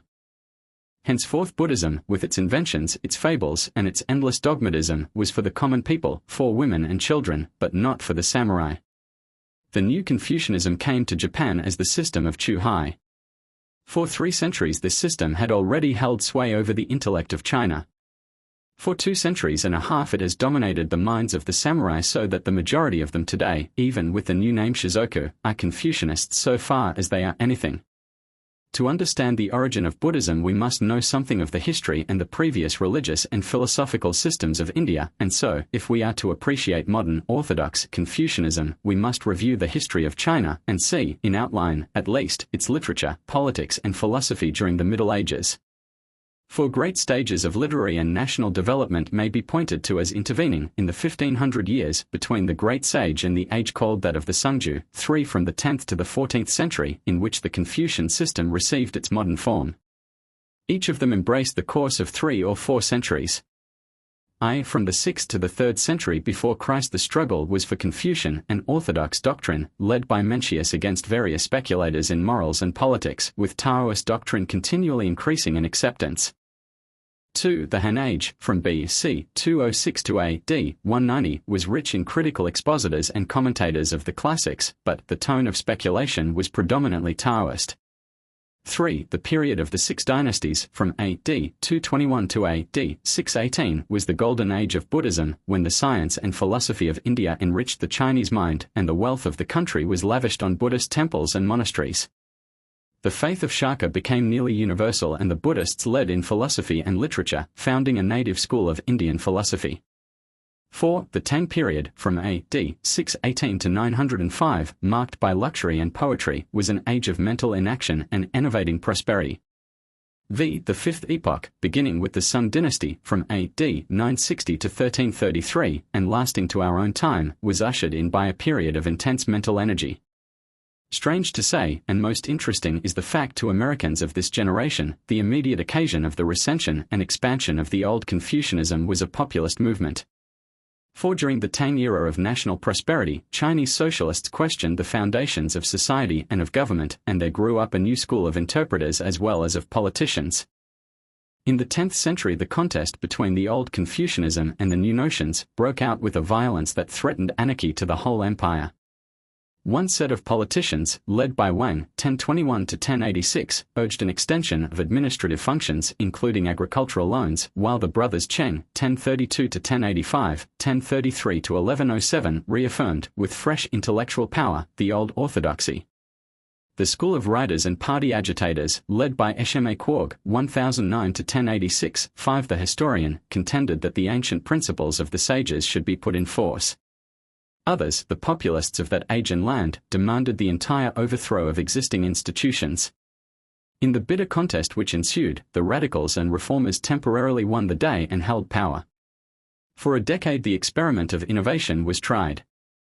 Men turned things social and political upside down to see how they looked in that position. So these stood or oscillated for 13 years, when the people demanded the old order again. The conservatives rose to power. There was no civil war, but the radicals were banished beyond the frontier, and the country returned to normal government.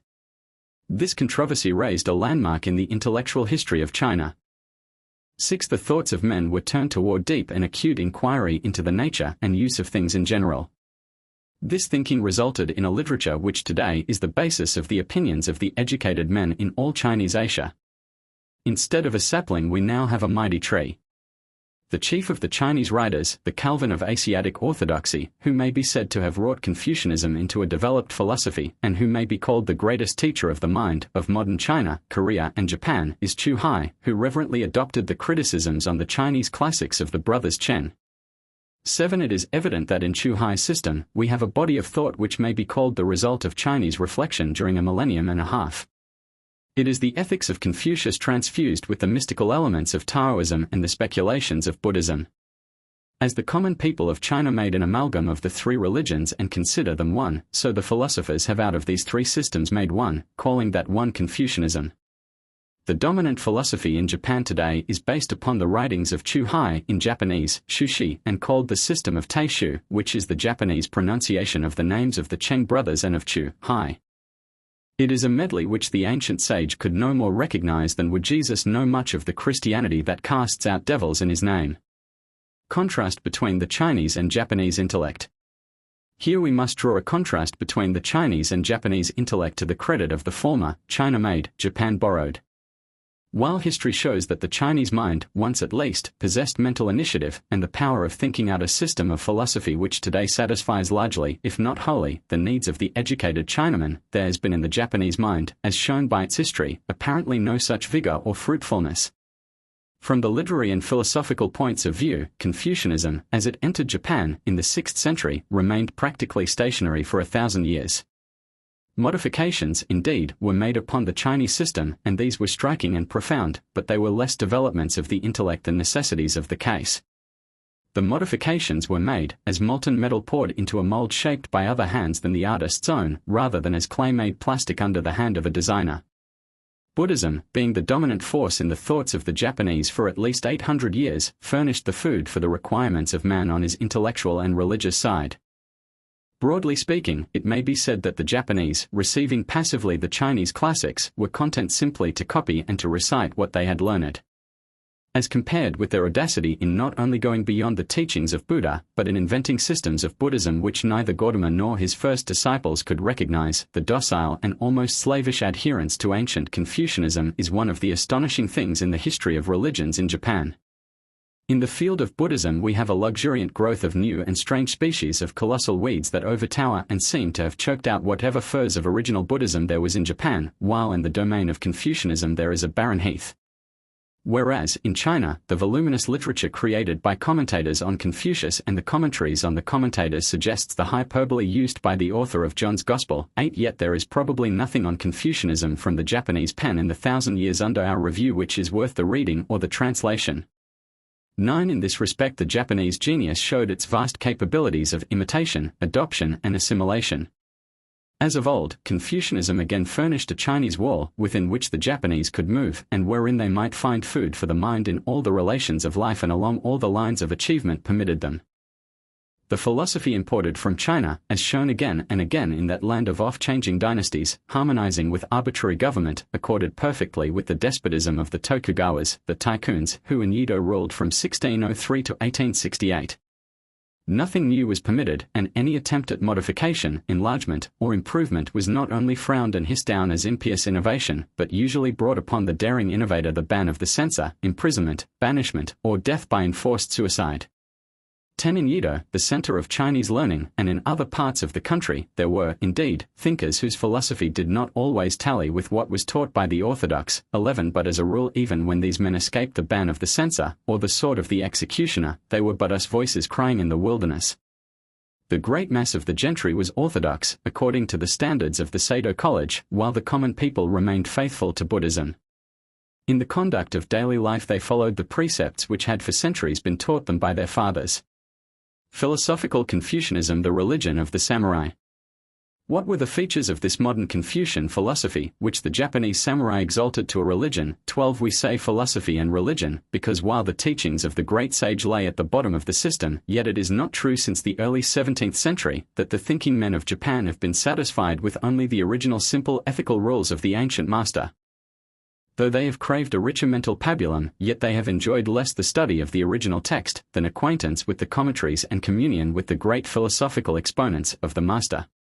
What, then, we ask, are the features of the developed philosophy, which, imported from China, served the Japanese samurai not only as morals but for such religion as he possessed or professed?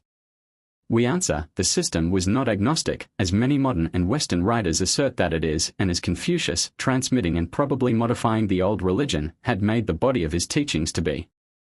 Agnostic, indeed, in regard to many things wherein a Christian has faith. Modern Confucianism, besides being bitterly polemic and hostile to Buddhism, is pantheistic. Certain it is that during the revival of pure Shinto in the 18th century, the scholars of the Shinto school, and those of its great rival, the Chinese, agreed in making loyalty 13 take the place of filial duty in the Confucian system.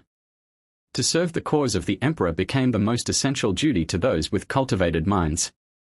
The newer Chinese philosophy mightily influenced the historians, Rai Sanyo and those of the Medo school, whose works, now classic, really began the revolution of 1868.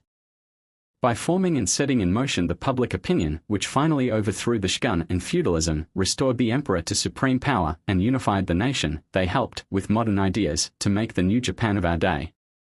The Shinto and the Chinese teachings became amalgamated in a common cause, and thus the philosophy of Chu Hai, mingling with the nationalism and patriotism inculcated by Shinto, brought about a remarkable result.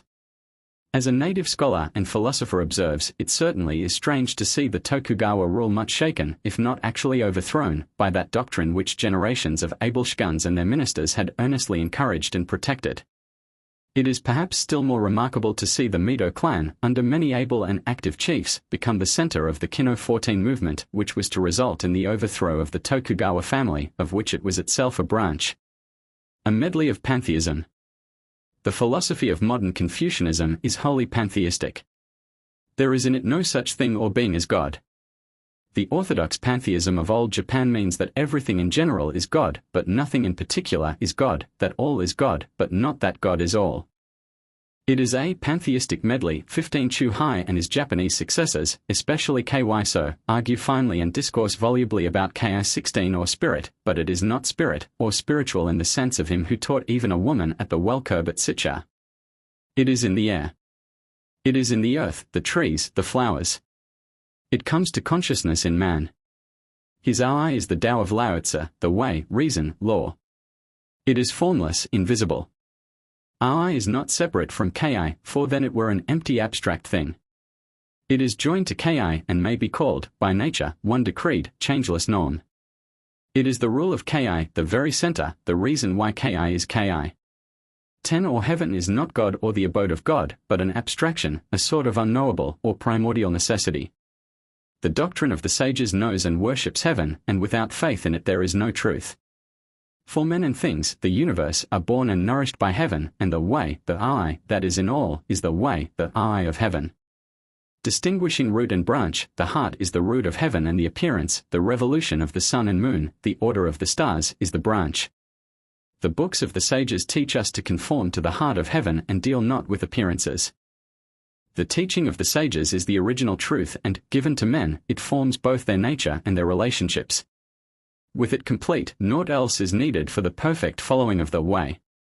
Let then the child make its parents heaven, the retainer, his lord, the wife her husband, and let each give up life for righteousness. Thus will each serve for heaven. But if we exalt heaven above parent or lord, we shall come to think we can serve it though they be disobeyed, and like tiger or wolf shall rejoice to kill them. To such fearful end does the Western learning lead.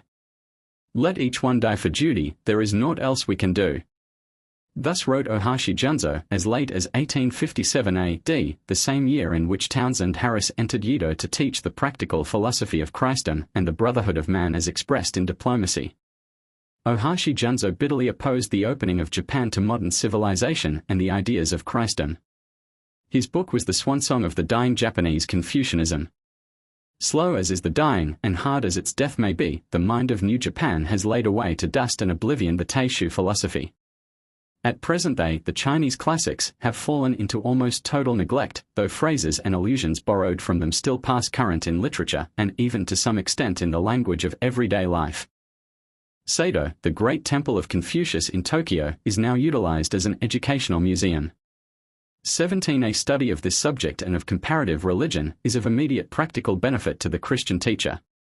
The preacher, addressing an audience made up of educated Japanese, who speaks of God without describing his personality, character, or attributes as illustrated in Revelation, will find that his hearers receive his term as the expression for a bundle of abstract principles, or a system of laws, or some kind of regulated force. They do, indeed, make some reference to a creator, by using a rare word. Occasionally, their language seems to touch the boundary line on the other side of which is conscious intelligence, but nothing approaching the clearness and definiteness of the early Chinese monotheism of the pre-Confucian classics is to be distinguished. 18. The modern Japanese long ago heard joyfully the words, "Honor the gods, but keep them far from you," and he has done it. To love God would no more occur to a Japanese gentleman than to have his child embrace and kiss him. Whether the source and fountain of life of which they speak has any divine spirit, is very uncertain, but whether it has, or has not, man need not obey, much less worship him. The universe is one, the essence is the same. Man must seek to know his place in the universe, he is but one in an endless chain, let him find his part and fulfill that part, all else is vanity. One need not inquire into the origins or the ultimates. Man is moved by a power greater than himself, he has no real independence of his own, everything has its rank and place, indeed, its rank and place is its sole title to a separate existence. If a man mistakes his place he is a fool, he deserves punishment. The ideals of a samurai. Out of his place, man is not man. Duty is more important than being. Nearly everything in our life is fixed by fate. There may seem to be exceptions, because some wicked men are prosperous and some righteous men are wretched, but these are not real exceptions to the general rule that we are made for our environment and fitted to it. And then, again, it may be that our judgments are not correct. Let the heart be right and all is well. Let man be obedient and his outward circumstance is nothing, having no relation to his joy or happiness. Even when as to his earthly body man passes away, he is not destroyed, the drop again becomes part of the sea, the spark re-enters the flame, and his life continues, though it be not a conscious life. In this way man is in harmony with the original principle of all things. He outlasts the universe itself. Hence to a conscientious samurai there is nothing in this world better than obedience in the ideal of a true man. What he fears most and hates most is that his memory may perish, that he shall have no seed, that he shall be forgotten or die under a cloud and be thought treacherous or cowardly or base, when in reality his life was pure and his motives high. Better, sang Yoshida Shoin, the dying martyr for his principles, to be a crystal and to be broken, than to be a tile upon the housetop and remain. So, indeed, on 100 curtained execution grounds, with the dirk of the suicide firmly grasped and about to shed their own lifeblood, have sung the martyrs who died willingly for their faith in their idea of Yamato Damashi.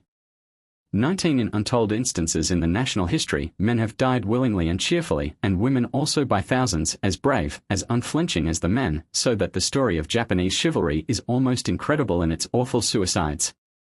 History reveals a state of society in which cool determination, desperate courage and fearlessness of death in the face of duty were quite unique, and which must have had their base in some powerful though abnormal code of ethics.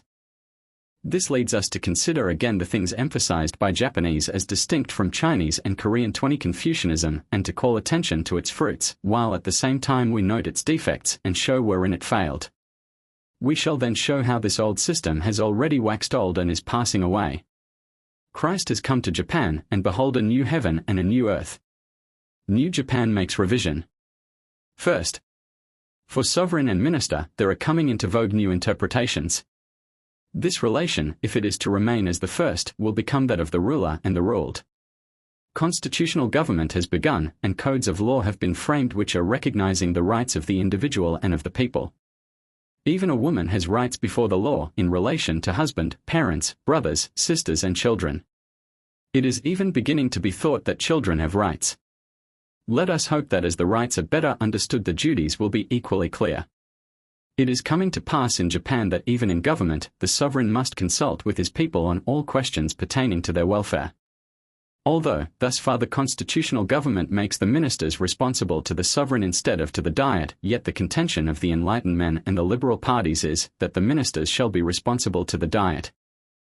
The time seems at hand when the sovereign's power over his people will not rest on traditions more or less uncertain, on history manufactured by governmental order, on mythological claims based upon the so-called eternal ages, on prerogatives upheld by the sword, or on the supposed grace of the gods, but will be broad-based upon the people's will.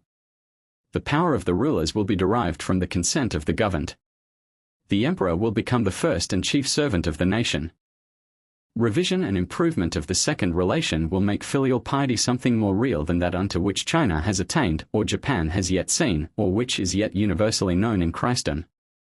The tyranny of the father and of the older brother, and the sale of daughters to shame, will pass away, and there will arise in the Japanese house, the Christian home. It would be hard to say what Confucianism has done for woman. It is probable that all civilizations and systems of philosophy, ethics and religion can be well tested by this criterion, the position of woman. Confucianism virtually admits two standards of morality, one for man, another for woman. 21 in Chinese Asia adultery is indeed branded as one of the vilest of crimes, but in common idea and parlance it is a woman's crime, not man's. So, on the other hand, chastity is a female virtue, it is part of womanly duty, it has little or no relation to man personally. Right revision and improvement of the third relation will abolish concubinage. It will reform divorce. It will make love the basis of marriage.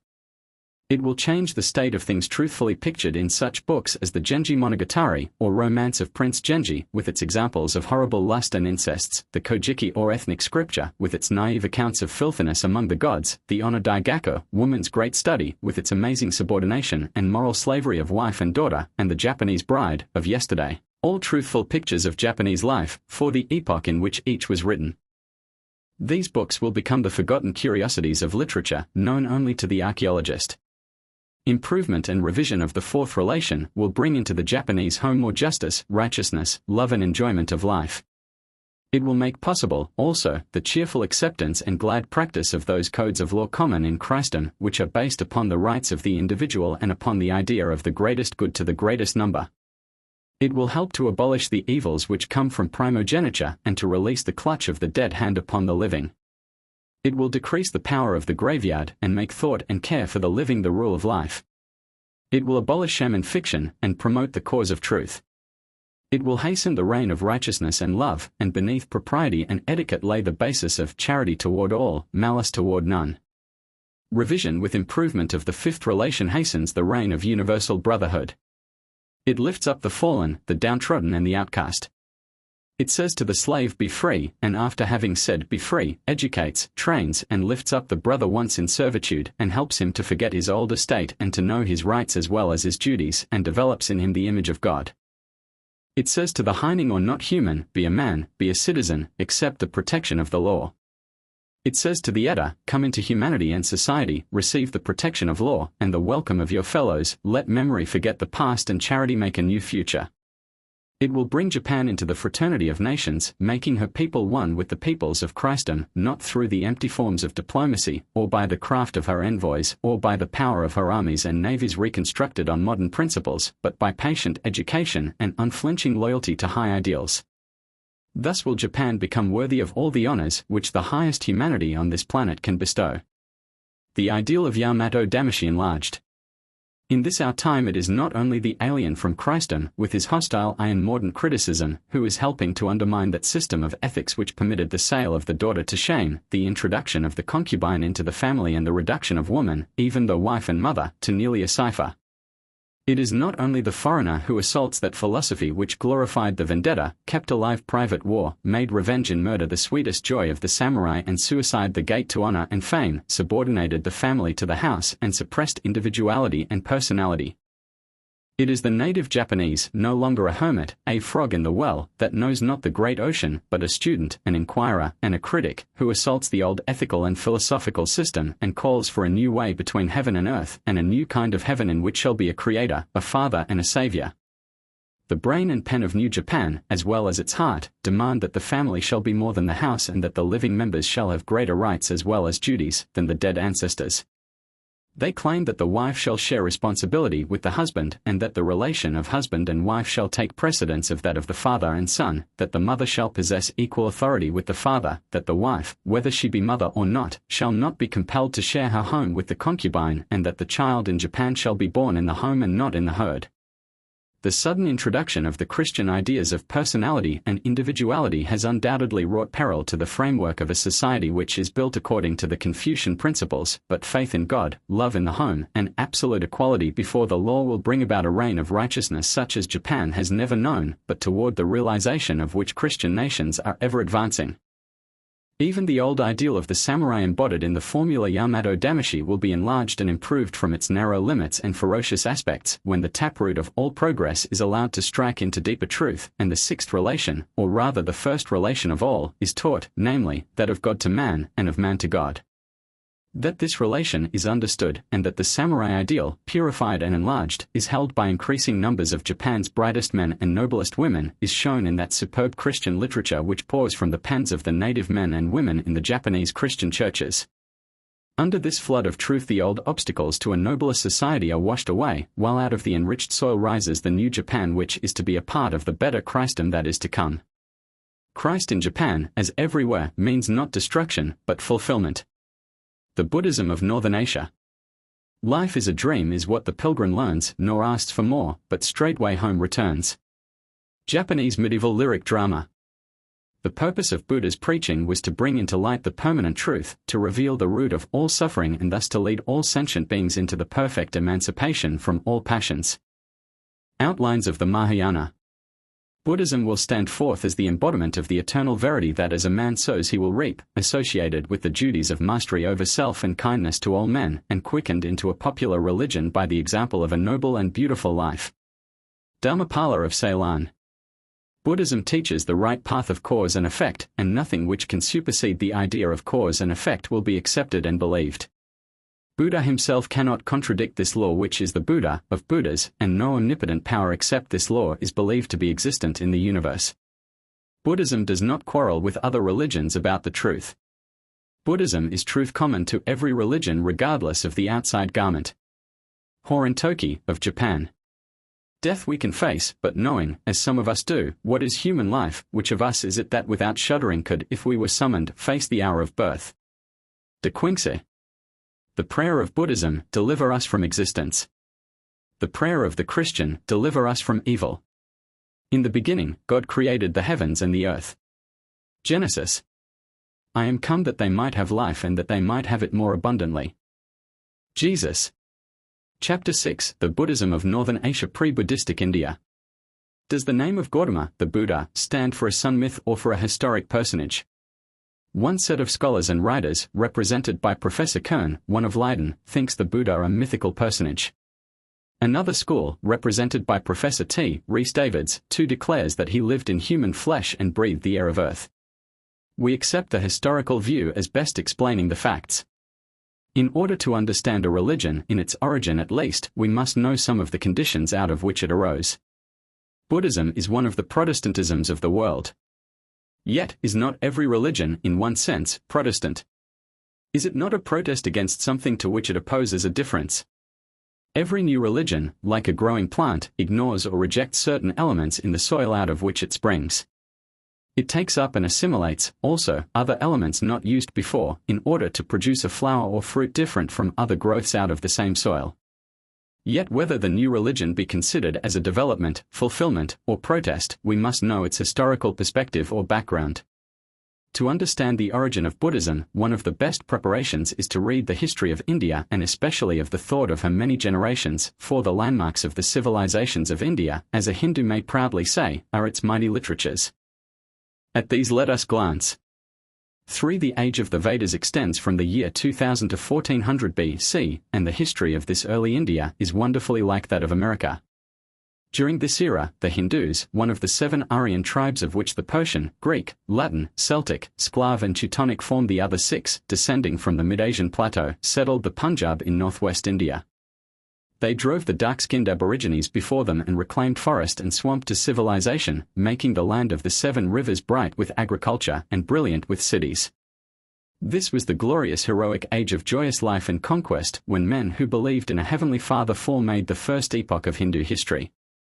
Then followed the epic age, 1400 to 1000 BC, when the area of civilization was extended still farther down the Ganges Valley, the splendor of wealth, learning, military prowess and social life excelling that of the ancestral seats in the Punjab. Amid differences of wars and diplomacy with rivalries and jealousies, a common sacred language, literature and religion with similar social and religious institutions united the various nations together.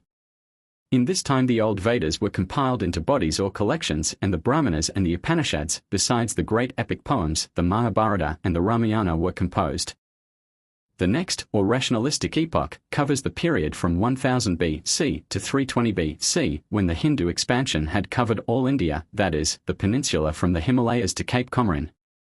Then, all India, including Ceylon, was Hinduized, though in differing degrees, the purest Aryan civilization being in the north, the less pure in the Ganges Valley and south and east, while the least Aryan and more Dravidian was in Bengal, Orissa, and India south of the Kishna River.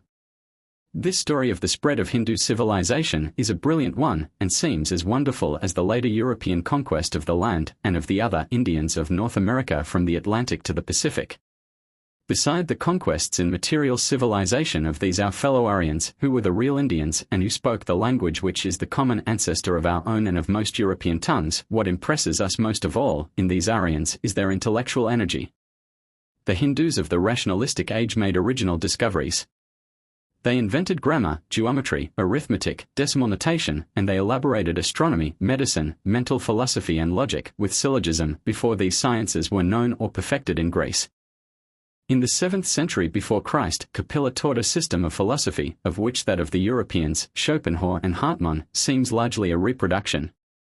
Following this agnostic scheme of thought, came, several centuries later, the dualistic Yoga 5 system, in which the chief feature is the conception of deity as a means of final emancipation of the human soul from further transmigration and of union with the universal spirit or world soul. There is, however, perhaps no sadder chapter in the history of human thought than the story of the later degeneration of the yoga system into one of bloody and cruel rites in India and of superstition in China. Still other systems followed, one by Gautama, of the same clan or family of the later Buddha, who develops inference by the construction of syllogism, while Karnata follows the atomic philosophy in which the atoms are eternal, but the aggregates perishable by disintegration. Against these schools, which seemed to be dangerous new departures, orthodox Hindus, anxious for their ancient beliefs and practices as laid down in the Vedas, started fresh systems of philosophy, avowedly more in consonances with their ancestral faith. One system insisted on the primitive Vedic ritual, and another laid emphasis on the belief in a universal soul first inculcated in the Upanishads. Conditions out of which Buddhism arose. Whatever we may think of these schools of philosophy, or the connection with or indebtedness of Gautama, the Buddha, to them, they reveal to us the conceptions which his contemporaries had of the universe and the beings inhabiting it. These were honest human attempts to find God. In them the various beings or 6 conditions of sentient existence are devas or gods, men, asuras or monsters, pretas or demons, animals and beings in hell. Furthermore, these schools of Hindu philosophy show us the conditions out of which Buddhism arose, furnish us with its terminology and technical phrases, reveal to us what the reformer proposed to himself to do, and, what is perhaps still more important, show us the types to which Buddhism in its degeneration and degradation reverted.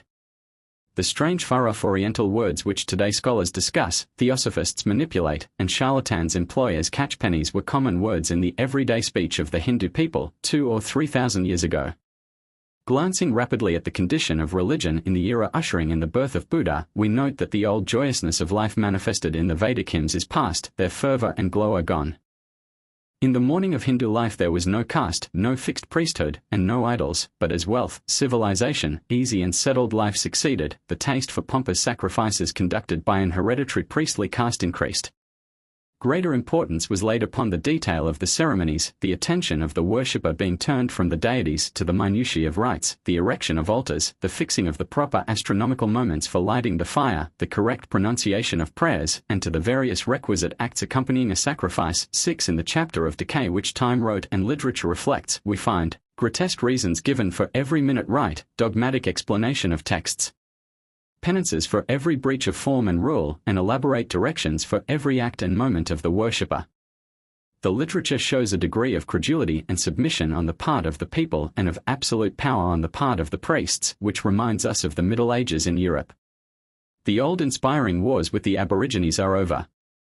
The time of bearing a noble creed, meaning culture and civilization as against savagery and idolatry, is past, and only intestine quarrels and local strife have succeeded. The age of creative literature is over, and commentators, critics and grammarians have succeeded. Still more startling are the facts disclosed by literary history. The liquid poetry has become frozen prose, the old flaming fuel of genius is now slag and ashes. We see Hindus doing exactly what Jewish rabbis, and after them Christian schoolmen and dogma makers, did with the old Hebrew poems and prophecies. Construing literally the prayers, songs and hopes of an earlier age, they rebuild the letter of the text into creeds and systems and erect an amazing edifice of steel-framed and stone-cased tradition, to challenge which is taught to be heresy and impiety. The poetical similes used in the Rig Vedas have been transformed into mythological tales. In the change of language the Vedas themselves are unreadable, except by the priests, who fatten on popular beliefs in the transmigration of souls and in the power of priestcraft to make that transmigration blissful, provided liberal gifts are duly forthcoming. Idolatry and witchcraft are rampant. Some savior, some light was needed. Buddhism a logical product of Hindu thought. At such a time, probably 557 B.C., was born Shaka, of the Muni clan, at Kapilavastu, 100 miles northeast of Benares.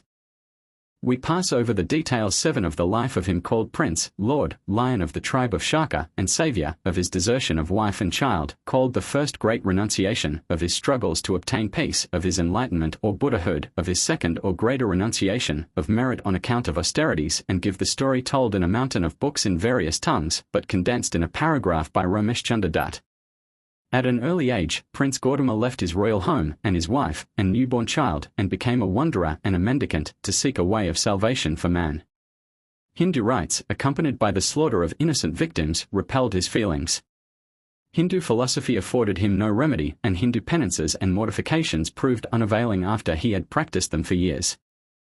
At last, by severe contemplation, he discovered the long-coveted truth. A holy and calm life, and benevolence and love toward all living creatures seemed to him the essence of religion. Self-culture and universal love, this was his discovery, this is the essence of Buddhism. 8. From one point of view Buddhism was the logical continuance of Aryan Hindu philosophy, from another point of view it was a new departure. The leading idea in the Upanishads is that the object of the wise man should be to know, inwardly and consciously, the great soul of all, and by this knowledge his individual soul would become united to the Supreme Being, the true and absolute self. This was the highest point reached in the old Indian philosophy 9 before Buddha was born. So, looking at Buddhism in the perspective of Hindu history and thought, we may say that it is doubtful whether Gautama intended to found a new religion. As, humanly speaking, Saul of Tarsus saved Christianity from being a Jewish sect and made it universal, so Gautama extricated the new enthusiasm of humanity from the priests. He made Aryan religion the property of all India. What had been a rare monopoly as narrow as Judaism, he made the inheritance of all Asia. Gautama was a Protestant and a reformer, not an agnostic or skeptic. It is more probable that he meant to shake off Brahmanism and to restore the pure and original form of the Aryan religion of the Vedas, as far as it was possible to do so. In one sense, Buddhism was a revolt against hereditary and sacerdotal privilege, an attack of the people against priestcraft. The Buddha and his disciples were levelers. In a different age and clime, but along a similar path, they did a work analogous to that of the so-called Anabaptists in Europe and Independents in England, centuries later. It is certain, however, that Buddhism has grown logically out of ancient Hinduism. In its monastic feature, one of its most striking characteristics, we see only the concentration and reduction to system of the old life of the ascetics and religious mendicants recognized and respected by Hinduism. For centuries the Buddhist monks and nuns were regarded in India as only a new sect of ascetics, among many others which flourished in the land. The Buddhist doctrine of karma, or in Japanese, ingwa, of cause and effect, whereby it is taught that each effect in this life springs from a cause in some previous incarnation, and that each act in this life bears its fruit in the next, has grown directly out of the Hindu idea of the transmigration of souls. This idea is first inculcated in the Upanishads and is recognized in Hindu systems of philosophy. So also the Buddhist doctrine of nirvana, or the attainment of a sinless state of existence, has grown out of the idea of final union of the individual soul with the universal soul, which is also inculcated in the Upanishads. Yet, as we shall see, the Buddhists were, in the eyes of the Brahmins, atheists, because in the ken of these new levelers gods and men were put on the same plane. Brahmanism has never forgiven Buddhism for ignoring the gods, and the Hindus finally drove out the followers of Gautama from India. It eventuated that after a millennium or so of Buddhism in India, the old gods, Brahma, Indra, etc., which at first had been shut out from the ken of the people by Gautama, found their places again in the popular faith of the Buddhists, who believed that the gods as well as men were all progressing toward the blessed nirvana, that sinless life and holy calm, which is the Buddhists' heaven and salvation. It is certainly very curious and in a sense amusing to find flourishing in far-off Japan the old gods of India that one would suppose to have been utterly dead and left behind in oblivion. As acknowledged devas or kings and bodhisattvas or soon-to-be Buddhas, not a few once defunct Hindu gods, utterly unknown to early Buddhism, have forced their way into the company of the elect. Though most of them have not gained the popularity of the indigenous deities of Nippon, they yet attract many worshippers. They remind one that amid the coming of the sons of Elohim before Jehovah, the Satan came also.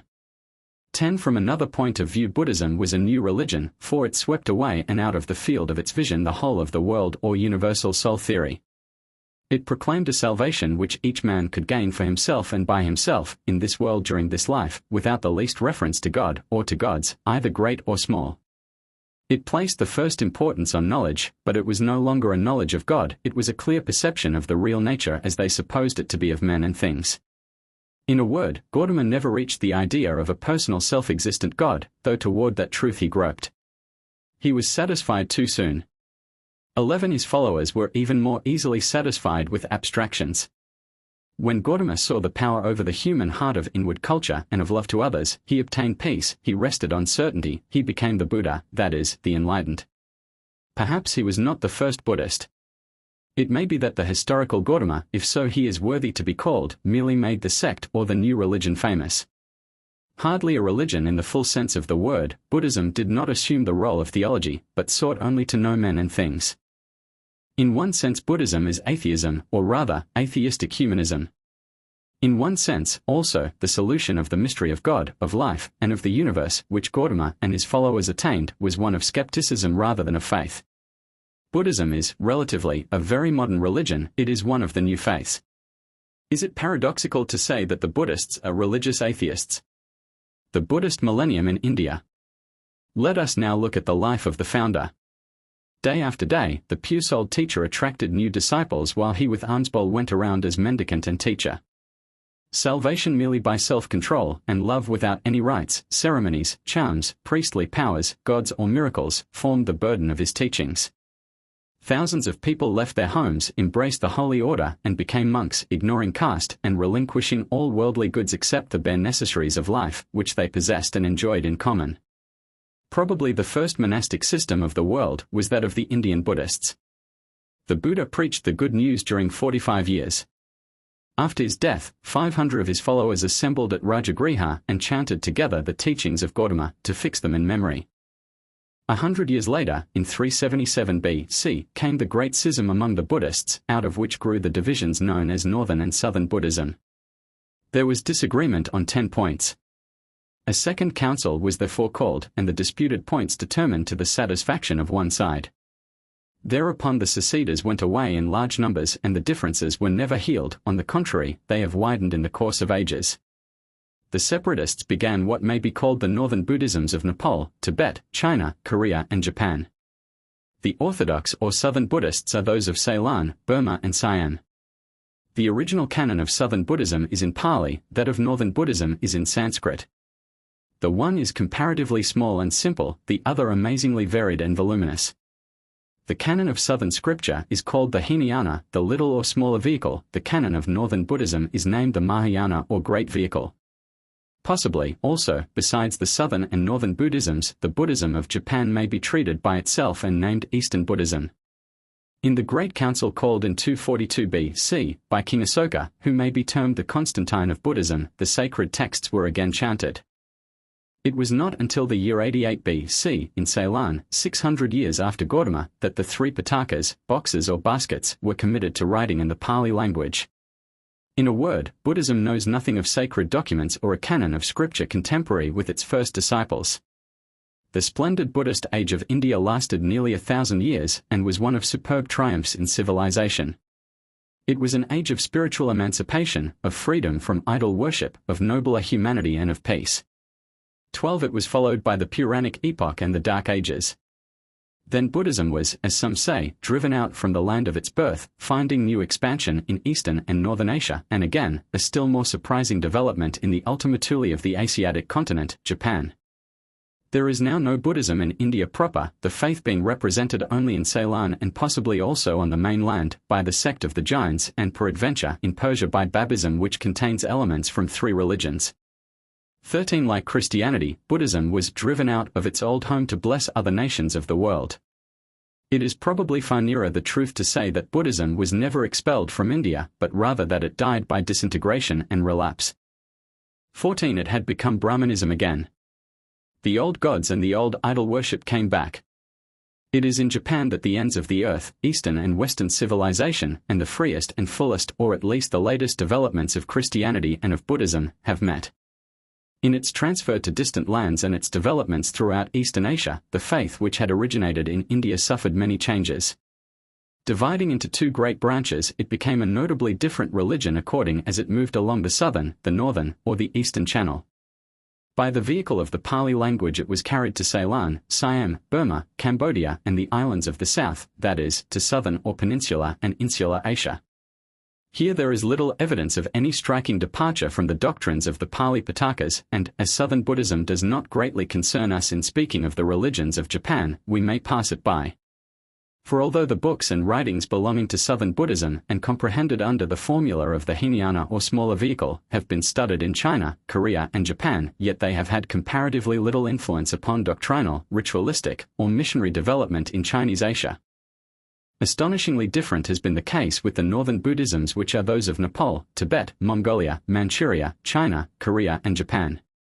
As luxuriant as the evolutions of political and dogmatic Christianity and as radical in their departures from the primitive simplicity of the faith, have been these forms of Buddhist doctrine, ritual and organization. We cannot now dwell upon the wonderful details of the vast and complicated system, differing so much in various countries. We pass by, or only glance at, the philosophy of the Punjab, the metaphysics of Nepal with its developments into what some writers consider to be a close approach to monotheism, and others, indeed, monotheism itself, the system of Lamaism in Tibet, which has paralleled so closely the development of the papal hierarchy, the possibly 2,000 years growth and decay of Chinese Buddhism, the varieties of the Buddhism of Mongolia, almost swamped in the shamanistic superstitions of these dwellers on the plains, the astonishing success, quick ripening, decay, and almost utter annihilation, among the learned and governing classes, of Korean Buddhism. 15. And study in detail only Eastern or Japanese Buddhism. We shall in this lecture attempt but two things: a summary of the process of thought by which the chief features of the northern Buddhisms came into view. 2. An outline of the story of Japanese Buddhism during the first 3 centuries of its existence. The development of northern Buddhism leaving the early Buddha legends and the solid ground of history, the makers of the newer Buddhist doctrines in Nepal occupied themselves with developing the theory of Buddhahood and of the Buddhas. 16. For we must ever remember that Buddha 17 is not a proper name, but a common adjective meaning enlightened, from the root to know, perceive, etc. They made constant and marvelous additions to the primitive doctrine, giving it a momentum which gathered force as the centuries went on, and, as propaganda, it moved against the sun. This development theory ran along the line of personification. Not being satisfied with the wheel of the law, it personified both the hub and the spokes. It began with the spirit of kindness out of which all human virtues rise, and by the power of which the Buddhist organization will conquer all sin and unbelief and become victorious throughout the world. This personification is called the Maitreya Buddha, the Unconquerable One, or the future Buddha of benevolence, the Buddha who is yet to come. Here was a tremendous and revolutionary movement in the new faith, the beginning of a long process. It was as though the Christians had taken the particular attributes, justice, mercy, etc., of God and, after personifying each one, deified it, thus multiplying gods.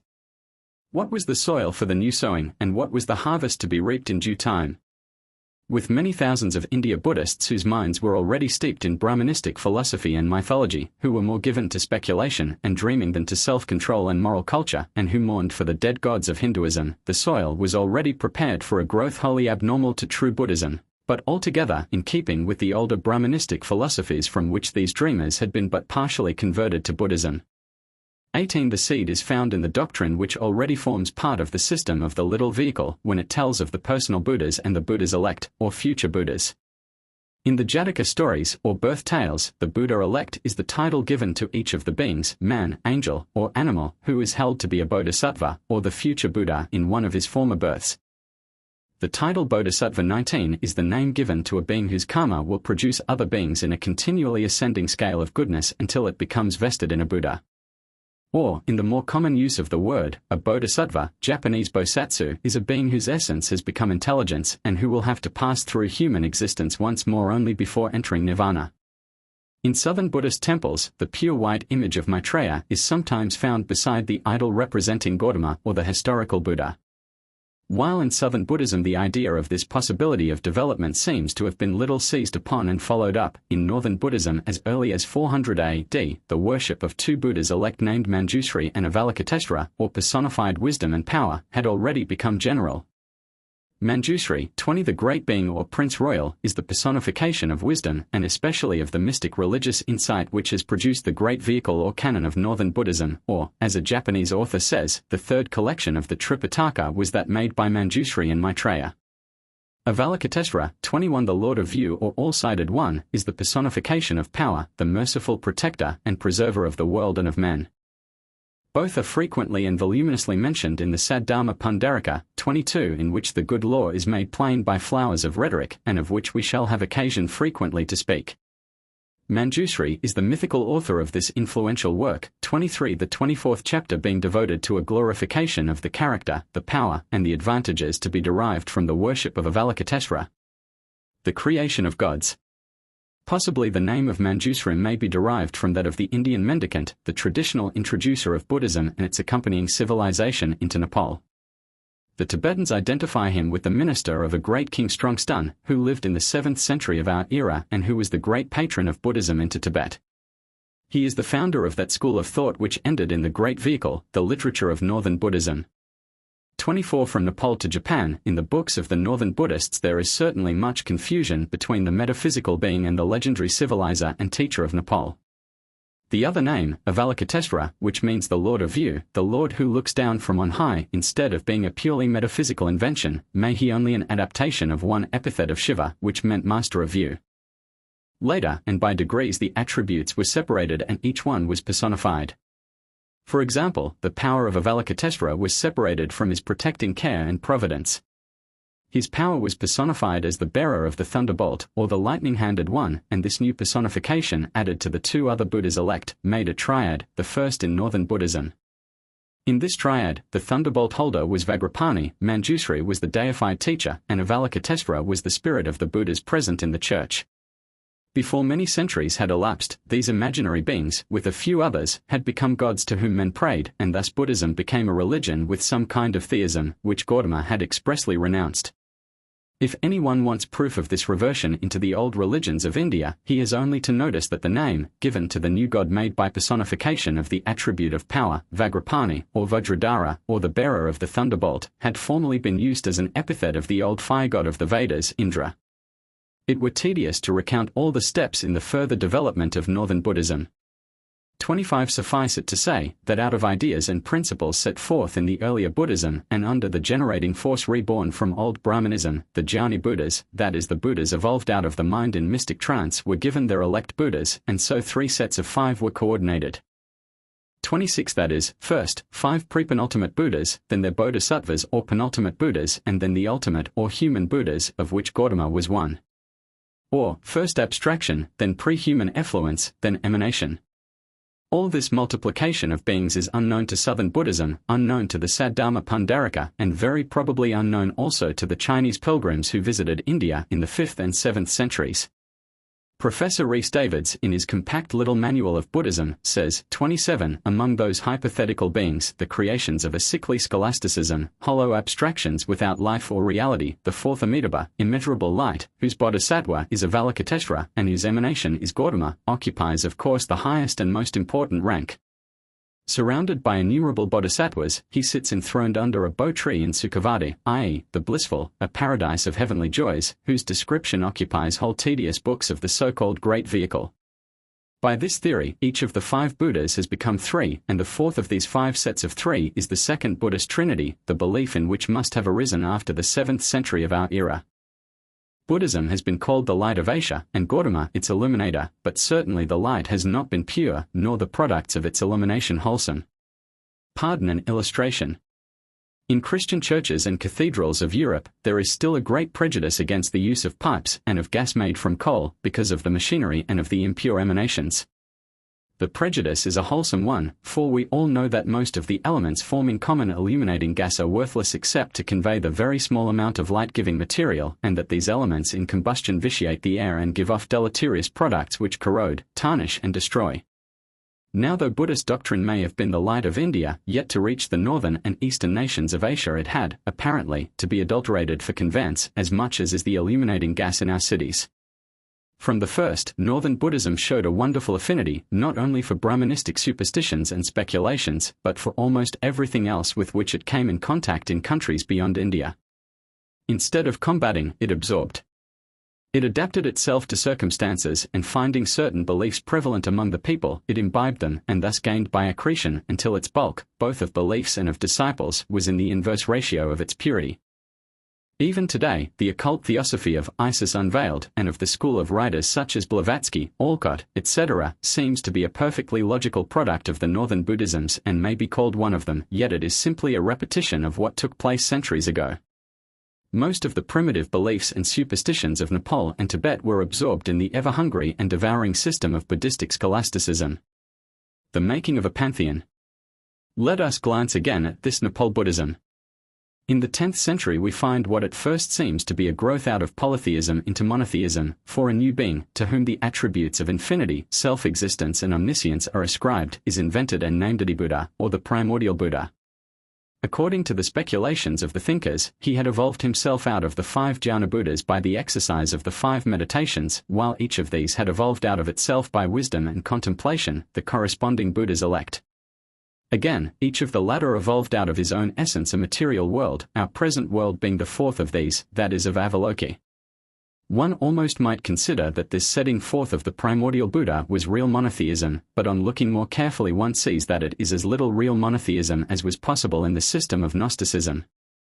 Indeed, the force of evolution could not stop here, for, since even this primordial Buddha rested upon Ossa of hypothesis piled upon Pelion of hypothesis, there must be other hypotheses yet to come, and so the Tantra system, a compound of old Brahmanism with the magic and witchcraft and shamanism of northern Asia, burst into view. As this was to travel into Japan and be hailed as purest Buddhism, let us note how this 10th century Tantra system grew up. To see this clearly is to look upon the parable of the man with the unclean spirit being acted out on a vast scale in history. In the 6th century of our era, one Asanga, or Asanga, wrote the Shastra, called the Shastra Yogacara Bhumi. 28 With great dexterity he erected a sort of clearing-house for both the corrupt Brahmanism and corrupt Buddhism of his day, and exchanging and rearranging the gods and devils in both systems, he represented them as worshippers and supporters of the Buddha and Avalokiteshvara. In such a system, the old primitive Buddhism of the Noble Eightfold Path of self-conquest and pure morals was utterly lost. Instead of that, the worshipper gave his whole powers to obtaining occult potencies by means of magic phrases and magic circles. Then grew up whole forests of monasteries and temples, with an outburst of devilish art representing many-headed and many-eyed and many-handed idols on the walls, on books, on the roadside, with manifold charms and phrases the endless repetitions of which were supposed to have efficacy with the hypothetical being who filled the heavens. That was the age of idols for China as well as for India, and the old Chinese house, once empty, swept and garnished by Confucianism, was now filled with a mob of unclean spirits, each worse than the first. With more courageous logic than the more matter-of-fact Chinese, the Tibetan erected his prayer, Mills 29, and let the winds of heaven and the flowing waters continually multiply his prayers and holy syllables. And these inventions were duly imported into Japan, and even now are far from being absent. 30 passing over for the present the history of Buddhism in China. 31 Suffice it to say that the Buddhism which entered Japan from Korea in the 6th century was not the simple atheism touched with morality, the bald skepticism or benevolent agnosticism of Gautama, but a religion already over 1,000 years old. It was the system of the northern Buddhists. These, dissatisfied or unsatisfied with absorption into a passionless state through self-sacrifice and moral discipline, had evolved a philosophy of religion in which were gods, idols and an apparatus of conversion utterly unknown to the primitive faith. Buddhism already corrupted when brought to Japan. This 6th century Buddhism in Japan was not the army with banners, which was introduced still later with the luxuriances of the fully developed system, its paradise wonderfully like Muhammad's and its overpopulated pantheon. It was, however, ready with the necessary machinery, both material and mental, to make conquest of a people which had not only religious aspirations, but also latent aesthetic possibilities of a high order. As in its course through China this northern Buddhism had acted as an all-powerful absorbent of local beliefs and superstitions, so in Japan it was destined to make a more remarkable record, and not only to absorb local ideas but actually to cause the indigenous religion to disappear. Let us inquire who were the people to whom Buddhism, when already possessed of a millennium of history, entered its ultima thule in Eastern Asia. At what stage of mutual growth did Buddhism and the Japanese meet each other? Instead of the 40 millions of thoroughly homogeneous people in Japan, according to the census of December 31, 1892, all being loyal subjects of one emperor, we must think of possibly 1 million of hunters, fishermen and farmers in more or less warring clans or tribes. These were made up of the various migrations from the mainland and the drift of humanity brought by the ocean currents from the south, Ainos, Koreans, Tatars and Chinese, with probably some Malay and Nigrido stock. In the central part of Hondo, the main island, the Yamato tribe dominated, its chief being styled Sumuru Mikoto, or Mikado. To the south and southwest, the Mikado's power was only more or less felt, for the Yamato men had a long struggle in securing supremacy. Northward and eastward lay great stretches of land inhabited by unsubdued and uncivilized native tribes of continental and most probably of Korean origin, and thus more or less closely akin to the Yamato men. Still northward roamed the Ainos, a race whose ancestral seats may have been in far-off Dravidian India. Despite the constant conflicts between the Yamato people who had agriculture and the beginnings of government, law and literature, and their less civilized neighbors, the tendency to amalgamation was already strong. The problem of the statesman was to extend the sway of the Mikado over the whole archipelago. Shinto was, in its formation, made use of as an engine to conquer, unify and civilize all the tribes. In one sense, this conquest of men having lower forms of faith, by believers in the Kami no Mishi, or way of the gods, was analogous to the Aryan conquest of India and the Dravidians. However this may be, the energy and valor displayed in these early ages formed the ideal of Yamato Damashi, the spirit of unconquerable Japan, which has so powerfully influenced the modern Japanese. We shall see, also, how grandly Buddhism also came to be a powerful force in the unification of the Japanese people. At first, the new faith would be rejected as an alien invader, stigmatized as a foreign religion, and, as such, sure to invoke the wrath of the native gods. Then later, its superiority to the indigenous cult would be seen both by the wise and the practically minded, and it would be welcomed and enjoyed. The inviting field. Never had a new religion a more inviting field or one more sure of success than had Buddhism on stepping from the land of morning dawn to the land of the rising sun, coming as a gorgeous, dazzling and disciplined array of all that could touch the imagination, stimulate the intellect and move the heart of the Japanese. It was irresistible. For the making of a nation, Shint was as a donkey engine, compared to the system of furnaces, boilers, shaft and propeller of a 10,000-ton steel cruiser, moved by the energies of a million years of sunbeam force condensed into coal and released again through transmigration by fire. All accounts in the vernacular Japanese agree that their Butsudi or Buddhism was imported from Korea. In the 16th year of Kitai, the 27th Mikado of the list made centuries after, and the 11th after the impossible line of the long-lived or mythical Mikados, A.D. 534, it is said that a man from China brought with him an image of Buddha into Yamato and setting it up in a thatched cottage worshipped it. The people called it foreign country god. Visitors discussed with him the religion of Shaka, as the Japanese call Shakyamuni, and some little knowledge of Buddhism was gained, but no notable progress was made until A.D. 552, which is generally accepted and celebrated as the year of the introduction of the faith into Japan. Then a king of Hyakzai in Korea sent over to the court and to the Mikado golden images of the Buddha and of the triad of precious ones with sutras and sacred books. These holy relics are believed to be still preserved in the famous temple of Zenji, 32 belonging to the temple of the Tendai sect at Nagano in northern Japan, this shrine being dedicated to Amida and his two followers Kwannon, Avalokiteshvara, and Daiseishi, Mahastanaprapta. This group of idols, as the custodian of the shrine will tell you, was made by Shaka himself out of gold, found at the base of the tree which grows at the center of the universe. After remaining in Korea for 1112 years, it was brought to Japan. Mighty is the stream of pilgrims which continually sets toward the holy place. A common proverb declares that even a cow can find her way thither. In A.D. 572 and again in 584, new images, sutras and teachers came over from another part of Korea. The Mikado called a council to determine what should be done with the idols, to the worship of which he was himself inclined, but a majority were against the idea of insulting the native gods by receiving the presents and thus introducing a foreign religion. The Minister of State, however, one Soga no name, expressed himself in favor of Buddhism and put the images in his country house which he converted into a temple. When, soon after, the land was afflicted with a pestilence, the opponents of the new faith attributed it to the wrath of the gods at the hospitality given to the new idols. War broke out, fighting took place, and the Buddhist temple was burned and the idols thrown into the river near Osaka. Great portents followed, and the enemies of Buddhism were, it is said, burned up by flames descending from heaven. The tide then turned in favor of the Indian faith, and Soga rebuilt his temple. Priests and missionaries were invited to come over from Korea, being gladly furnished by the allies of Japan from the state of Shinra, and Buddhism again flourished at the court, but not yet among the people. Once more, fighting broke out, and again the temple of the alien gods was destroyed, only to be rebuilt again. The chief champion of Buddhism was the son of a Mikado, best known by his posthumous title, Shitoku, 33, who all his life was a vigorous defender and propagator of the new faith. Through his influence, or very probably through the efforts of the Korean missionaries, the devastating war between the Japanese and Koreans was ended. In the peace which followed, notable progress was made through the vigor of the missionaries encouraged by the regent Shitoku, so that at his death in the year A.D. 621, there were 46 temples and 1,385 priests, monks and nuns in Japan. Many of the most famous temples, which are now full of wealth and renown, trace their foundations to this era of Shitoku and of his aunt, the Empress Suiko, A.D. 593 to 628, who were friendly to the new religion. Shitoku may be almost called the founder of Japanese Buddhism.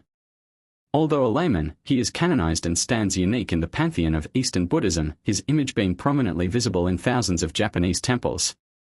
Legend, in no country more luxurious than in Japan, tells us that the exotic religion made no progress until Amida, the boundlessly merciful one, assuming the shape of a concubine of the imperial prince who afterward became the Mikado Yon, gave birth to Shitoku, who was himself Kwannon or the goddess of mercy in human form, and that when he grew up, he took to wife an incarnation of the Buddha-elect, Mahastanaprapta, or in Japanese Daiseishi, whose idol is honored at Zenji. The new faith becomes popular. Then Buddhism became popular, passing out from the narrow circle of the court to be welcomed by the people. In A.D. 623, monks came over directly from China, and we find mentioned two sects, the Sanron and the Jitsu, which are no longer extant in Japan. In about A.D. 650, the fame of Yuan Chang, Haiwen Sen, the Chinese pilgrim to India, or the Holy Land, reached Japan, and his illustrious example was enthusiastically followed. History now frequently repeated itself. The Japanese monk, DSH, crossed the seas to China to gaze upon the face and become the pupil of that illustrious Chinese pilgrim who had seen Buddha land. Later on, other monks crossed to the land of Sinan, until we find that in this and succeeding centuries, hundreds of Japanese in their frail junks braved the dangers of the stormy ocean in order to study Sanskrit, to read the old scriptures, to meet the new lights of learning or revelation, and to become versed in the latest fashions of religion. We find the pilgrims returning and founding new sects or subsects, and stimulating by their enthusiasm the monks and the home missionaries. In the year AD 700 the custom of cremation was introduced. This wrought not only a profound change in customs, but also became the seed of a rich crop of superstitions, since out of the cremated bodies of the saints came forth the shari or, in Sanskrit, surya. These hard substances or pellets, preserved in crystal cabinets, are treated as holy gems or relics. Thus venerated, they become the nuclei of cycles of fairy lore. In AD 710, the great monastery at Nara was founded, and here we must notice or at least glance at the great throng of civilizing influences that came in with Buddhism, and at the great army of artists, artisans and skilled men and women of every sort of trade and craft. We note that with the building of this great Nara monastery came another proof of improvement and the added element of stability in Japanese civilization. The ancient dread which the Japanese had of living in any place where a person had died was passing away. The nomad life was being given up. The successor of a dead Mikado was no longer compelled to build himself a new capital. The traveler in Japan, familiar with the ancient poetry of the Menishu, finds no fewer than 58 cites 34 as the early homes of the Japanese monarchy. Once occupying the proud position of imperial capitals, they are now for the most part mere hamlets, oftentimes mere names, with no visible indication of former human habitation, while the old rivers or streams once gay with barges filled with silken-robed lords and ladies, have dried up to mere washerwomen's runnels.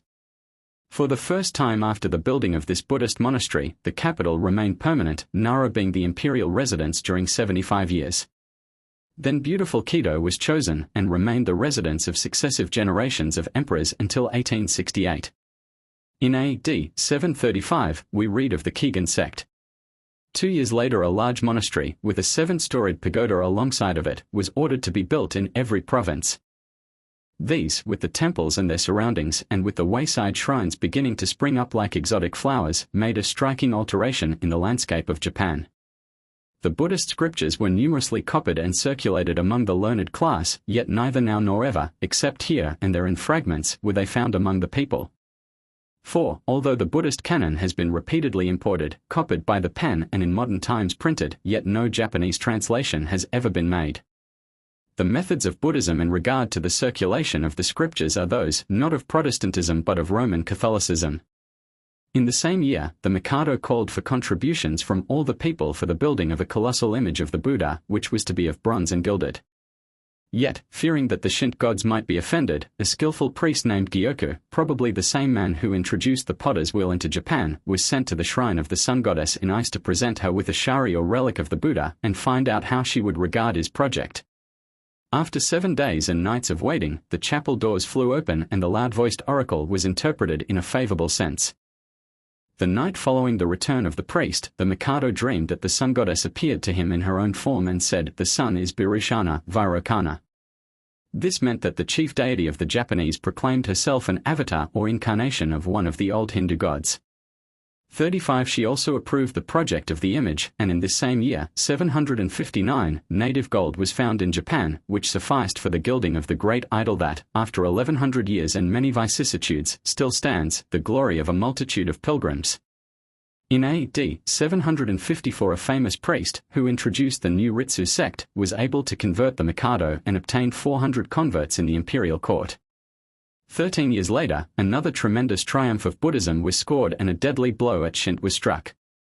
The Buddhist priests persuaded the Mikados to abandon their ancient title of Sumeru and adopt that of Ten, heavenly king or Tenshi, son of heaven, after the Chinese fashion. At the same time it was taught that the emperor could gain great merit and sooner become a Buddha by retiring from the active cares of the throne and becoming a monk, with the title of H, or cloistered emperor. This innovation had far-reaching consequences, profoundly altering the status of the Mikado, giving sensualism on the one hand and priestcraft on the other their coveted opportunity, changing the ruler of the nation from an active statesman into a recluse and the recluse into a pious monk or a licentious devotee, as the case might be. It paved the way for the usurpation of the government by the unscrupulous soldier, the man on horseback, who was destined to rule Japan for 700 years while the throne and its occupant were in the shadow. One of 1,000 proofs of the progress of the propaganda scheme is seen in the removal of the Shinto temple which had stood at Nik and the erection in its place of a Buddhist temple. In AD 805 the famous Tendai and in 806 the powerful Shingon sect were introduced. All was now ready in Japan for the growth not only of one new Buddhism, but of several varieties among the northern Buddhisms which so aroused the astonishment of those who study the simple Pali scriptures that contain the story of Gautama and who know only the southern phase of the faith, that is to Asia, relatively, what Christianity is to Europe. We say relatively, for while Buddhism made Chinese Asia gentle in manners and kind to animals, it covered the land with temples, monasteries and images. On the other hand, the religion of Jesus filled Europe not only with churches, abbeys, monasteries and nunneries, but also with hospitals, orphan asylums, lighthouses, schools and colleges. Between the fruits of Christendom and Buddhadom, let the world judge. Survey and summary. To sum up, Buddhism is the humanitarians' and also the skeptics' solution of the problem of the universe. Its three great distinguishing characteristics are atheism, metempsychosis and absence of caste. It was in its origin pure democracy. As against despotic priesthood and oppressive hierarchy, it was congregational. Theoretically it is so yet, though far from being so practically. It is certainly sacerdotal and aristocratic in organization. As in any other system which has so vast a hierarchy with so many grades of honor and authority, its theory of democracy is now a memory. First preached in a land accursed by caste and under spiritual and secular oppressions, it acknowledged no caste, but declared all men equally sinful and miserable, and all equally capable of being freed from sin and misery through Buddhahood, that is, knowledge or enlightenment. 36. The threefold principle laid down by Gautama, and now in dogma, literature, art and worship, a triad or formal trinity, is Buddha, the attainment of Buddhahood, or perfect enlightenment, through meditation and benevolence, karma, the law of cause and effect, and dharma, discipline or order, or the Lord, the law and the church. Paying no attention to questions of cosmogony or theogony, the universe is accepted as an ultimate fact. Matter is eternal. Creation exists but not a creator. All is God, but God is left out of consideration. The gods are even less than Buddhas. Humanity is glorified and the stress of all teaching is upon this life. In a word, a sinless life, attainable by man, through his own exertions in this world, above all the powers or beings of the universe, is the essence of original Buddhism. Original nirvana meant death which ends all extinction of existence. Gautama's immediate purpose was to emancipate himself and his followers from the fetters of Brahmanism. He tried to leave the world of Hindu philosophy behind him and to escape from it. Did he succeed? Partially. Buddha hoped also to rise above the superstitions of the common people, but in this he was again only partially successful. 37. The clouds returned after the rain. The old dead gods of Brahmanism came back under new names and forms. The malarial exhalations of corrupt Brahmanistic philosophy continually poisoned the atmosphere which Buddha's disciples breathed. Still worse, as his religion transmigrated into other lands, it became itself a history of transformation. Until today no religion on earth seems to be such a kaleidoscopic phantasmagoria. Polytheism is rampant over the greater part of the Buddhist world today. In the larger portion of Chinese Asia, pantheism dominates the mind. In modern Babism, a mixture of Mohammedanism, Christianity and Buddhism, there are streaks of dualism. If monotheism has ever dawned on the Buddhist world, it has been in fitful pulses as in auroral flashes, soon to leave darkness darker. For us is this lesson: Buddhism, brought face to face with the problem of the world's evil and possible improvement, evades it, begs the whole question at the outset, prays, deliver us from existence. Save us from life and give us as little as possible of it. Christianity faces the problem and flinches not, orders advance all along the line of endeavor and prays, deliver us from evil, and is ever of good cheer, because captain and leader says, I have overcome the world. Go, win it for me. I have come that they might have life, and that they might have it more abundantly. Rebu, or mixed Buddhism, all things are nothing but mind. The doctrines of Buddhism have no fixed forms. There is nothing in things themselves that enables us to distinguish in them either good or evil, right or wrong. It is but man's fancy that weighs their merits and causes him to choose one and reject the other. Non-individuality is the general principle of Buddhism. Outlines of the Mahayana.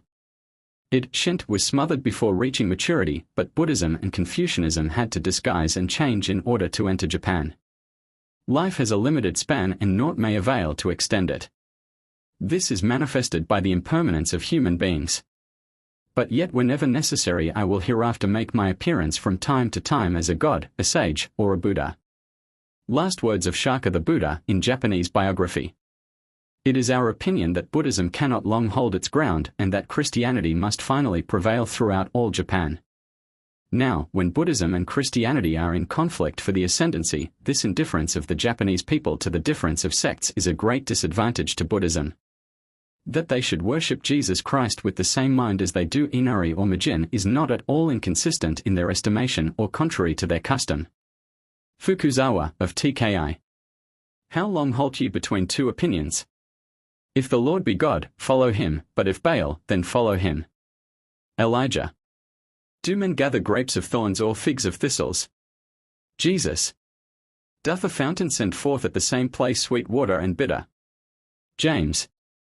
What concordeth Christ with Belial? Paul. Chapter 7, Rebu, or Mixed Buddhism Syncretism in Religion. 2 centuries and a half of Buddhism in Japan showed the leaders and teachers of the Indian faith that complete victory over the whole nation was yet very far off. The court had indeed been invaded and won. Even the Mikado, the ecclesiastical head of Shinto and the incarnation and vicar of the heavenly gods, had not only embraced Buddhism, but in many instances had shorn the hair and taken the vows of the monk. Yet the people clung tenaciously to their old traditions, customs and worship, for their gods were like themselves and indeed were of themselves, since Shinto is only a transfiguration of Japanese life. In the Japanese of those days we can trace the same traits which we behold in the modern son of Nippon, especially his intense patriotism and his warlike tendencies. To convert these people to the peaceful dogmas of Siddhartha and to make them good Buddhists, something more than teaching and ritual was necessary. It was indispensable that there should be complete substitution, all along the ruts and paths of national habit, and especially that the names of the gods and the festivals should be Buddhaized. Popular customs are nearly immortal and ineradicable. Though wars may come, dynasties rise and fall, and convulsions in nature take place, yet the people's manners and amusements are very slow in changing. If, in the history of Christianity, the European missionaries found it necessary in order to make conquest of our pagan forefathers, to baptize and rename without radically changing old notions and habits, so did it seem equally indispensable that in Japan there should be some system of reconciliation of the old and the new, some theological revolution, which should either fulfill, absorb, or destroy Shinto. In the histories of religions in Western Asia, Northern Africa and Europe, we are familiar with efforts at syncretism. We have seen how Philo attempted to unite Hebrew righteousness and Greek beauty, and to harmonize Moses and Plato. We know of Euhemerus, who thought he read in the old mythologies not only the outlines of real history, but the hieroglyphics of legend and tradition, truth and revelation. Once students of church history are well aware that this principle of interpretation was followed only too generously by Tertullian, Clement of Alexandria, Lactantius, Chrysostom and others of the Church Fathers. Indeed, it would be hard to find in any of the great religions of the world an utter absence of syncretism, or the union of apparently hostile religious ideas. In the 1001 Nights, we have an example in popular literature. We see that the ancient men of India, Persia and pre-Mohammedan Arabia now act and talk as orthodox Mussulmans. In matters pertaining to art and furniture, the statue of Jupiter in Rome serves for Saint Peter, and in Japan that of the Virgin and Child for the Buddha and his mother. What, however, chiefly concerns the critic and student of religions is to inquire how far the process has been natural and the efforts of those who have brought about the union have been honest and their motives pure. The Bible pages bear witness that Israelites too often tried to make the same fountain give forth sweet waters and bitter, and to grow thistles and grapes on the same stem, by uniting the cults of Jehovah and the Baalim. King Solomon's enterprises in the same direction are more creditable to him as a politician than as a worshipper. 3. In the history of Christianity one cannot commend the efforts either of the Gnostics or the Neoplatonists, nor always justify the medieval missionaries in their methods. Nor can we accurately describe as successful the ingenuity of Vossius, the Dutch theologian, who, following the scheme of Euhemerus, discovered the Old Testament patriarchs in the disguise of the gods of paganism. Nor, even though Germany be the land of learning, can the clear-headed scholar agree with some of her rationalists, who are often busy in the same field of industry, setting forth wild criticism as a science. The Kami and the Buddhas. In Japan, to solve the problem of reconciliation between the ancient traditions of the divine ancestors and the dogmas of the Indian cult, it was necessary that some master spirit, profoundly learned in the two ways, of the kami and of the Buddhas, should be bold and also, as it seems, crafty and unscrupulous.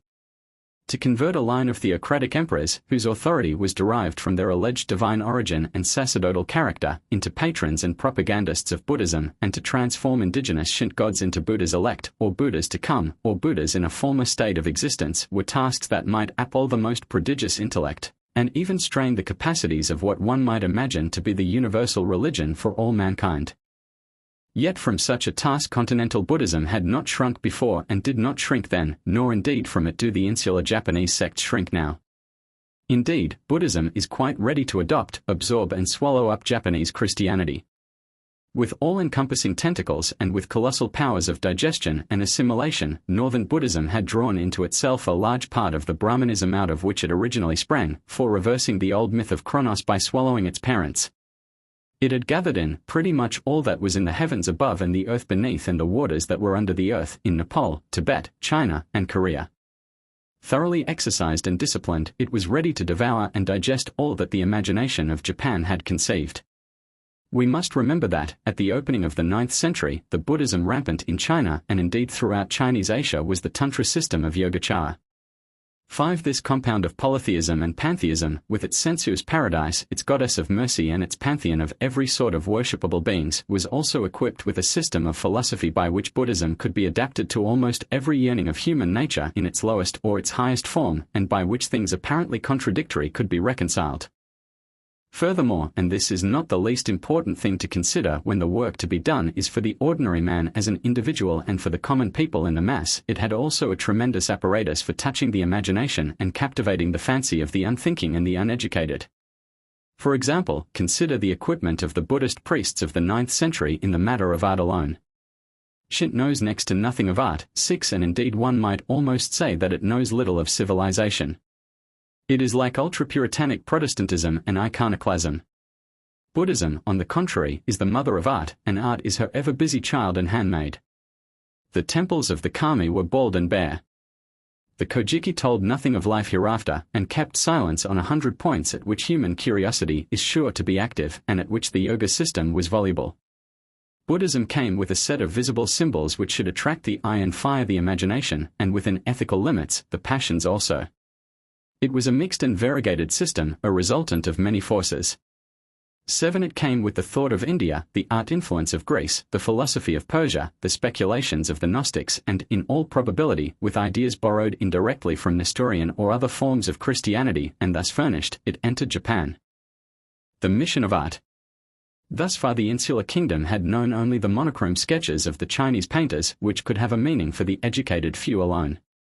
The composite Tantra dogmas fed the fancy and stimulated the imagination, filling them with pictures of life, past, present and future.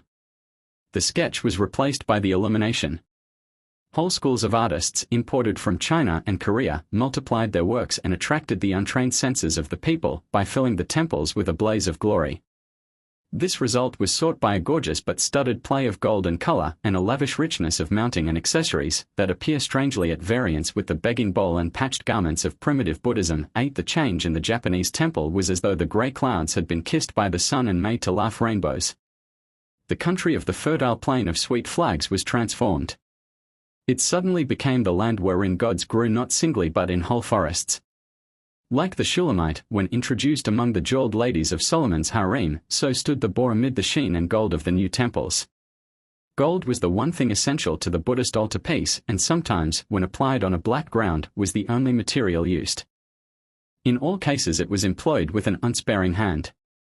It appeared in uniform masses, as in the body of the Buddha or in the golden lakes of the Western Paradise, in minute diapers upon brocades and clothing, in circlets and undulating rays, to form the glory surrounding the head of Amitabha, in raised bosses and rings upon the armlets or necklets of the Bodhisattvas and Devas, and in 100 other manners. The pigments chosen to harmonize with this display were necessarily body colors of the most pronounced lines and were untinted by any trace of chiaroscuro. Such materials as these would surely try the average artist, but the Oriental painter knew how to dispose them without risk of crudity or gaudiness, and the precious metal, however lavishly applied, was distributed over the picture with a judgment that would make it difficult to alter or remove any part without detriment to the beauty of the work. 9. In our day, Japanese art has won its own place in the world's temple of beauty. Even those familiar with the masterpieces of Europe do not hesitate to award to the artists of Nippon a meed of praise which, within certain limits, is justly applied to them equally with the masters of the Italian, the Dutch, the Flemish, or the French schools. It serves our purpose simply to point out that art was a powerful factor in the religious conquest of the Japanese for the new doctrines of the yoga system, which in Japan is called Ribu, or mixed Buddhism. We say mixed Buddhism rather than Ribu Shint, for Shint was less corrupted than swallowed up, while Buddhism suffered one more degree of mixture and added one more chapter of decay. It increased in its visible body, while in its mind it became less and less the religion of Buddha and more a thing with the old Shint heart still in it, making a strange growth in the eyes of the continental believers. To the northern and southern was now added an Eastern or Japanese Buddhism. Who was the wonder worker that annexed the land of the gods to Buddhism and reread the Kojiki as a sutra, and all Japanese history and traditions as only a chapter of the incarnations of Buddha? KB the wonder worker. The Philo and Euhemerus of Japan was the priest Kukai, who was born in the province of Sanuki in the year 774. He is better known by his posthumous title KB Daishi, or the great teacher who promulgates the law. By this name we shall call him. About his birth, life and death, have multiplied the usual swaddling bands of Japanese legend and tradition, and to his tomb at the temple on Mount Kya, the Campo Santo of Japanese Buddhism, still gather innumerable pilgrims. The Hall of 10,000 lamps, each flame emblematic of the wisdom that saves, is not, indeed, in these days lighted annually as of old, but the vulgar yet believe that the great master still lives in his mausoleum, in a state of profoundly silent meditation. Into the Hall of Bones nearby, covering a deep pit, the teeth and Adam's apple of the cremated bodies of believers are thrown by their relatives, though the pit is cleared out every 3 years. The devotees believe that by thus disposing of the teeth and Adam's apple, they obtain the same spiritual privileges as if they were actually entombed there, that is, of being born again into the heaven of the Bodhisattva or the pure land of absolute bliss, by virtue of the mystic formulas repeated by the great master in his lifetime. Let us sketch the life of KB, first named Todomono, or Treasure, by his parents, who sent him to Kit to be educated for the priesthood. The youth spent 4 years in the study of the Chinese classics. Dissatisfied with the teachings of Confucius, he became a disciple of a famous Buddhist priest named Uebuchi, Rockage or Throne. Soon taking upon himself the vows of the monk, he was first named Kukai, meaning space and sea, or heaven and earth. 11. He overcame the dragons that assaulted him, by prayers, by spitting at them the rays of the evening star which had flown from heaven into his mouth and by repeating the mystic formulas called Dharani. 12. Annoyed by hobgoblins with whom he was obliged to converse, he got rid of them by surrounding himself with a consecrated imaginary enclosure into which they were unable to enter against his will. We mention these legends only to call the attention to the fact that they are but copies of those already accepted in China at that time and are the logical and natural fruit of the Tantra school at which we have glanced. In 804, KB was appointed to visit the Middle Kingdom as a government student.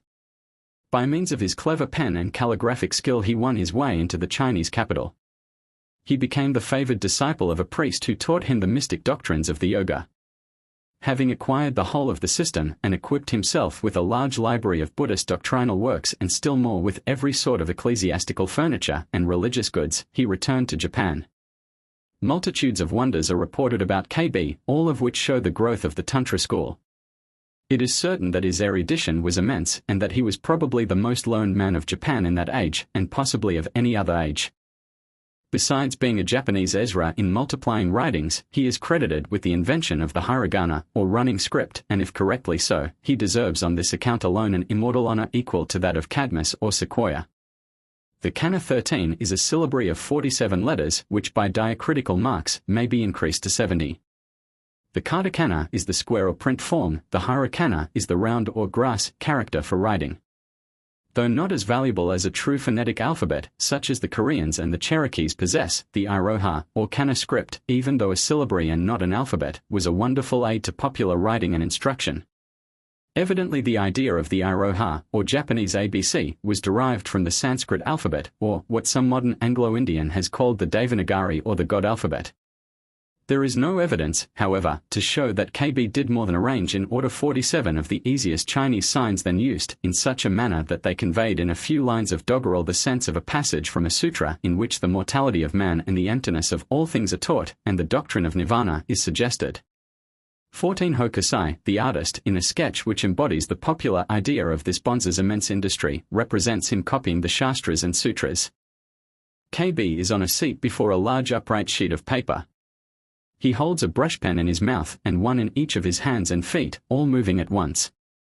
15 favorite portions of the Buddhist scriptures were indeed so rapidly multiplied in Japan in the 9th century as to suggest the idea that, even in this early age, block printing had been imported from China, whence also afterward, in all probability, it was exported into Europe before the days of Gutenberg and Costa.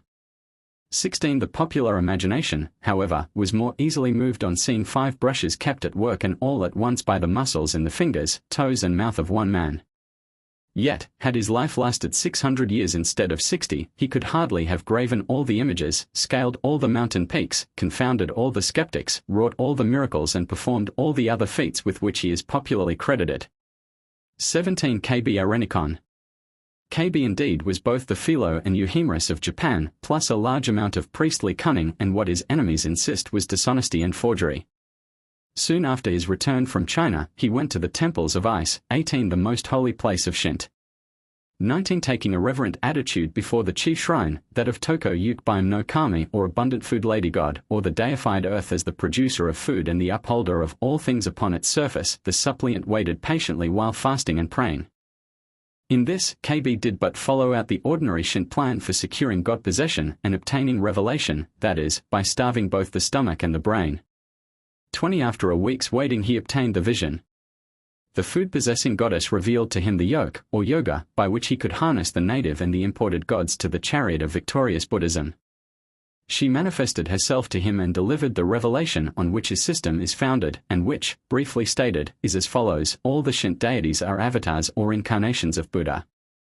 They were manifestations to the Japanese, before Gautama had become the Enlightened One, or the jewel in the lotus, and before the holy wheel of the law or the sacred Shastras and Sutras had reached the island empire. Furthermore, provision was made for the future gods and deified holy ones, who were to proceed from the loins of the Mikado, or other Japanese fathers, according to the saying of Buddha, which is thus recorded in a Japanese popular work: life has a limited span, and naught may avail to extend it. This is manifested by the impermanence of human beings, but yet, whenever necessary, I will hereafter make my appearance from time to time as a god, Kami, a sage, Confucian teacher, or a Buddha, Hotok. 21 In a word, the Shinto goddess talked as orthodox yoga, Buddhism as the ancient characters of the Indian, Persian and pre-Islam Arabic stories in the Arabian Nights now talk the purest Mohammedanism. 22 According to the words put into Gautama's mouth at the time of his death, the Buddha was all ready to reappear in the particular form and in all the forms acceptable to Shintists, Confucianists, or Buddhists of whatever sect. Descending from the shrine of vision and revelation, with a complete scheme of reconciliation, with correlated catalogues of Shinto and Buddhist gods, with liturgies, with lists of old popular festivals newly named, with the apparatus of art to captivate the senses, KB forthwith baptized each native Shinto deity with a new Chinese Buddhistic name. For every Shinto festival he arranged a corresponding Buddhist saint's day or gala time. Then, training up a band of disciples, he sent them forth proclaiming the new Arenikon. The Hindu yoga becomes Japanese Rebu. It was just the time for this brilliant and able ecclesiastic to succeed. The power and personal influence of the Mikado were weakening, the court swarmed with monks, the rising military classes were already safely under the control of the shavelings, and the pen of learning had everywhere proved itself mightier than the sword and muscle. KB's particular dialectic weapons were those of the Yogacara, or in Japanese, the Shingen-shu, or sect of the true word. 23 He, like his Chinese master, taught that we can attain the state of the enlightened or Buddha, while in the present physical body which was born of our parents. This branch of Buddhism is said to have been founded in India about AD 200 by a saint who made the discovery of an iron pagoda inhabited by the Holy One, Vajrasattva, who communicated the exact doctrine to those who have handed it down through the Hindu and Chinese patriarchs. The books or scriptures of this sect are in 3 sutras, yet the essential point in them is the mandala or the circle of the 2 parts, or in Japanese Rebu. Introduced into China, AD 720, it is known as the Yogacara school. KB finding a Chinese worm made a Japanese dragon able to swallow a national religion. In the act of deglutition and the long process of the digestion of Shinto, Japanese Buddhism became something different from every other form of the faith in Asia. Noted above all previous developments of Buddhism for its pantheistic tendencies, the Shingon sect could recognize in any Shinto god, demigod, hero, or being, the avatar in a previous stage of existence of some Buddhist being of corresponding grade. For example, 24 Amatera's or 10sh Daijin, the sun goddess, becomes Dainichi Narai or Amida, whose colossal effigies stand in the bronze images Daibutsu at Nara, Kido and Kamakura. Ojin, the god of war, became Hachiman Dai Bosatsu, or the great bodhisattva of the 8 banners. Adopted as their patron by the fighting Genji or Minamoto warriors of medieval times, the Buddhists could not well afford to have this popular deity outside their pantheon. For each of the 30 days of the month, a bodhisattva, or in Japanese pronunciation bosatsu, was appointed. Each of these bodhisattvas became a daimijin or great enlightened spirit, and was represented as an avatar in Japan of Buddha in the previous ages when the Japanese were not yet prepared to receive the holy law of Buddhism. Where there were not enough daimijin already existing in native traditions to fill out the number required by the new scheme, new titles were invented. One of these was Tenjin, heavenly being or spirit. The famous statesman and scholar of the 10th century, Sugawara Mikazane, was posthumously named Tenjin and is even to this day worshipped by many children of Japan as he was formerly for 1,000 years by nearly all of them as the divine patron of letters. Kompara, Benten and other popular deities, often considered as properly belonging to Shinto, are evidently the offspring of Buddhist priestly ingenuity. 25 out of the 8 millions or so of native gods, several hundred were catalogued under the general term Genjen, or temporary manifestations of Buddha. In this list are to be found not only the heroes of local tradition, but even deified forces of nature, such as wind and fire. The custom of making gods of great men after their death, thus begun on a large scale by KB, has gone on for centuries. Ieyasu, the political unifier of Japan, shines as a star of the first magnitude in the heavens of the Ribu system, under the mime of Tshg, or Great Light of the East. The common people speak of him as Genjen Sama, the latter word being an honorary form of address for all beings from a baby to a bosatsu. In this way, KB arranged a sort of clearinghouse or joint stock company in which the bodhisattvas, kami and other miscellaneous beings, in either the native or foreign religion, were mutually interchangeable. In a large sense, this feat of priestly dexterity was but the repetition in history of that of Asanga with the Brahmanism and Buddhism of India 3 centuries before. It was this Asanga who wrote the Yogacara Bhumi. The succession of syncretists in India, China and Japan is Asanga, Hyuki and KB. The happy family of Ribu. Nevertheless, this attempt at making a happy family and ploughing with an ox and ass in the same yoke has not been an unqualified success. It will sometimes happen that one god escapes the classification made by the Buddhists and slips into the fold of Shinto, or vice versa, while again the label makers and pastors, as numerous in scholastic Buddhism as in sectarian Christendom, have hard work to make the labels stick. A popular Genjen or Daimijin, whose name and renown has for centuries attracted crowds of pilgrims and yielded fat revenues as regularly as the autumn harvests, is not readily surrendered by the old Buddhist proprietors, however cleverly or craftily the bonzes may yield outward conformity to governmental edicts. On the other hand, the efforts, both archaeological and practical, which have been made in recent years by fiercely zealous Shintists, savor of the smartness of New Japan more than they suggest either sincerity or edification. It often requires the finest tact on the part of both the strenuous Buddhists and the stalwart purists of Shinto to extricate the various gods out of the mixture and mess of Ribu Shinto and to keep them from jostling each other. This reclaiming and kidnapping of gods and transferring them from one camp to another has been especially active since 1870, when, under government auspices, the Ribu temples were purged of all Buddhist idols, furniture and influences. The term Daimijin, or Great Illustrious Spirit, is no longer officially permitted to be used of the old kami or gods of Shinto, who were known to have existed before the days of KB. In some cases these gods have lost much of the esteem in which they were held for centuries. Especially is this true of the infamous rebel of the 10th century, Masakado. 26 On the entrance into Yedo of the Imperial Army, in 1868, his idol was torn from its shrine and hacked to pieces by the patriots. His place as a deity, Kanda Daimijin, or Great Illustrious Spirit of Kanda, was taken by another deified being, a brother to the aboriginal earth god who, in the ages of the kami, resigned his throne in favor of the Mikado's ancestors when they descended from heaven. The apotheosis of the rebel Masakado had been resorted to by the Buddhist canonizers because the unquiet spirit of the dead man troubled the people. This method of laying a ghost by making a god of him was for centuries a favorite one in Japanese Buddhism. Indeed, a large part of the practical and parochial duties of the bonzes consists in quieting the restless spirits of the departed. All Japanese popular religion of the past has been intensely local and patriotic. The ancient idea that Nippon was the first country created and the center of the world has persisted through the ages, modifying every imported religion. Hence the noticeable fact in Japanese Buddhism of the comparative degradation of the Hindu deities and the exaltation of those which were native to the soil. The normal Japanese, be he priest or lay brother, theologian or statesman, is nothing if not patriotic. Even the Chinese gods and goddesses which, clothed in Indian drapery and still preserving their Aryan features, were imported to Japan, could not hold their own in competition with the popularity of the indigenous inhabitants of the Japanese pantheon. The normal Japanese eye does not see the ideals of beauty in the human face and form in common with the Aryan vision. Benten or Nanan, with the features and drapery of the home-like beauties of Yamato or Adzuma, have ever been more lovely to the admiring eye of the Japanese sailor and farmer than the Aryan features of the idols imported from India. So also, the worshipper to whom the lovely scenery of Japan was fresh from the hands of the kami who were so much like himself, turned naturally in preference to the gods many of his own land. Succeeding centuries only made it worse for the imported devas or gods, while the kami, or the gods sprung from the soil created by Izanami and Izanaga steadily rose in honor. Degradation of the foreign deities. For example, the Indian saint Dharma is reputed to have come to the dragonfly country long before the advent of Buddhism, but the people were not ready for him or his teachings, and therefore he returned to India. So at least declares the book entitled Sankei 27, Mountain, Sea and Earth, which is a rereading and explanation of Japanese mythology and tradition as recorded in the Kojiki, by a Kit priest of the Shinshu sect. Of this Dharma, it is said that he outdid the Roman Regulus who suffered involuntary loss of his eyelids at the hands of the Carthaginians. Dharma cut off his own eyelids because he could not keep awake.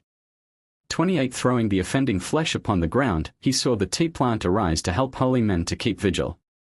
Daima, as the Japanese spell his name, has a temple in central Japan. It is related that when Shitoku, the first patron of Buddhism, was one day walking abroad he found a poor man dying of hunger who refused to answer any questions or give his name. Shitoku ordered food to be given him and wrapped his own mantle round him. Next day the beggar died and the prince charitably had him buried on the spot. Shortly afterward it was observed that the mantle was lying neatly folded up on the tomb, which on examination proved to be empty. The supposed dying beggar was no other than the Indian saint Dharma, and a pagoda was built over the grave in which images of the priest and saint were enshrined. 29 Yet, alas, today Dharma the Hindu and foreigner, despite his avatar, his humility, his vigils and his self-mutilation, has been degraded to be the shop sign of the tobacconists. Besides being ruthlessly caricatured, he is usually pictured with a scowl, his lidless eyes as wide open as those upon a Chinese junk prow or an Egyptian coffin lid. Often even, he has a pipe in his mouth, a comical anachronism, suggestive to the smoker of the dark ages that knew no tobacco, before nicotine made the whole world of savage and of civilized kin. Legless dolls and snowmen are named after this foreigner, whose name is associated almost entirely with what is ludicrous. On KBS expounding his scheme to the Mikado, the emperor was so pleased with his servant's ingenuity that he gave it the name of Ribu 30 Shint, that is, the twofold divine doctrine, double way of the gods, or amalgamated theology. Henceforth the Japanese could enter nirvana or paradise through a two-leaved gate.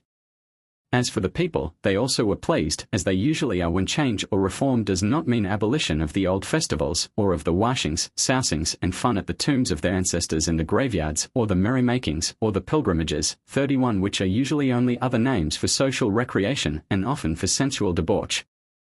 The yoga had become a kubiki, for Shint and Buddhism were now harnessed together, not indeed as true yoke fellows, but yet joined as inseparably as two oxen making the same furrow. Many a Miya now became a terror. At first in many edifices, the rites of Shint and Buddhism were alternately performed. The Buddhist symbols might be in the front, and the Shintist in the rear of the sacred hall, or vice versa, with a bamboo curtain between, but gradually the two blended. Instead of austere simplicity, the Shint interior contained a museum of idols. Image carvers had now plenty to do in making, out of camphor or hinoki wood, effigies of such of the 8 million or so of kamis as were given places in the new and enlarged pantheon. The multiplication was always on the side of Buddhism. Soon, also, the architecture was altered from the type of the primitive hut to that of the low Chinese temple with great sweeping roof, recurved eaves, many columned auditorium and imposing gateway, with lacquer, paint, gilding and ceilings on which, in blazing golden color, were depicted the emblems of the Buddhist paradise. Many of these still remain even after the national purgation of 1870, just as the Christian inscriptions survive in the marble palimpsests of Mohammedan mosques, converted from basilicas, at Damascus or Constantinople. The torii was no longer raised in plain hinoki wood, but was now constructed of hewn stone, rounded or polished. Sometimes it was even of bronze with gilded crests and Sanskrit monograms, surmounted, it may be, with tablets of painted or stained wood, on which were Chinese letters glittering with gold.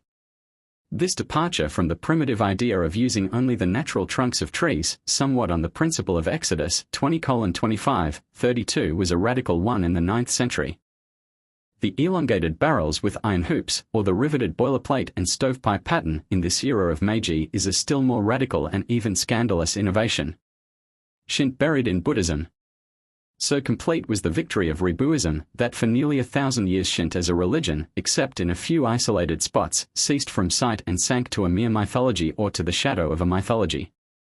The very knowledge even of the ancient traditions was lost in the Buddhaized forms in which the old stories 33 were cast, or in the omnipresent ritual of the Buddhist terror.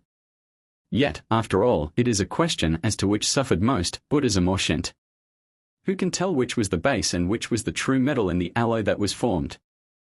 The Sankei shows how superstitious manifold became embedded in Buddhism. It was not alone through the Shingon sect, which KB introduced, that this yoga or union came. In the other great sect called the Tendai, and in the later sects, more especially in that of Nichiren, the same principle of absorption was followed. These sects also adopted many elements derived from the God way and thus became Shintoized. Indeed, it seems certain that that vast development of Japanese Buddhism, peculiar to Japan and unknown to the rest of the Buddhist world, scouted by the Southern Buddhists as dreadful heresy and rousing the indignation of students of early Buddhism, like Max Muller and Professor Whitney, is largely owing to this attempted digestion of Japanese mythology. The anaconda may indeed be able, by reason of its marvelously flexible jaws and its abundant activity of salivary glands, to swallow the calf, and even the ox, but sometimes the serpent is killed by its own voracity, or at least made helpless before the destroying hunter. When sweet potatoes and pumpkins are planted in the same hill and the cooked product comes on the table, it is hard to tell whether it is tuber or hollow fruit, subterranean or superficial growth, that we are eating. So in Ribu, whether it be most Ayamo or kabocha is a fair question. If the Buddhism in Japan did but add a chapter of decay and degradation to the religion of the Light of Asia, is not this owing to the act of KB, justified indeed by those who imitated his example, yet hardly to be called honest? A stroke of ecclesiastical dexterity it may have been, but scarcely a lawful example or an illustrious and commendable specimen of syncretism in religion. Many students have asked what is the peculiar, the characteristic difference between the Buddhism of Japan and the other Buddhisms of the Asian continent. If there be one cause, leading all others, we incline to believe it is because Japanese Buddhism is not the Buddhism of Gautama, but is so largely Ribu or mixed. Yet in the alloy, which ingredient has preserved most of its qualities? Is Japanese Buddhism really Shintoized Buddhism, or Buddhaized Shinto? Which is the parasite and which the parasitized? Is the hermit crab Shinto and the shell Buddhism, or vice versa? About as many corrupt elements from Shinto entered into the various Buddhist sects as Buddhism gave to Shinto. This process of Shintoizing Buddhism or of Buddhaizing Shinto, that is, of combining Shinto or purely Japanese ideas and practices with the systems imported from India, went on for 5 centuries. The old native habits and mental characteristics were not eradicated or profoundly modified, they were rather safely preserved in so-called Buddhism, not indeed as dead flies in amber but as live creatures, fattening on a body which, every year, while keeping outward form and name, was being emptied of its normal and typical life. It is no gain to pure water to add either microbes or the food which nourishes them. Buddhism writes new chapters of decay. Phenomenally, the victory was that of Buddhism. The mustard seed has indeed become a great tree, lodging every fowl of heaven, clean and unclean, but potentially and in reality, the leavening power, as now seen, seems to have been that of Shinto. Or, to change metaphor, since the hermit crab and the shell were separated by law only 1 generation ago, in 1870, we shall soon, before many generations, discern clearly which has the life and which has only the shell. 34 There are but few literary monuments. 35 Of Rebuism, and it has left few or no marks in the native chronicles, misnamed history, which utterly omit or ignore so many things interesting to the student and humanist. 36 Yet to this mixture or amalgamation of Buddhism with Shinto, more probably than to any other direct influence, may also be ascribed that striking alteration in the system of Chinese ethics or Confucianism which differentiates the Japanese form from that prevalent in China. That is, instead of filial piety, the relation of parent and child, occupying the first place, loyalty, the relation of lord and retainer, master and servant, became supreme. Although Buddhism made the Mikado first a king, Ten, or son of heaven, Tenshi, and then a monk, H, and after his death a Hotoke or Buddhist deity, it caused him early to abdicate from actual life. Buddhism is thus directly responsible for the habitual Japanese resignation from active life almost as soon as it is entered, by men in all classes. Buddhism started all along and down through the lines of Japanese society the idea of early retirement from duty so that men were considered old at 40 and hors concours before 45. 37 Life was condemned as vanity of vanities before it was mature, an old age a friend that nobody wished to meet. 38 Although Japanese old age is but European prime.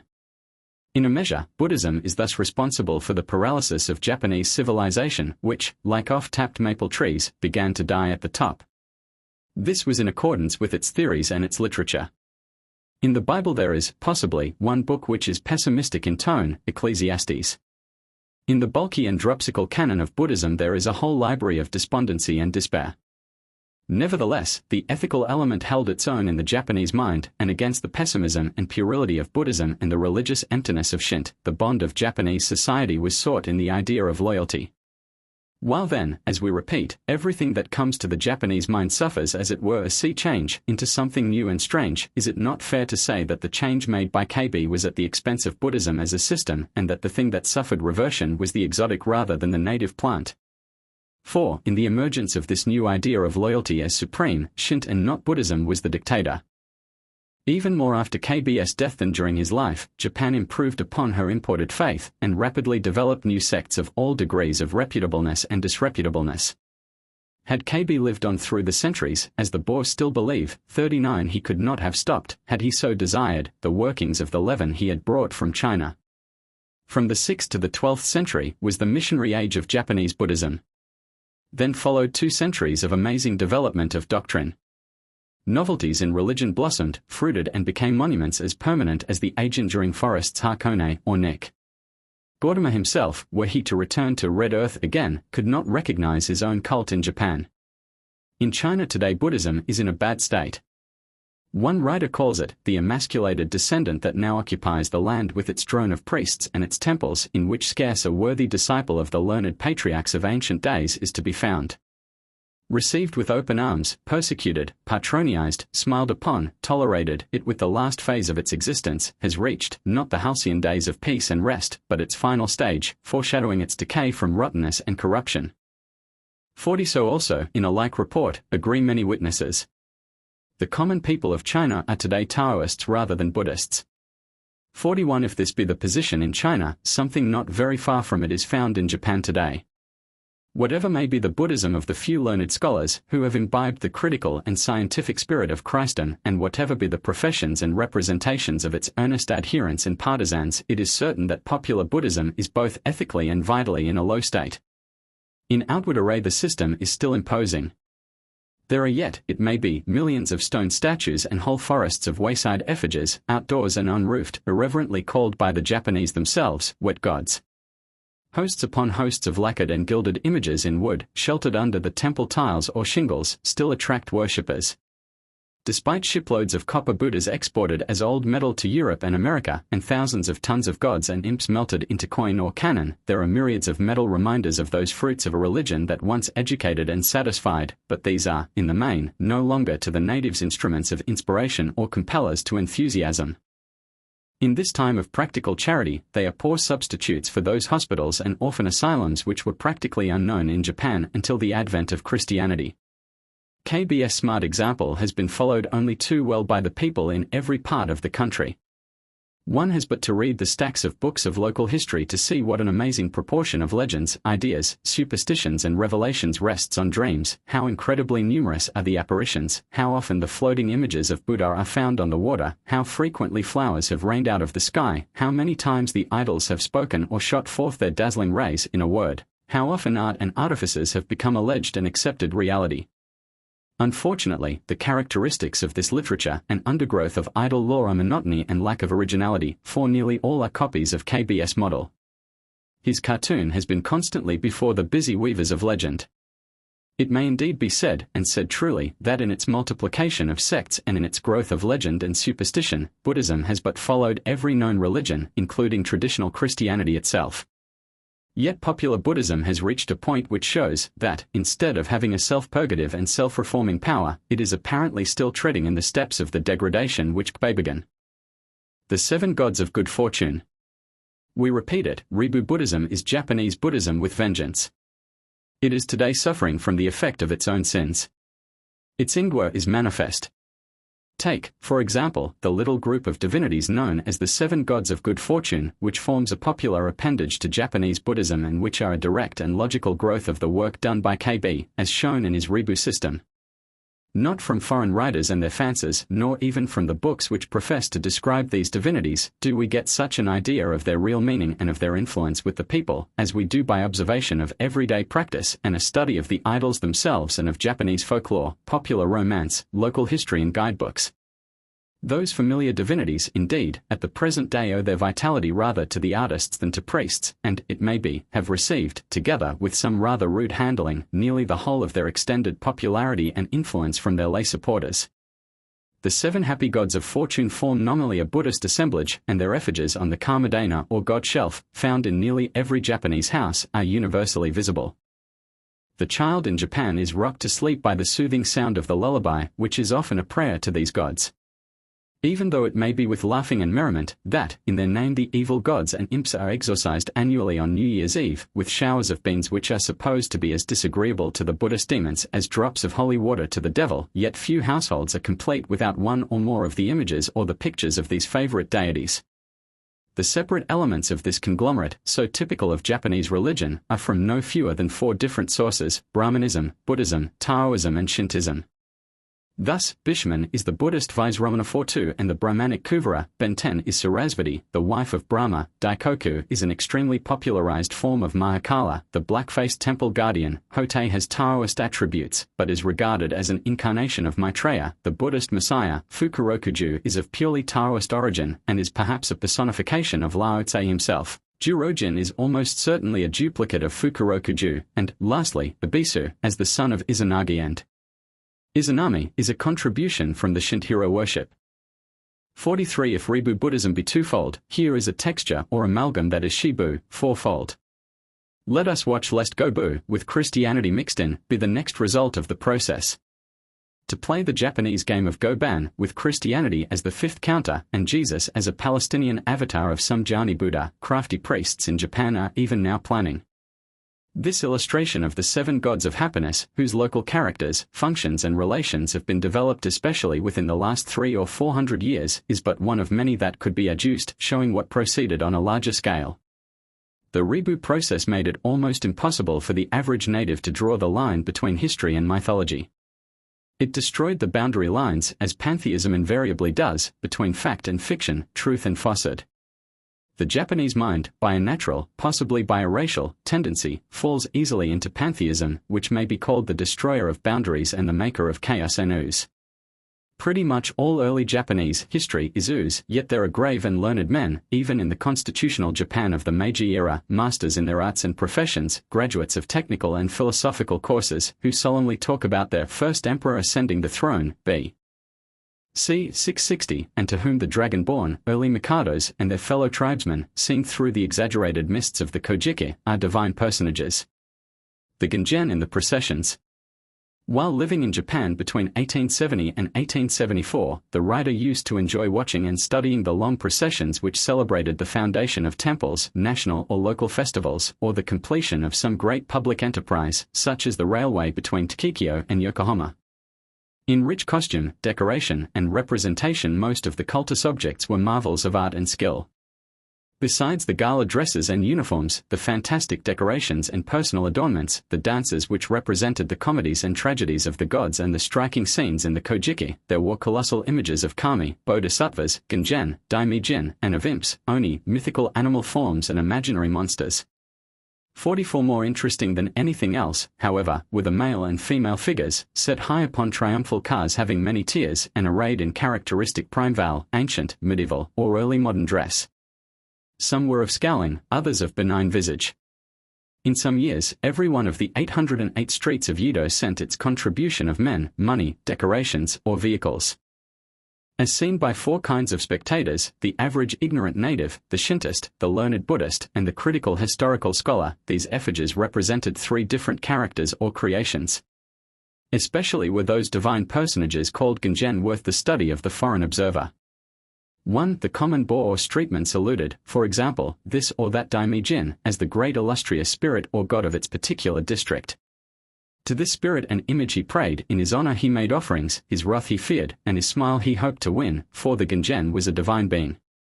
2. To the Shintist, who hated Buddhism and the Ribu Shint which had overlaid his ancestral faith, and who scorned and tabooed this Chinese term daimijin, this or that image represented a divine ancestor whose name had in it many Japanese syllables with no defiling Chinese sounds, and who was the kami or patron deity of this or that neighborhood.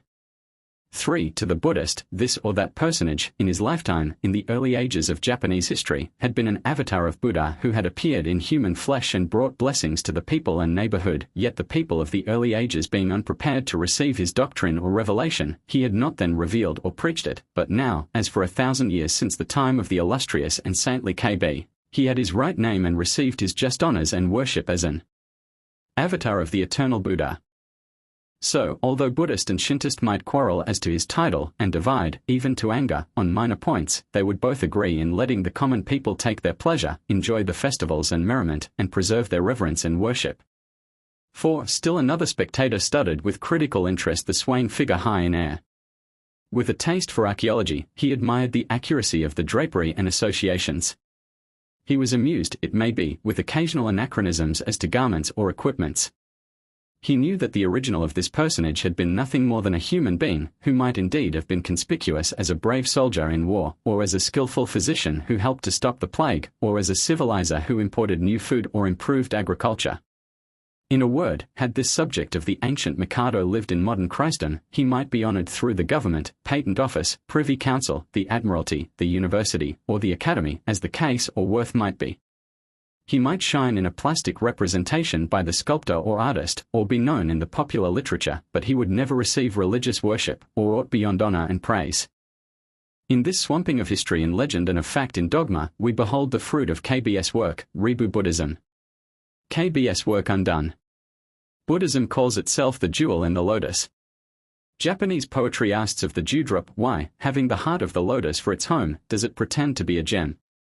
For 1,000 years Ribu Buddhism was received as a pure brilliant of the first water, and then the scholarship of the Shint revivalists of the 18th century exposed the fraudulent nature of the unrelated parts and declared that the jewel called Ribu was but a craftsman's doublet and should be split apart. Only a splinter of diamond, they declared, crowned a mass of paste. Indignation made learning hot, and in 1870 the cement was liquefied in civil war. The doublet was rent asunder by imperial decree, as when a lapidist melts the mastic that holds in deception adamant and glass, while real diamond stands all fire short of the hydro-oxygen flame. The Ribu temples were purged of all Buddhist symbols, furniture, equipment and personnel, and were made again to assume their august and austere simplicity. In the eyes of the purely aesthetic critic, this national purgation was puritanical iconoclasm. In those of the priests, cast out to and rice elsewise and elsewhere, it was outrage, which in individual instances called for reprisal and blood, fire and assassination. To the Shintist, it was an exhibition of the righteous judgment of the long-insulted gods. In the ken of the critical student, it seems very much like historic and poetic justice. In our day and time, Ribu Buddhism furnishes us with a warning, for, looked at from a purely human point of view, what happened to Shint may possibly happen to Japanese Christianity. The successors of those who, in the 9th century, did not scruple to Buddhaize Shinto, and in later times, even our own, to Shintoize Buddhism while holding to Buddha's name and all the revenue possible, will Buddhaize Christianity if they have power and opportunity, and signs are not wanting to show that this is upon their program. The water of stagnant Buddhism is still a swarming mass which needs cleansing to purity by a knowledge of one God who is light and love. Without such knowledge, the manifold changes in Buddhism will but form fresh chapters of degradation and decay. Holding such knowledge, Christianity may pass through endless changes, for this is her capability by divine power and the authorization of her founder. The now Buddhism of our day is endeavoring to save itself through reformation and progress. In doing so, the danger of the destruction of the system is great, for thus far change has meant decay. Northern Buddhism and its doctrinal evolutions to the millions of China, Korea, and Japan, creator and creation are new and strange terms. J. H. De Forest.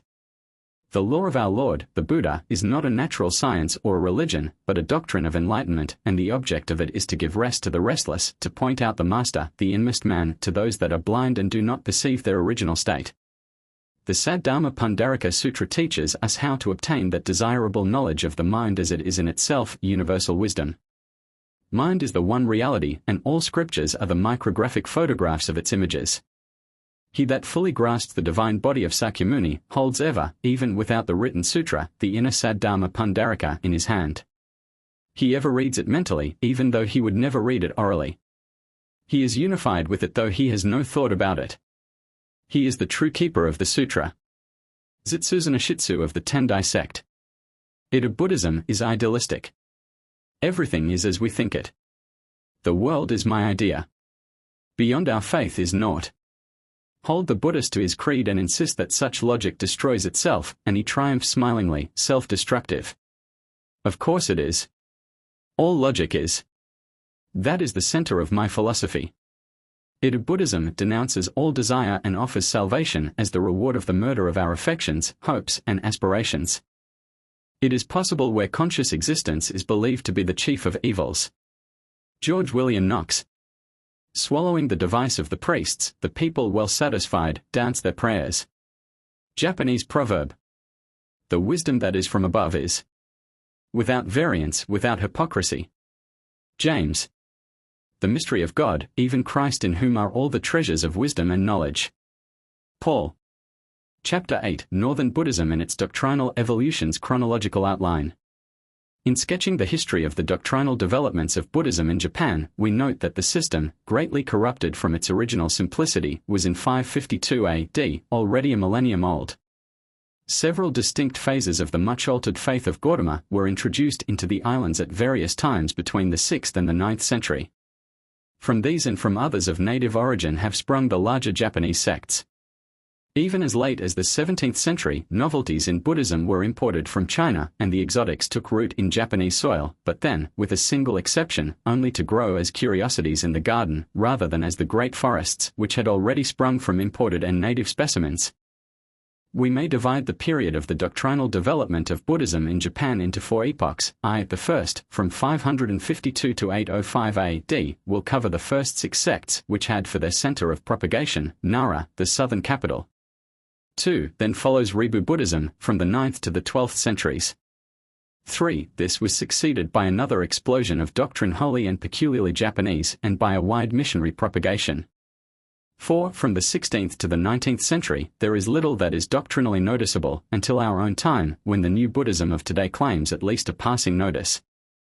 The Japanese writers of ecclesiastical history classify in 3 groups the 12 great sects as the first 6, the 2 medieval, and the 4 modern sects. In this lecture we shall merely summarize the characteristics of the first 5 sects which existed before the opening of the 9th century but which are not formally extant at the present time, and treat more fully the purely Japanese developments. The first 3 sects may be grouped under the head of the Hinayana, or smaller vehicle, as Southern or Primitive Orthodox Buddhism is usually called. Most of the early sects, as will be seen, were founded upon some particular sutra, or upon selections or collections of sutras. They correspond to some extent with the manifold sects of Christendom, and yet this illustration or reference must not be misleading. It is not as though a new Christian sect, for example, were in A.D. 500 to be formed wholly on the Gospel of Luke or the Book of the Revelation, nor as though a new sect should now arise in Norway or Tennessee because of a special emphasis laid on a combination of the Epistle to the Corinthians and the Book of Daniel. It is rather as though distinct names and organizations should be founded upon the writings of Tertullian, of Augustine, of Luther, or of Calvin, and that such sects should accept the literary work of these scholars not only as commentaries but as Holy Scripture itself. The Buddhist body of scriptures has several times been imported and printed in Japan, but has never been translated into the vernacular. The Canon 1 is not made up simply of writings purporting to be the words of Buddha or of the apostles who were his immediate companions or followers. On the contrary, the Canon, as received in Japan, is made up of books written for the most part many centuries after the last of the contemporaries of Gautama had passed away. Not a few of these writings are the products of the Chinese intellect. Some books held by particular sects as Holy Scripture were composed in Japan itself, the very books themselves being worshipped. Nevertheless, those who are apparently farthest away from primitive Buddhism claim to understand Buddha most clearly. The standard doctrinal work. One of the most famous of books, honored especially by several of the later and larger sects in Japan, and probably the most widely read and most generally studied book of the canon, is the Saddharma Pundarika. Professor Kern, who has translated this very rhetorical work into English, thinks it existed at or some time before 250 AD, and that in its most ancient form it dates some centuries earlier, possibly as early as the opening of the Christian era. It is now 27 chapters and may be called the typical scripture of Northern Buddhism.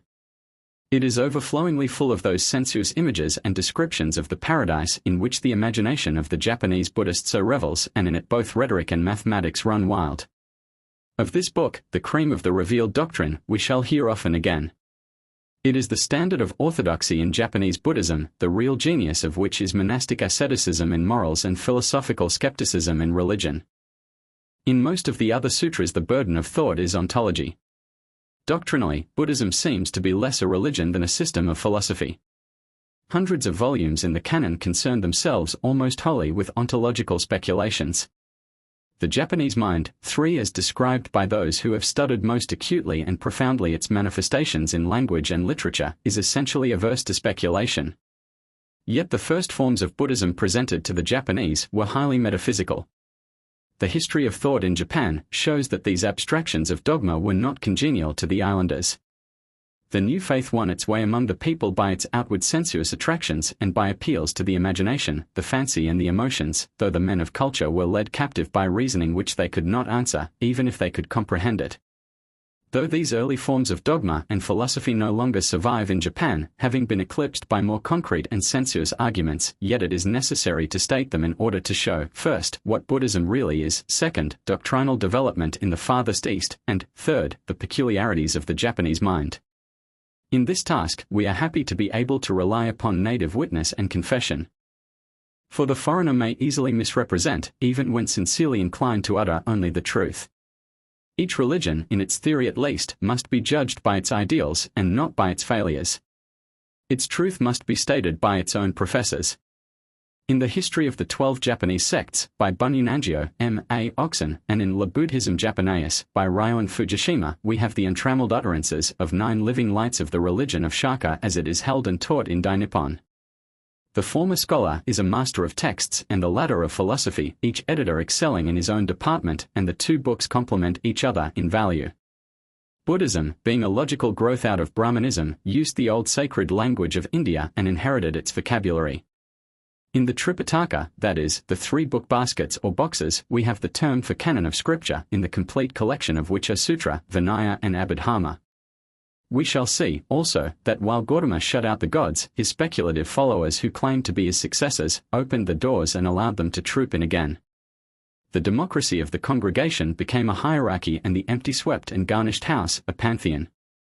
A sutra, from the root siv, to so, means a thread or string, and in the old Veda religion referred to household rites or practices and the moral conduct of life, but in Buddhist phraseology it means a body of doctrine.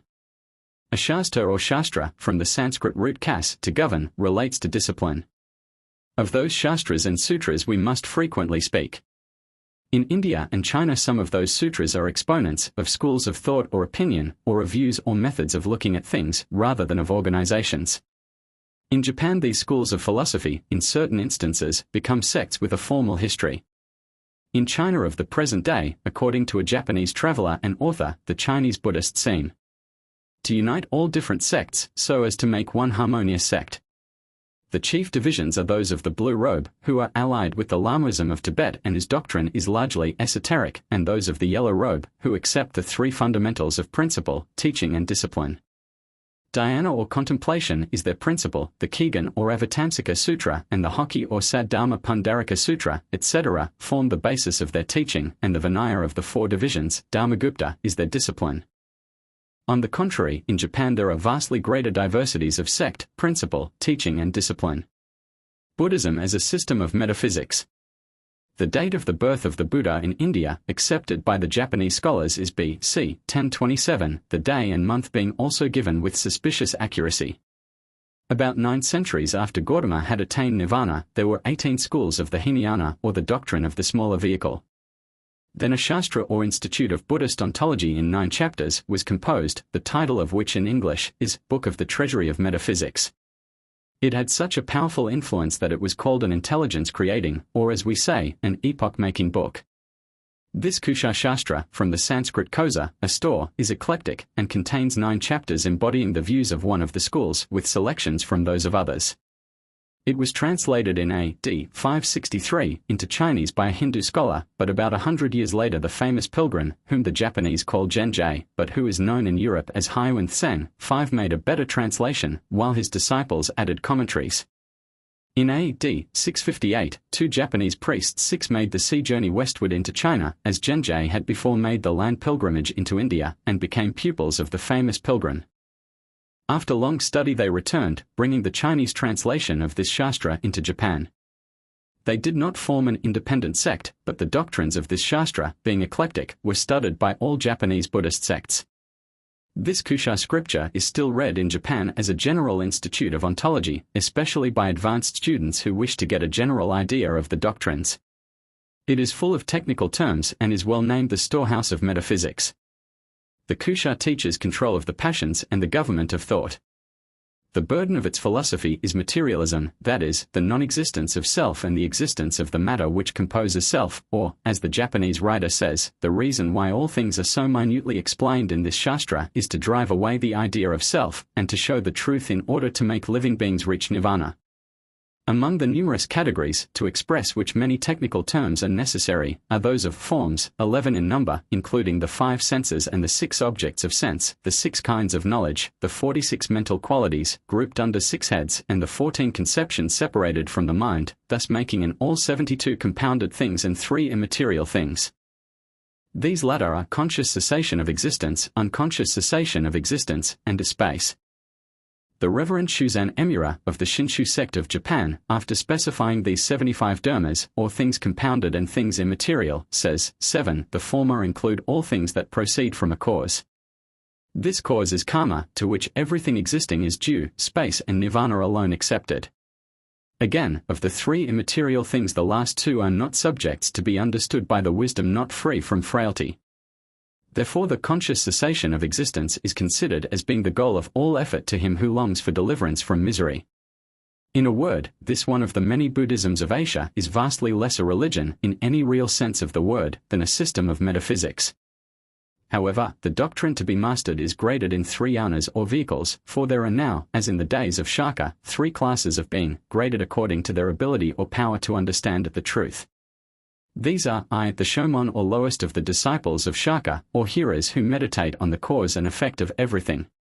If acute in understanding, they become free from confusion after 3 births, but if they are dull, they pass 60 kalpas 8 or eons before they attain to the state of enlightenment. 2. The Ngaku or Pratyeka Buddhas, that is, singly enlightened, or beings in the middle state, who must extract the seeds or causes of actions and must meditate on the 12 chains of causation, or understand the non-eternity of the world, while gazing upon the falling flowers or leaves. They attain enlightenment after 4 births or 100 kalpas, according to their ability. 3. The Bodhisattvas or Buddhas elect, who practice the 6 perfections, perfect practice of almsgiving, morality, patience, energy, meditation and wisdom as preliminaries to nirvana, which they reach only after countless kalpas. These three grades of pupils in the mysteries of Buddha doctrine are said to have been ordered by Shaka himself, because understanding human beings so thoroughly, he knew that one person could not comprehend two ways or vehicles, jhana, at once. People were taught therefore to practice any one of the three vehicles at pleasure.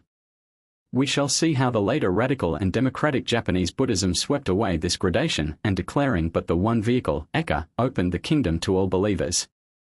The second of the early Japanese schools of thought is the Jaijutsu 9, or the sect founded chiefly upon the Shastra, which means the book of the perfection of the truth, containing selections from and explanations of the true meaning of the Tripitaka.